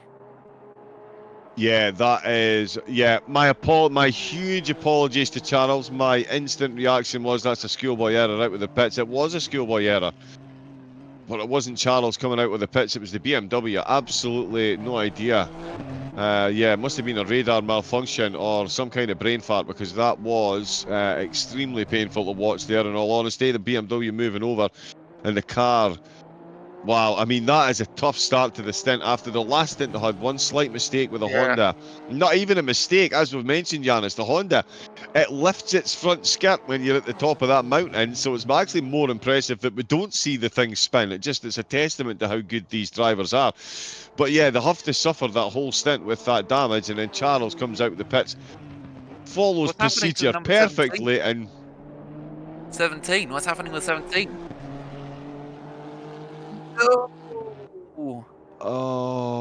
with a chance in at the top spot, in with a chance to take the race lead, and yeah, gone, just like that. There's honestly nothing I can say that will be enough consolation or anything. This is just utterly gutting. Yeah. So that's me done for the evening. It was a pleasure commentating alongside you, John and Mike. Thank you for having me so much. Steve, take it away. Good night. Yeah, Yannis, absolute pleasure. Thank you very much for joining me for my first hour. He's put in a heroic 4 hours. So, yeah, thank you once again to Yannis. It's been an absolute pleasure. Cracking broadcasting voice. Love that guy. But taking his place for the minute, so no pressure, Stephen. You've got a lot to live up to. But, yes, Stephen Tomazic joining us in the commentary booth. How are we today, Stephen? I'm doing all right, John. Thank you, Yannis, and you guys did a very good job in the first half of the race. Having a lot of fun watching this. Yeah, it's definitely been a fun one for the viewers. I'm sure there's quite a few of the drivers and teams that wouldn't be using the word fun to describe it. It may well be a word that starts with F. I don't think it would be the word fun. Absolutely incredible stuff we've seen.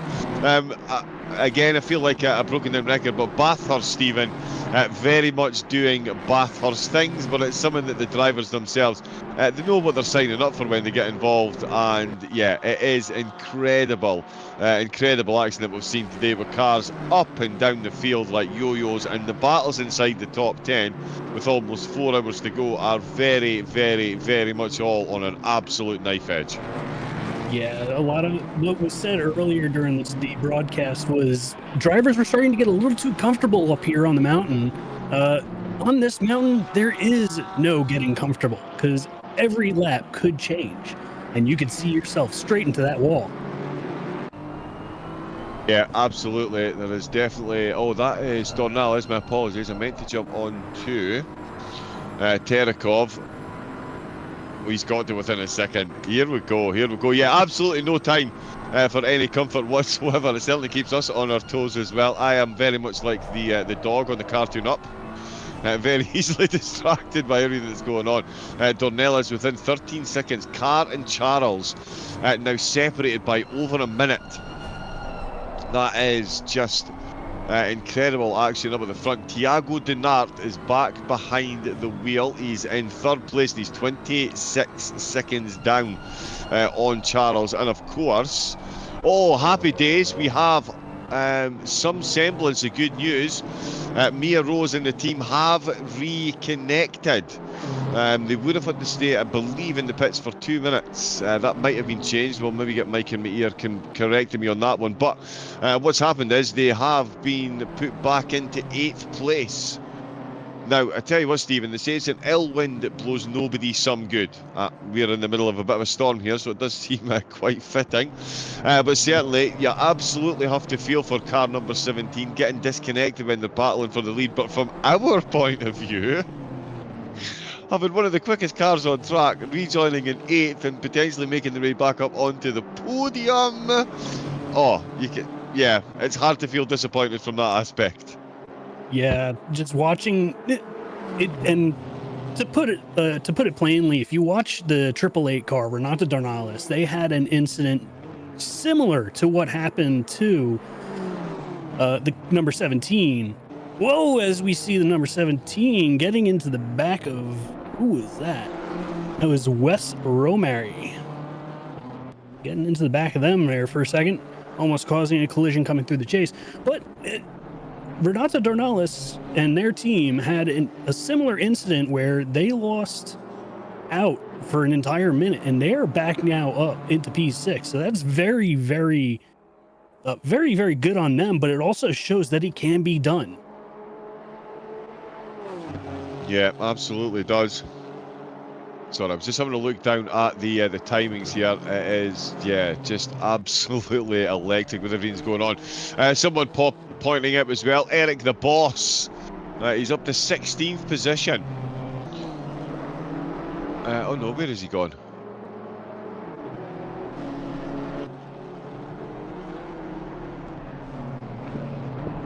I don't know. Oh, right, okay, Skyhook is taking over. There we go, Rod Skyhook is taking over, so they've just come out of the pits. So yeah, he was up to 16th position when he came into the pits. The steam does have a little bit of lag. Okay. Hopefully not too much. Hopefully you are still able to enjoy all of the action. Excellent, excellent, excellent. Actually, yeah, so, Stephen, are you racing at all in this one? Because you do a bit of racing yourself. Are you taking part in this race at all today? No, I am not. No. I am strictly here on the broadcast team today. Ah, nice, nice, nice. Yeah, I'd say it's a good choice. It's a good track to commentate on. It's also a good track to not have to break your wrists. Yeah, very Piling good at the choice. walls. Yeah. Me and this mountain do not get along. There are some days where I'll be on point, making every single turn, but then I'll get to Skyline one time and I'll just screw it right up into the wall, and I'm like, oh, there goes. It is so easily done. And I'm a Ferrari driver. The 296 through Forest Elbow, it should be illegal. It's just absolutely crazy how much the back of the car lifts. The Honda at the top of the front of the Honda at the top of the mountain, and the back of the Ferrari at the bottom of the mountain. Absolute card-carrying killers. Leach is coming into the pits. We've had quite a few driver changes as well. Sjogren is out for Rogue Element. Some more new names that I'm seeing. Zieminski, good to see him back out on track for Musa. We saw Skyhook, of course, Machado as well in 19th place. He's out for Simi Sports PT. Cameraman struggling to keep up there. Ferrari is moving so quickly, and it is closing in on Firnomoto's Jabadal there in 18th place. So the battle's in the top 10, still very much in contention, and the top 20. Not looking to be left behind. Speaking of battles in the top 20, we've got the two Geniars both settled into 13th and 14th position. I know for anyone's wondering, no, I'm probably not going to stop pronouncing it in that way. I was firmly told off by an Aussie. So yeah, we'll stick with that. And again, gratuitous camera time for the Muppet Mobile. Why not? But Savage, seriously though, Savage and Beveridge, just over a minute between them, and that gap has closed significantly with the number 81 car putting in some very quick laps. Beveridge gets it nice and neat at the last corner. Slight white flag there. I'm looking at the average lap times for these two drivers, and Savage is putting in monster times compared to Beveridge. There's about 3.5 seconds between the two of them. Wow. Yeah, that is a big gap in lap times there, and it's not going to be a big gap between the two of them if it stays that way. I'm just trying to quickly scan and see. Yeah, they're both recently out as well. Sorry, yes.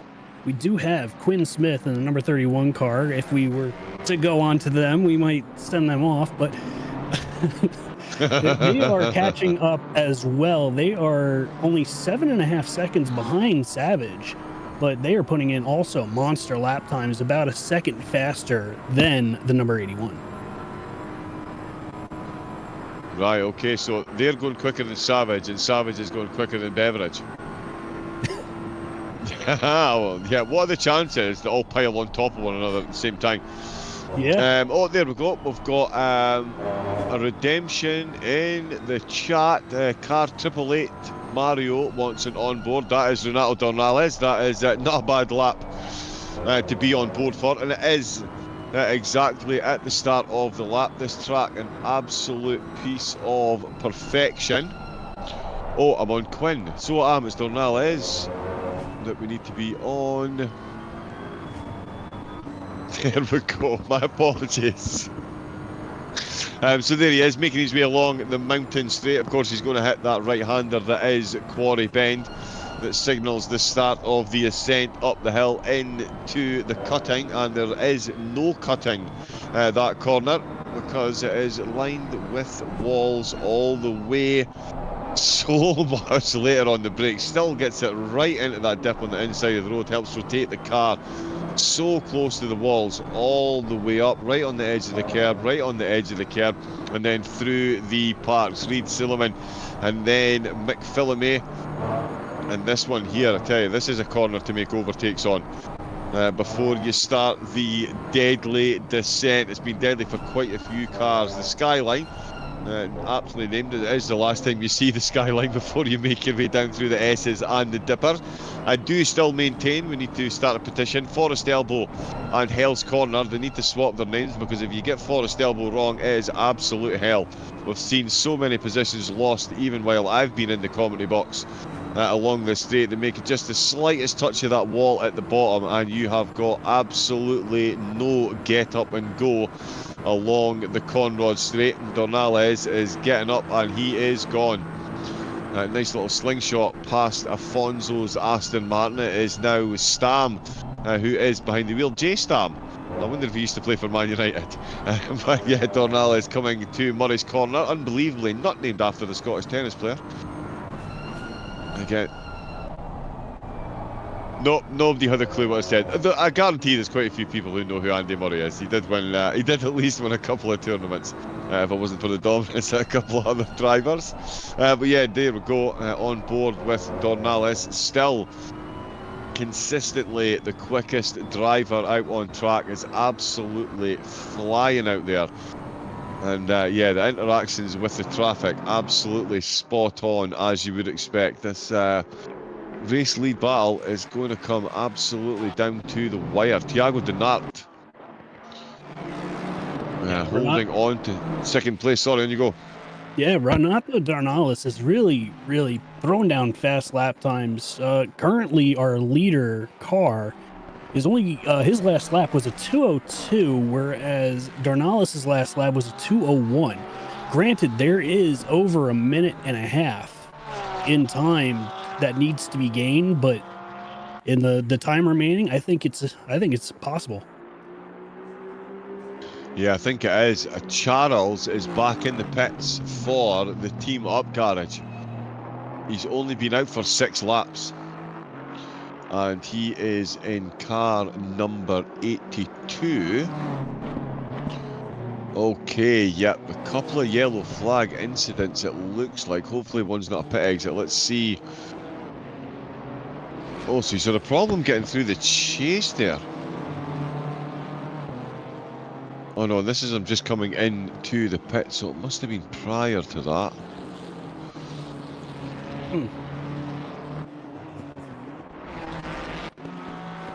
Let's see if this one, and he's been in there quite a while now actually. The back end of that car was moving around a little bit, so there might have been damage to the rear suspension.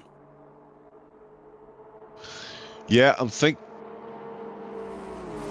oh, wow, he's just completely missed his brakes there. Somebody's hit the wall, I'm being told as well. Okay. Second place. They've maybe, unfortunately, disconnected. Maybe just looked like they've hit the wall and they've disconnected. We'll wait and see, but yeah, tight. Yep, there he is there, yep. So yeah, just completely left the track, but they've been stationary now in the pits for quite some time. It looks like they might be having some connection issues. Yeah, potentially. The car's just dropped. They've got Rados back behind the wheel. But they're absolutely hammering positions. In fact, so much so that Beveridge... Oh no, they're moving. Wow, so there we go. Whether it's real racing or sim racing, technical problems, and you will find yourself tumbling down the order. That's Rados. Back out the pits in 13th position. Thiago Denart is now up to second place for the Please Brake Turn 1 team. He was handed the wheel from Chatham Williams and they have ascended to the podium. A fairly impressive rate, has to be said, as we're on board again with Tyler Carr. He's got his Mustang absolutely dialed in. He is behind. He's behind Stam there. We've got Rados and Savage. Yeah, we got a battle brewing right now for P13. Quinn Smith has finally made his way back up and is gotten around Savage, and now he's ahead, and they're going to try and chase down Beveridge. Yeah, they're going to be chasing down Rados as well. Now that he's back out the pit, his Honda is in 13th position. So he's come back out. Oh no, behind. He is behind. That's just updated there. So Rados is behind this battle as well. Wow, that is going to make it extra spicy when he catches up. But yeah, on board with Quinn Smith, you can see Savage. He is ahead of him. It's Beveridge that they've got now. A fair chunk of change up the road, but they're certainly closer than they were when they came out of the pits. Terekhov still closing down Cox. Denard absolutely can't believe his luck, but he is losing a bit of time to Carr up there in the lead. And that Dornelis win that we were surmising about is looking ever more ominously possible. Certainly ominous for the rest of the teams. With the way things have gone, yeah, it might have been a rough start to the race for them, Stephen, but they're certainly made hay while the sun shined. And as far as comeback drives go, this has already been an absolutely Herculean effort, and it's no wonder we're talking, with 8 hours to go, about them potentially winning this race. Yeah, definitely on the tables as we see Quinn Smith is just tearing through and has already put a 2-second gap onto Savage. So he's got the times, he's got the time, he's got the lap times. So it's all possible he could make his way all the way back up into the top 5. Yeah, he definitely could. Still the only driver consistently in the 201s. He is absolutely moving. He's within 7 seconds of Terekhov, who's within 6 of David Cox. So certainly that 3rd place well within his grasp. Incredibly, within this stint, Terekhov is moving quickly himself, but he's consistently in the 2-minute 3s. And that is just not the type of pace that is going to fend off Dornelis for long. He will find a move very, very, very quickly indeed. David Cox is going to be looking over that shoulder pretty promptly, I would say. We do still have got 29 cars still out on track. GRL are bringing up the rear at the minute with Jan Ondras behind the wheel, recently out. Livrieri is out for Team 54, and Andrew Oakley in the team, of course, one of the tougher starts to the race for the Red Doohickey team, 27th place they've got at the moment. We did see Shrogren coming out with the pits for Rogue Element, the cameraman. There we go. Keeping up, he has got Kraus. In fact, I think he's just gone past him. He has indeed. The Earl Motorsport car has just been overtaken. Oh no, there's a lap difference, sorry. So Sjogren unlapping himself. Ziemanski for Engineered Velocity got 24th with Paul Mitchell. Currently inside the top 25. He's got a big gap ahead to Varmusa Russo for Noobs Are Us. The post looking pretty pristine at the moment, just outside the top 20 with Rod Skyhook for Trackilicious. In 20th place, 7 seconds down on Rados, who was looking at top 3 honours not too long ago, and is now 9 seconds down on Machado in 18th place. Jabadal for Fear Nothing Moto. He's been in a consistent couple of stints, or certainly been very consistent in this stint. And the car has been as well, back up to 17th place for them. Worley for Matco, please sponsor me. 16th place with Hessel in the car ahead of him. For Bullet Racing, there he is, just coming through Forest Elbow. So much action going on there. And then it is the GDRs, Savage with Quinn Smith ahead of him, and Smith getting a good gap. And is definitely closing in on Beveridge. More blue flags for Afonso's car. There's Smith just going through the last corner. Beveridge is actually a fair bit up on them. He's already about to come onto the Conrod straight. And then it is the pair of Porsches, the E1 SimSport and Costa there in 10th for Manthi EMA. He's had a good drive as well. Some good interactions with the faster cars, which has kept him in his position. Jan Stam for Heart Racing inside the top 10 for them, with almost 4 hours gone, with Boonstra the car in 8th for Sim Racing Alliance. Mia Rose, of course, the number 17 car, cruelly disconnected from the server. Another car in the hunt for the race win, and definitely podium honours. Disconnected and have rejoined, have already made up a spot, back up to 7th place. but there are a couple of laps down on the race leader, so a Herculean effort on the cards for the team if they're going to make a progress back to the podium. Niall Kerbal for Wua Wua Nia Nia Swing, or something along those lines. It's a blue shell livery. Through the cut and they go. They've got 6th position ahead of them. Strongly tipped by the commentary team to win the race. Vacuum Racing. And they've found 2 seconds on Terakov in 4th. They've got David Cox for Pegassi in 3rd place. Pleased to break turn 1, as we mentioned.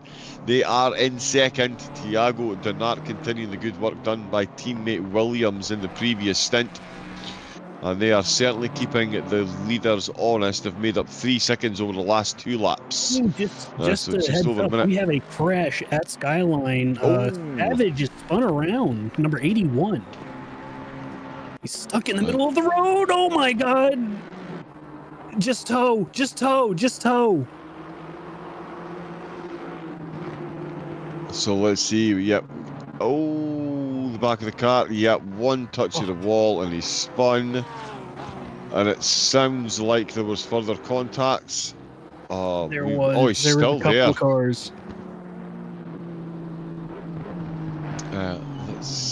He's going now, but I think he got collected by a Ferrari because they're Machado coming in down the hill just 17th. way too fast. Yep, I think it's Machado in 17th. Yep. Yeah, so Machado catching that car there. Oh, so unfortunate. And this is Tyler Carr actually with a yellow flag as well. The race leader. Not Okay. seeing anything. Yeah, slightly confused why that's popped up as a yellow flag. Just ACC things, yep. Yeah, but we did get to see a beautiful highlight of a perfectly executed turn 1, that is for sure. So let's see. So a few cars jumping into the pits. Rados is going to make back a couple of positions as Smith and Javidal come in. That's the end of their stint. Worley just heading up the hill. 4.5 seconds between Costa and Stam at the minute. Dornelles still making time on Terakov. Now he's lost a couple of tenths on this laps to Cox, so yeah, in the balance between those two, but certainly Dornelles promptly moving towards that 4th place. So yeah, battle of the BMWs on the way. So heartbreaking to see for the Hondas, currently 7th and 16th. It wasn't too long ago they were 1st and 2nd. That's like 3 Porsches into the top 11. That's, yeah, it just goes to show you how cruel a mistress sim racing and any racing can be. The Hondas outside the top 5, one of them outside the top 15 after being in podium contention for so long, Stephen. Yeah, being in podium contention, but right now it's actually a Ford lockout of the podium right now with Carr, Dinarte, and Cox. So we have Fords currently leading this race, but Renato Dornales in that BMW is on a tear to try and catch them, and he is about 2 seconds faster than the cars ahead.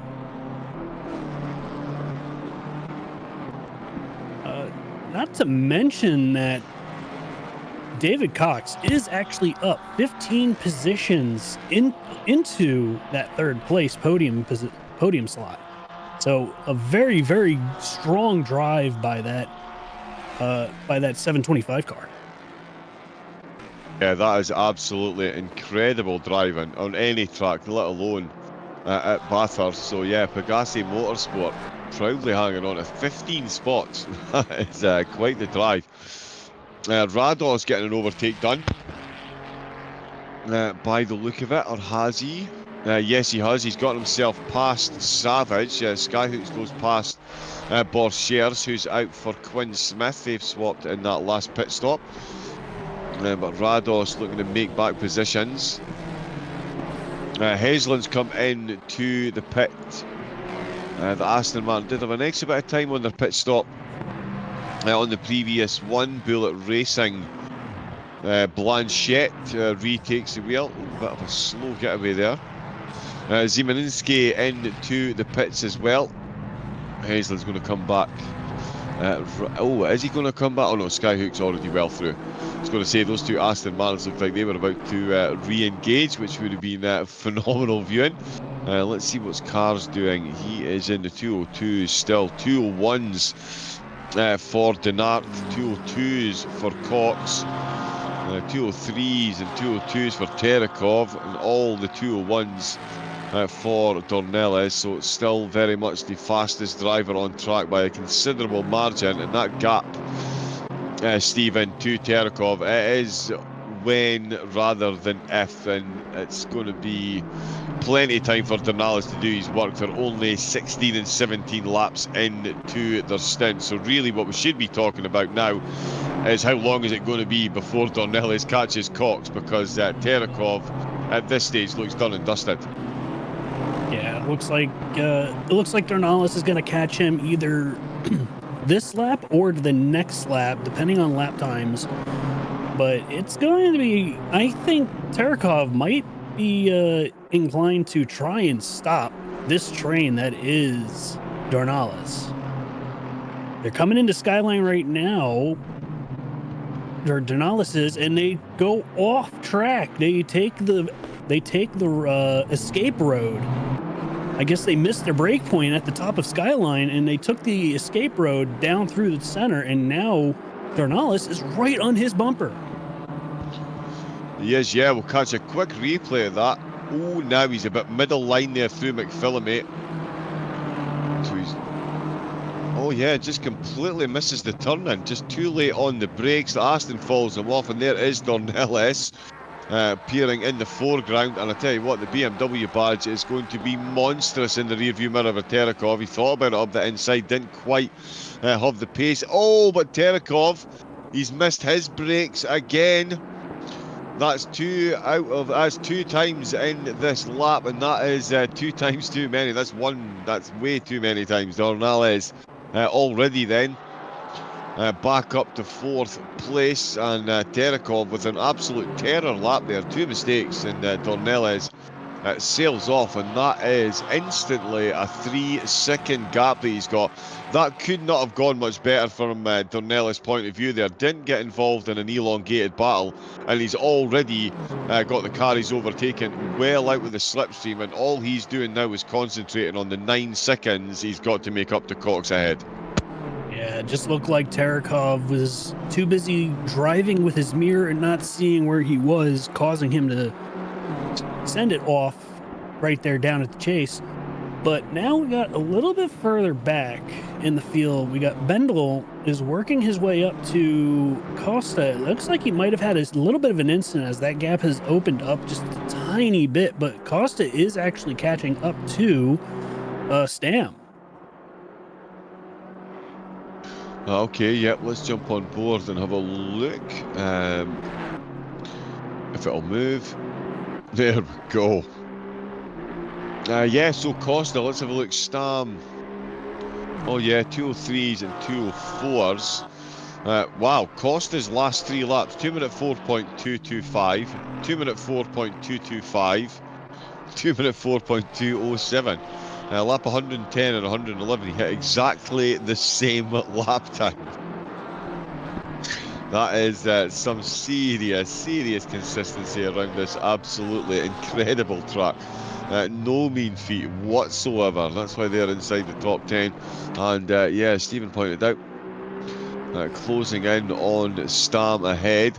Terakov now 5 seconds down on Dornelles, who is chewing his way into that gap to catch up to David Cox. I think he's going to get another position before he comes back in at the pits.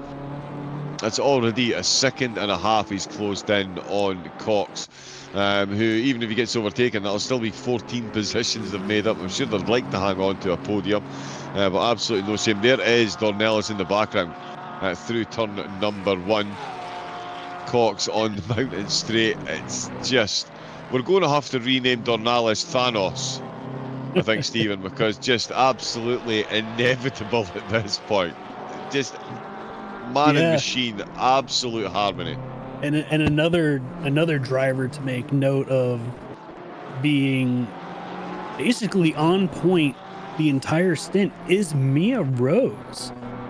Currently fastest car on track with an average 5 laps of 201.36. They are actually averaging a second faster than Renato Darnales. Yeah, I can't say I'm overly surprised. I actually do know Mia Rose. One of the commentators that's coming in, or know of Mia Rose, sorry. One of the commentators that's coming in, Mr. George Cooke. He does some commentary down under. He's from New Zealand, kind of makes sense. And yeah, I've watched a couple of the broadcasts. I believe it's Octane Online. I think it is. And I've seen Mia absolutely destroy the rest of the field, and yeah, did incredibly well at the FIA Motorsport Games as well, over in France at Paul Ricard. Just a blisteringly quick driver. So yeah, that's me. I've let that one slip under there. I was kind of like Dornales earlier. I didn't realise just how quickly he was going, and yeah, Mia Rose, yeah, lap 112, 2 minutes, 0.960. So Dornales consistently in the 201s, but Rose now starting to hit the 2-minute mark. We've got a couple of yellow flags popping up. I think Bendel has just had a bit of an incident, and Neil Kerbal as well. Ooh, now, yeah, a couple of yellow flags for Kerbal. Over the top of the mountain, and that is the Porsche Bendel behind. Yeah, it looked like the front end of that Ferrari is not looking too good. No, that was a big contact there, just hitting the exit Ooh. curbs on the way into McPhillamy, and onto the grass, And he's missed his going to lead brake to the point coming gravel. into the chase. So Yeah, I he's think it's the definitely damage. I'm not sure I don't think he so much missed his braking point as the car just didn't have any grip. Yeah. With the damage, because you can see how much work he's putting in on the steering wheel there, and unsurprisingly, peels into the pits. So Kerbal will fall sooner rather than later to Rose, who is just coming through that final chicane. Are we on for a Rose Dornelles battle for the win in the final stint? Yes, please, oh sim racing gods. Let's make that happen. Tyler Carr is still leading the way, though, with an 87-second gap over Thiago Denart. Denart himself, no slouch behind that wheel. Definitely finding his way into the 201s, the very low 202s. Carving his way through the traffic as well. Cox in that third place. Dornelles now up to fourth, and within 5 seconds, another 2 seconds gone. Oh, just, yeah, incredible drive. 3.6 now. Terekov, the driver, in 5th place, and Rose will be promoted. There we go.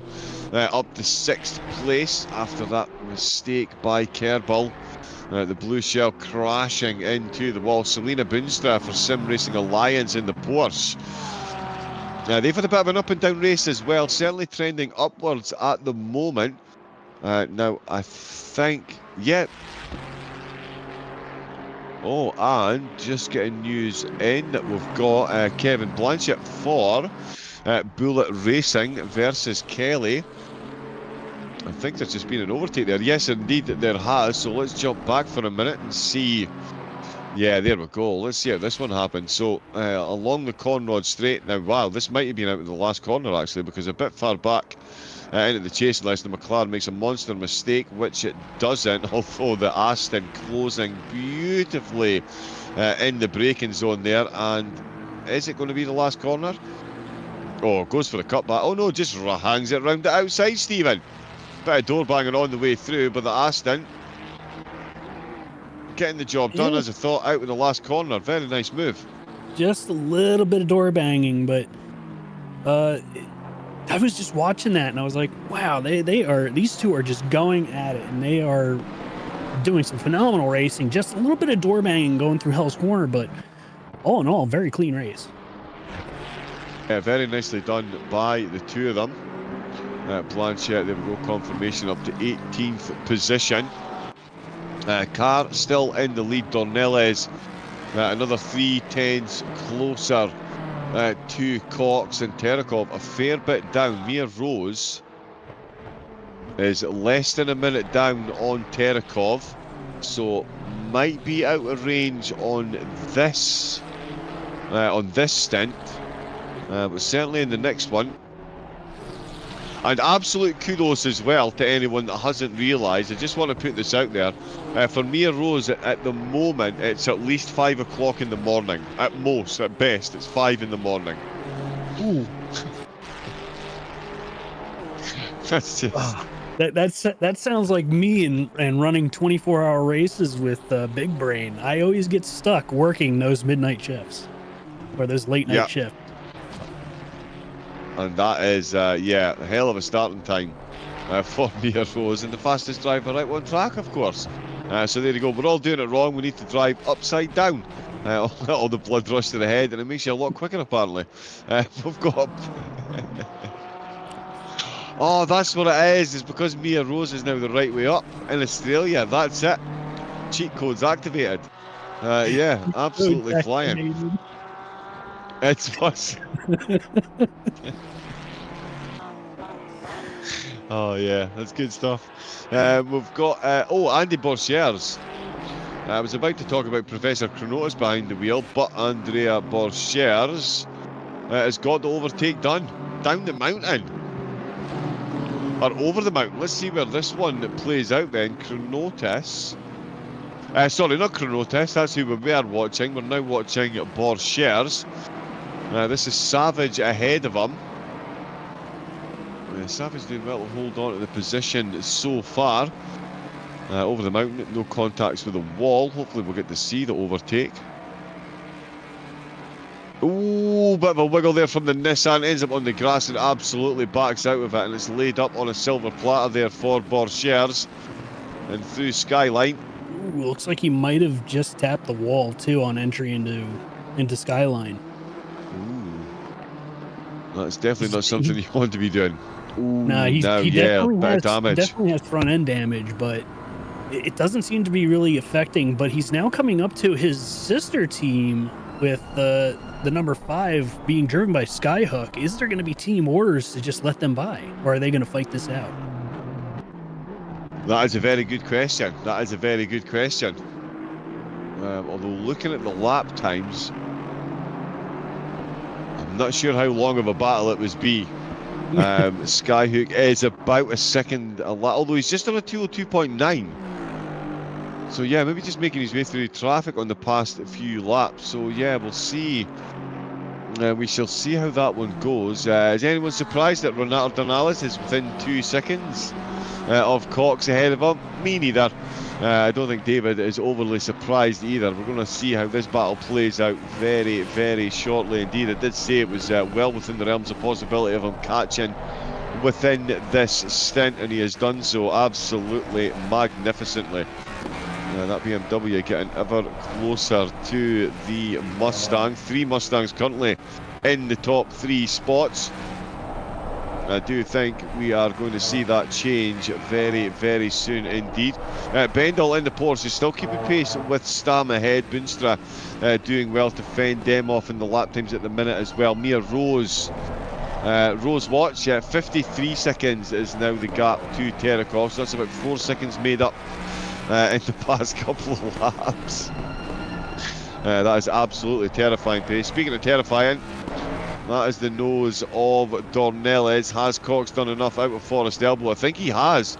He's gotten a very good exit exactly when he needed it then. This could just postpone the battle to the mountain straight, but it could, Stephen, be next time around on this straight before we see Dornelles, because overtaking over the mountain, you're not going to see Dornelles do anything crazy. He knows he's the quicker car, and if it takes one more lap, then so be it. But the podium is absolutely in the hands of Dornelles at the minute. Yeah, definitely in the hands of Dornelles, as we're now coming into Hell's Corner, looking to see if he gets a really good jump. He's only about, if my timing page would stop moving around so much, he's within 100 feet. Actually, into the entrance of the first turn, he was within 50 feet of David Cox, and I think he's going to have it definitely this time by. Yeah, I would say so. They're catching up to some traffic as well, and they are moving at a fair clip quicker than the cars ahead. Oh, Tornell. Wow, how does he find that grip? That is absolutely incredible. There was about 1.5 feet away from the curbs there on the way into the quarry bend. Still hangs it in there, right on the edge there. You can hear the gear change so much quicker up through the mountain section over the top of the park. Just such an incredible track. Absolutely love this camera. Just the ups and downs. It's almost Brands Hatch-esque, Stephen, the way you've got some of these undulations, just dips in the track, but it's up and down 173 meters of elevation as well. It's so easy to talk about how beautiful and wonderful and how technically challenging and how jaw-dropping this track really is. Yeah, it's a beautiful, beautiful track down here in Australia. Just to answer a question or somebody wishing for rain in the chat, I just took a quick peek at the weather radar, and we are still going to be dry for the next 30 to 40 minutes. Yeah, So, we do have some clouds forming though, and are out there. Yep, and that answers that question there. That could have been team orders. It could have just been the quicker car going past, but that is Borchers past his teammate Skyhook. The Trackalicious cars swapping positions as Macomber is out on track. The team has picked up a penalty. It is Noah Macomber. Now, I have seen Noah race before, and I'm going to try and remember which team it was for. I think it was in an Aston Martin. Yeah, that's going to bother me. I will remember. I will suddenly shout out the team name, and that's who Noah used to drive for. But yeah, the Matco Police sponsor me team. I've picked up a 5-second penalty. Livreri, who is, my apologies, one of the names I have been butchering and will continue to do so.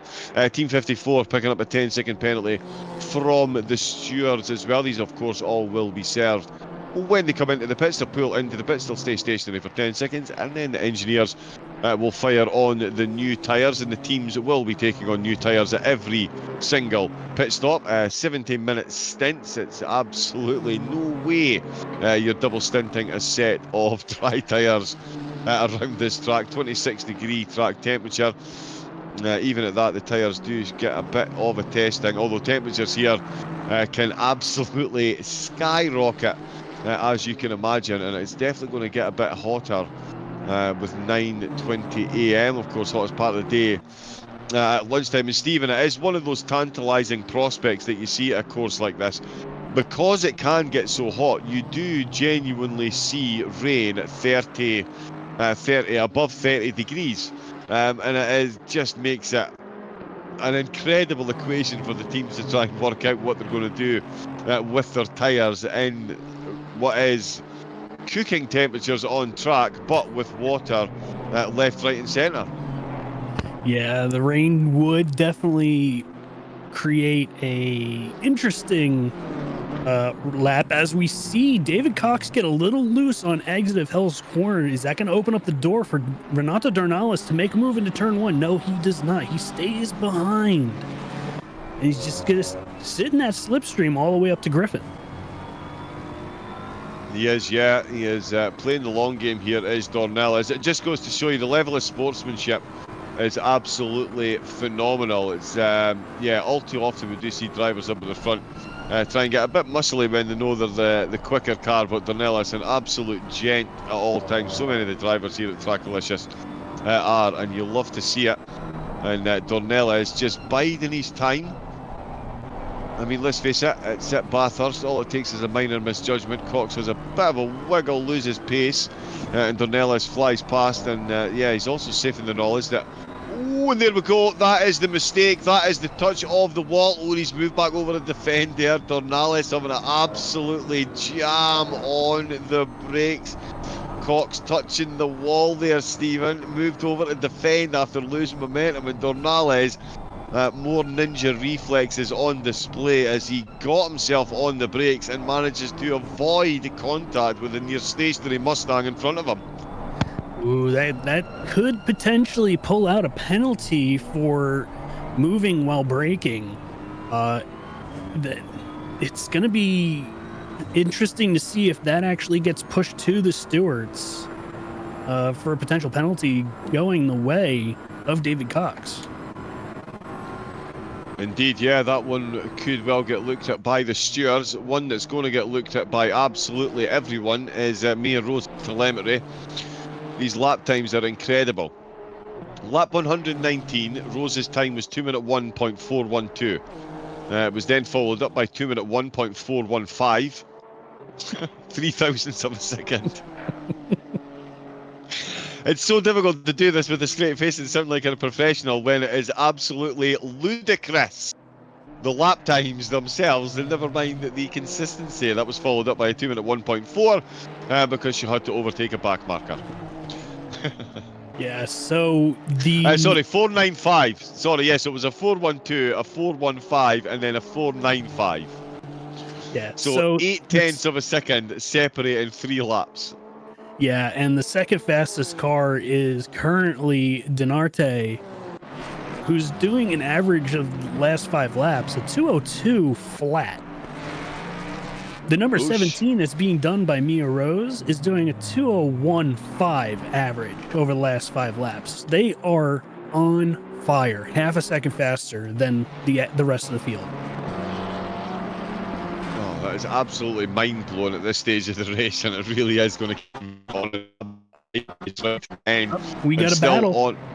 We got a battle. Oh, yes, 9 we do, P8, Stephen. Stam and Bendel going into Griffin's. Bendel taking away the position on entry, and it looked like Stam just ran it out a little bit too wide and lost so much time.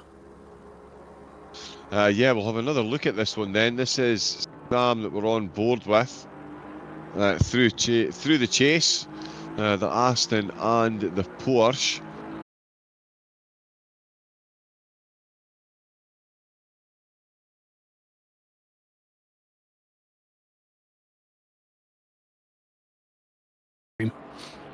Okay.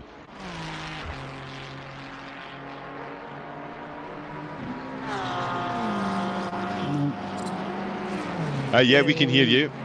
Now we're back up.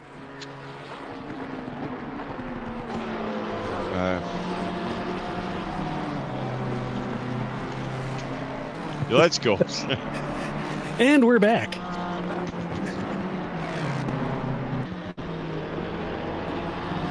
There we go. More magical moments from the internet. Thank you very much for that. Everyone do please hit refresh. You should be live. In fact, if you can hear my voice, you already have. So let's crack on. We are past the 4-hour mark, 7 hours and 43 minutes to go. We're now lap 3. That Dornelis has been behind Cooke, so all the doom and gloom